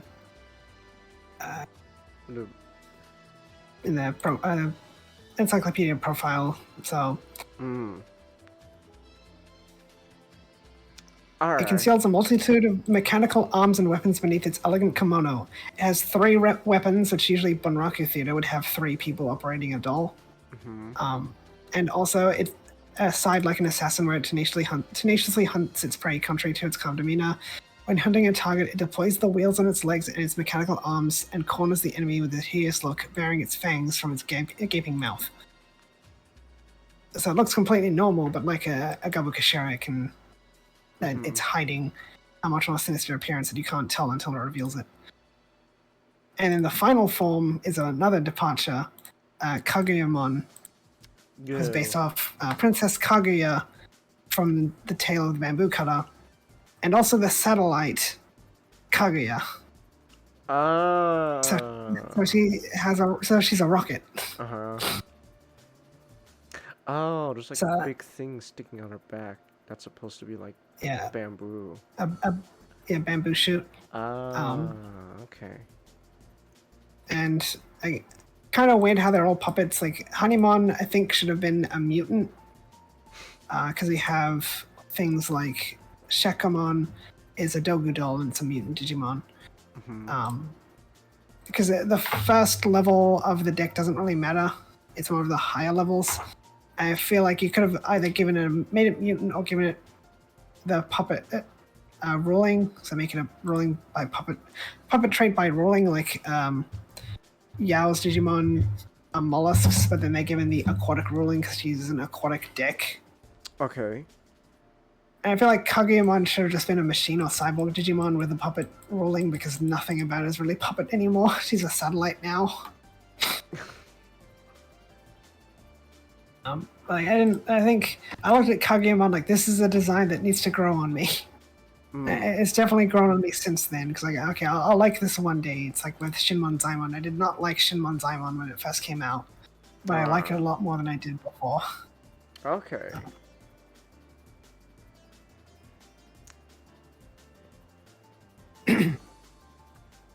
And I don't have any good looks at that blue Digimon Cool Boy Met, because they'll probably save it for it's properly revealed. But then we also have the level 7 Digimon for Yao and Arisa. Being Ariamon, which is based on the Aria Yokai. Alright. It's a massive departure from Ryugamon. Whoa. The level 7 Digimon can also evolve from the level 5s. So they're kind of like alternate level 6s in a way. So I'm kind of glad they're not trying to build off the level 6 designs, because some of them, like, it's going to be hard to build off of this. So like, that is interesting. But yeah, I really like Ariamon. The Makinamon farms have a charm to them, especially like Hanimon's 2 middle forms, and then Ariamon's definitely peak. And there's Nyabootmon, which doesn't quite feel like a level 6 or 7. Okay. But I do appreciate how it's still. Oh my gosh, it's Puss in Boots. Yeah, it's Puss in Boots. It carries on sort of the theming of Arisa's deck being shoes and fairy tales. Okay. Like, so no one's pointed out, like, Violet's name is In Boots. It's like, you know, just coincidentally. So it's Puss in Boots, one of the other fairy tales revolving around shoes. Okay, then. That's... Like, yeah. Nyabootmon especially makes me glad they're not trying to build off the level 6s. Like, where do you go from Cinderella? Like, let's just pivot in a different direction. It is funny, though. It's just... Yeah. It's just straight up Puss in Boots. Yeah, my main criticism, like, it doesn't really feel... I feel like it's missing something to being deserving of a level 7 or level 6. Because some things are just arbitrarily assigned level 7 in the card game, some aren't. Like a Kernumon doesn't feel like a level 7, everyone treats it like a level 7, but like, it was a Jogress for the V-Pets, because all the V-Pets needed a Jogress for Digimon Pendulum Color. And of the 3, the groups of 3, 1 would get an original Digimon, the other 2 would get old Digimon.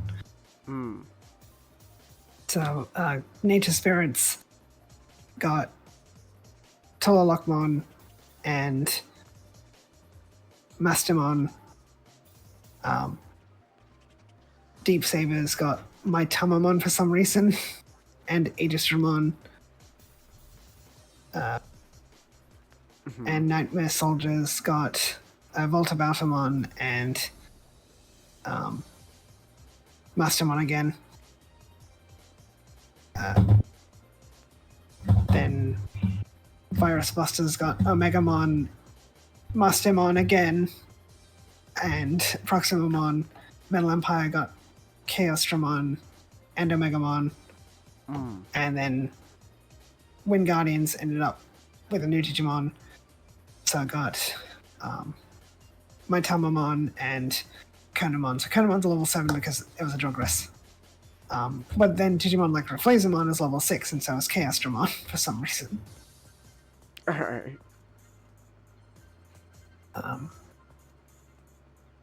But yeah, the level 7s means I have to hold off on ranking all the Digimon lines, because I was going to do that when we got the Honeymon lines. Like, no, level 7s. Oh, okay.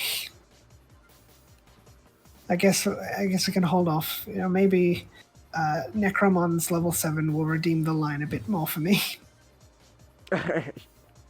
Being completely honest, I love Necromon, but if I were to rank them without the level 7s, Necromon was going to be at the bottom. Okay. Of the line, at least. I see.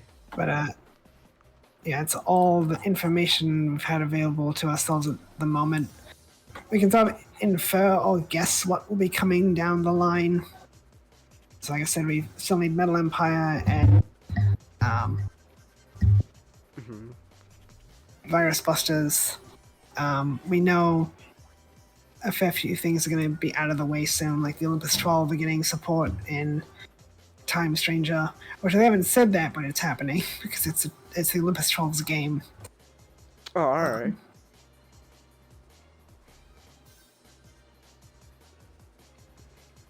They've been doing Appmon stuff every set for the past couple of sets. So with this set, we've got 3 of the God grades, so there'll probably be another 3, and then Appmon cards will fade into obscurity because of the massive amounts of standard grades.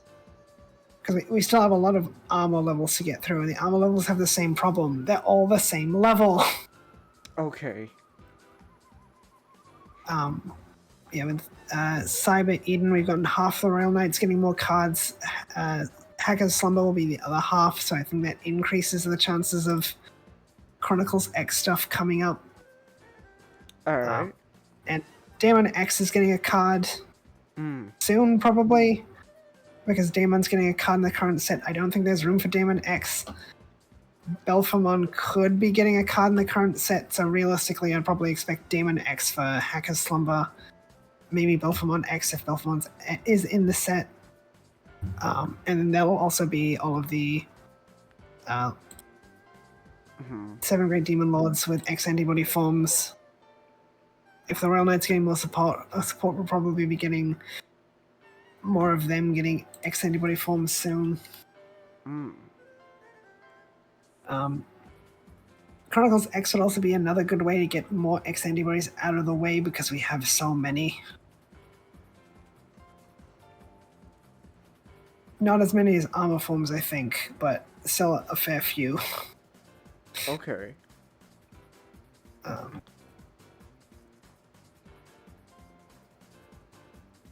Yeah, only 2 of the Royal Knights are missing X antibody forms. And then Ogdoadmon X will probably be getting its X antibody form in a Chronicles X set along with Caramon and Diaboromon X because of the X Chronicles storyline. Chronicles X storyline. And there's still... it feels like they're kind of running out of themes, but it seems good because hopefully they'll get more creative. Like, I'm tired of these heavy set themes, like, you know, here's a set dedicated to this game. Like, okay, we used to be getting X sets like Digimon Subspecies, which was ended up being a pretty disappointing set itself. Okay. But that was ages ago. People were very upset about the Crossroads manga set because it was more of a Tamers set than a Crossroads manga set. and I'm not surprised because not a lot of people would have read the Crosswalls manga, if we're being honest. Oh, okay. And I think I've talked about it before. It's a very messy manga, and look, normal people are not going to enjoy that manga. Normal people. For very specific reasons. Okay. How do I put this? Alright. There is nothing inherently sexual about children. So when you sexualize them, that's a big problem.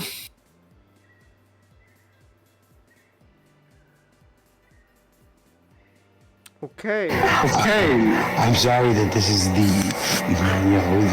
sorry that this will be the podcast that we have to tell the world this, but sexualizing children are no. God. Oh no. Listen, guys, Yeah, I can't believe we have to be the ones to tell you this, but Only brave words on the 2 cents. only brave. My words. gosh. We only allow brave takes here. It just, I know some people might get up in arms. But Do you want us to get canceled? listen, Nick. Okay, I don't care. I think sexualizing children is not a good thing. Just saying. I think that's a pretty. That's a line you shouldn't cross. Man, we are so gonna get canceled by the government. They really do not want us to say shit like that. We're gonna get sent to the same prison. What's that woman's name? That Maxwell woman's in now. Glycine. Yeah, Glycine. They straight up said the prison she's in now has no security cameras at all.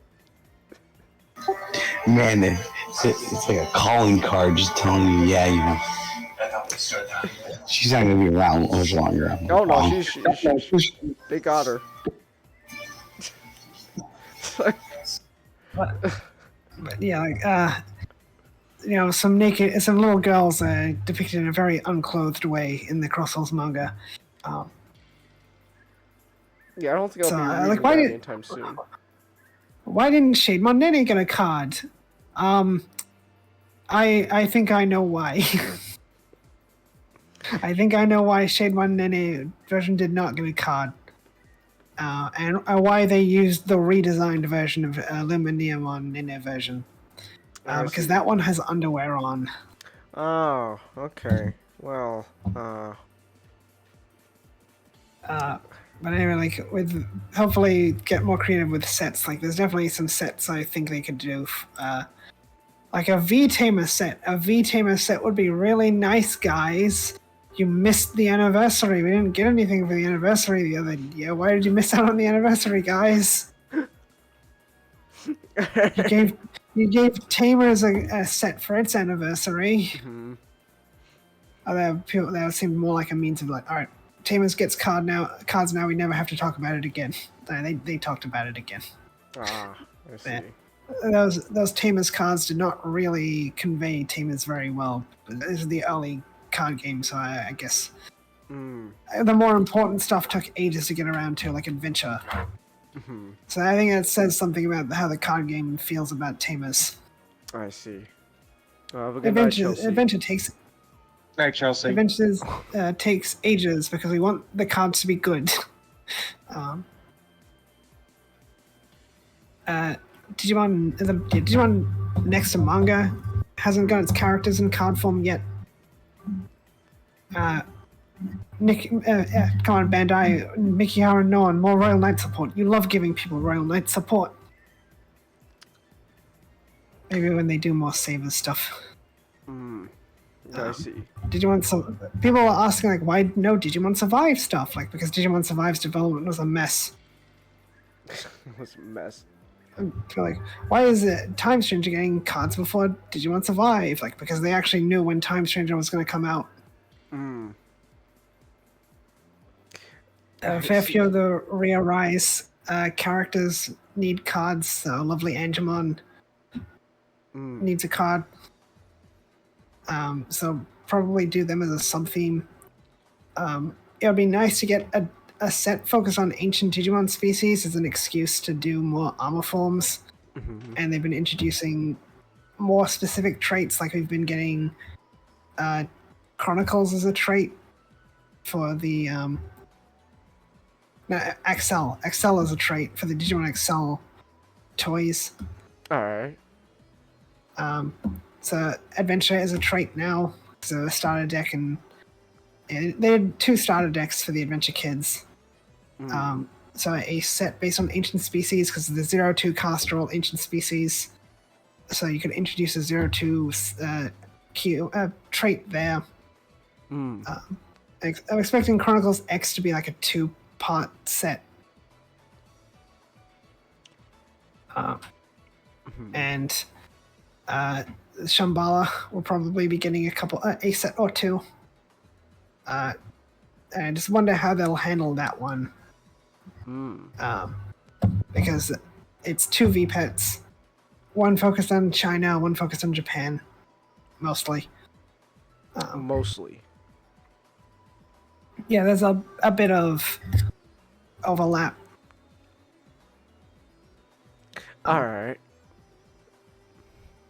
So like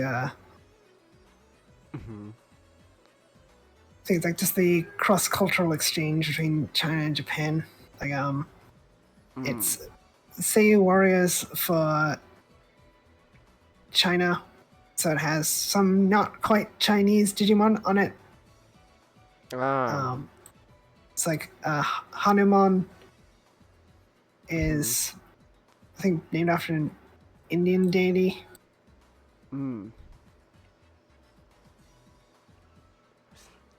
So Hanuman, which it's not so much because of Hinduism's influence on Buddhism, as it is it's Goku.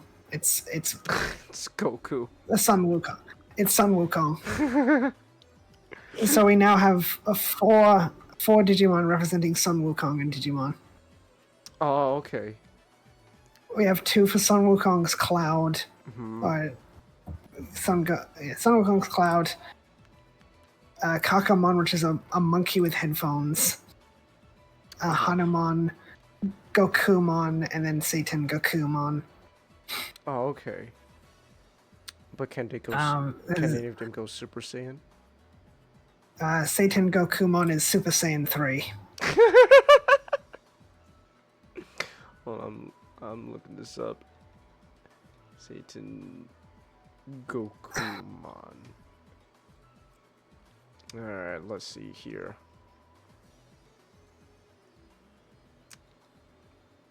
I'm probably typing something in wrong. I posted it in back room. Okay. Oh wow, that's great. They have a computer mouse turtle and a DJ Guapa, which is a type of kappa, so that's technically Japanese, but it evolves into Sago, who's Sandy from Journey to the West. They also have Endira, or Endiramon, which is, I think because it's the Japanese zodiac, it's the opposite animal it should be or something. But Toraemon is the moon goddess's rabbit. So Endiramon will become Jogamon, who's the moon goddess from China. And then there's Shishimamon or Siasiamon, which I think is from a Chinese kind of dance, but it's in the Japanese one. To link Siasamon, which is an Okinawan protective dog statue, to Amaterasu. Oh, okay. But it's mostly Chinese and mostly Japanese. And the Seiyu Warriors are from one island, and the Toho Braids are from another island. Is that just gonna be one set, or are we gonna subdivide them like with the pendulums? because the pendulums have a lot more Digimon because we have multiple pendulums to go off. Like we have Digimon Pendulum and then Digimon Pendulum Z. While Seiyu Warriors and Toho Braves have a lot smaller number. But I can see them doing what they've done with the other fields, because they've said Shakamon and Enmomon will be Jogresses on the VPETs, and they implied you can evolve it normally from a Digimon on their version, or Jogress them with a Digimon from both versions.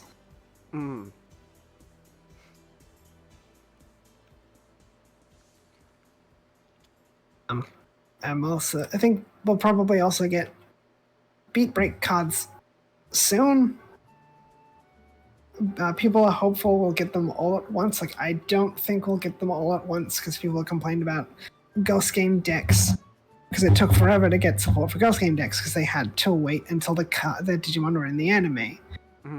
I don't see them doing anything different like that for Beat Break. Because they wouldn't want to spoil everything ahead of time. But one of the characters is always in their perfect form. It's like, that's interesting. But according to the voice actress for Gekomon, Gekomon hasn't even evolved yet, and they're like 2 episodes into recording. It's like, interesting. Alright. Like, a couple of Beat Break cards soon around. I probably wouldn't be surprising. Probably get some promo cards as well. Their colors are probably easy to guess, so I'll probably talk about Beat Break down the line when we get closer to October as well. Gekomon will probably be green because Gekomon is green. Pristimon would probably be yellow because Pristimon is a puppet, and puppets go in yellow. Alright. Kiropmon will probably be purple because Kiropmon's a bat. And then Murasamemon will probably be blue because it's kind of blue and it's a beast, and beasts go in blue. Alright.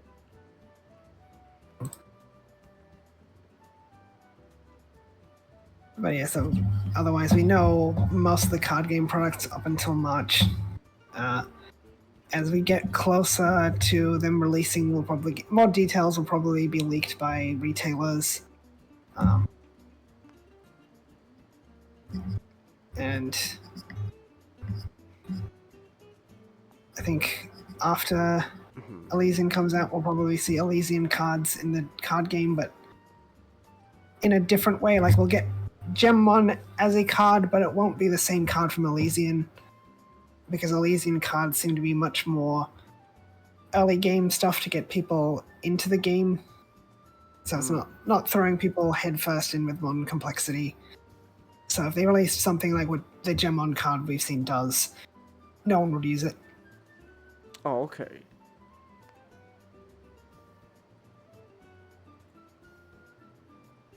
But excited to see how that turns out. Hopefully the comic for Liberator picks up.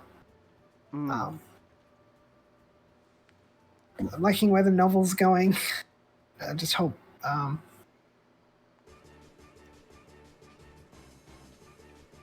I hope they don't forget about the novel cast, because they established it in the novel and comic. As long as they're in, it's like Sword Art Online. They haven't been isekai'd. Okay. Their real bodies are still in the real world, so it's not an isekai. And Suzume points out, time moves faster in Cross Connecticut. Okay. So a few hours is a few days in Cross Connecticut. So they point out, need to pace yourselves because your brain's taking in so much information. I'm hoping that's an excuse for the novel cast to get all their stuff done and then rejoin the main conflict, like what's going on in the comic.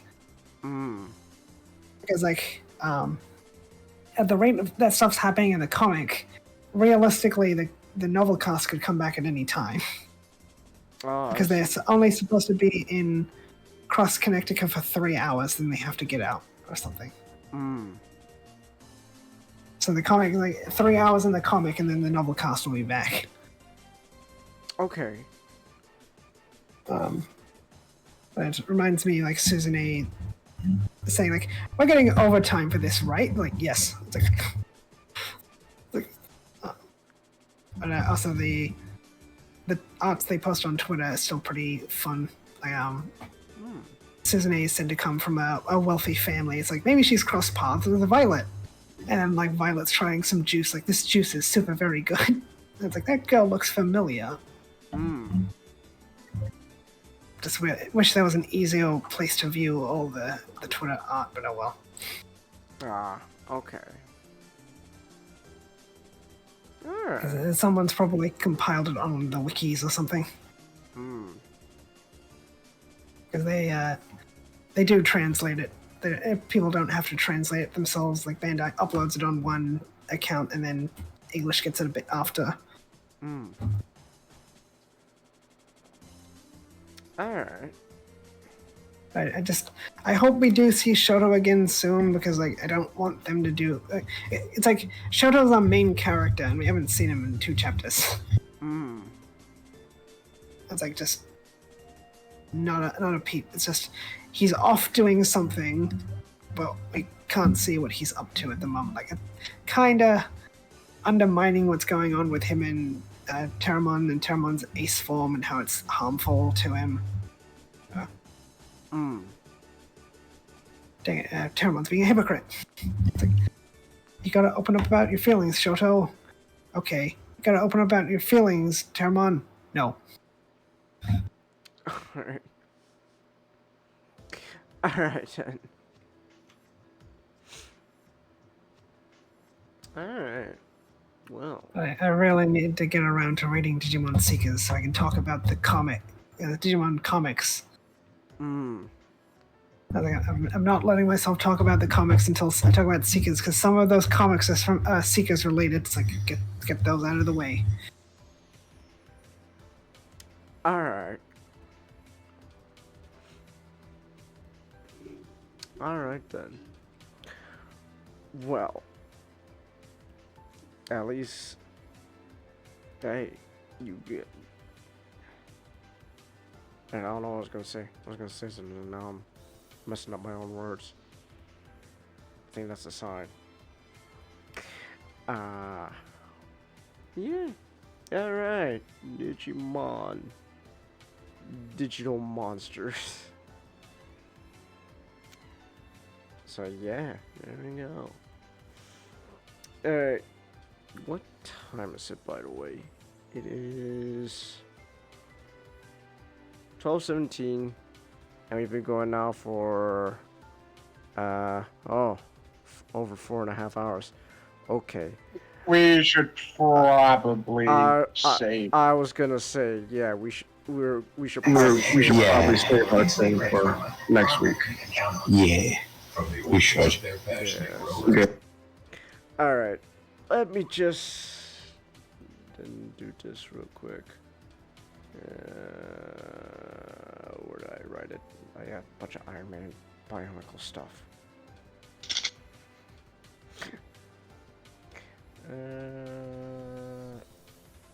Okay, here we go. Found the thing. And then I'm just gonna do this. Well, I'll just do this. Just pin it again. And now that is our topic for next week. Yeah. Alright. Alright. Anyways, we're gonna end things here. It's past midnight and pretty much everyone went to bed by now. That's fine. I don't blame them. Alright. Let me stretch. Oh. Killed the viewer numbers with my artistic ramblings. No, it's fine, man. You do your autistic ramblings. Besides, we're one to talk. Yeah, we're one to talk. No, but also it's like yes, past midnight where I am, so yeah, everyone's going to bed. Alright, well, either way, anyone who's somehow stuck through all this, thanks for watching. Anyone who stuck through this on the replays, thanks for watching as well. Until next time, good night. Okay, Chase, now.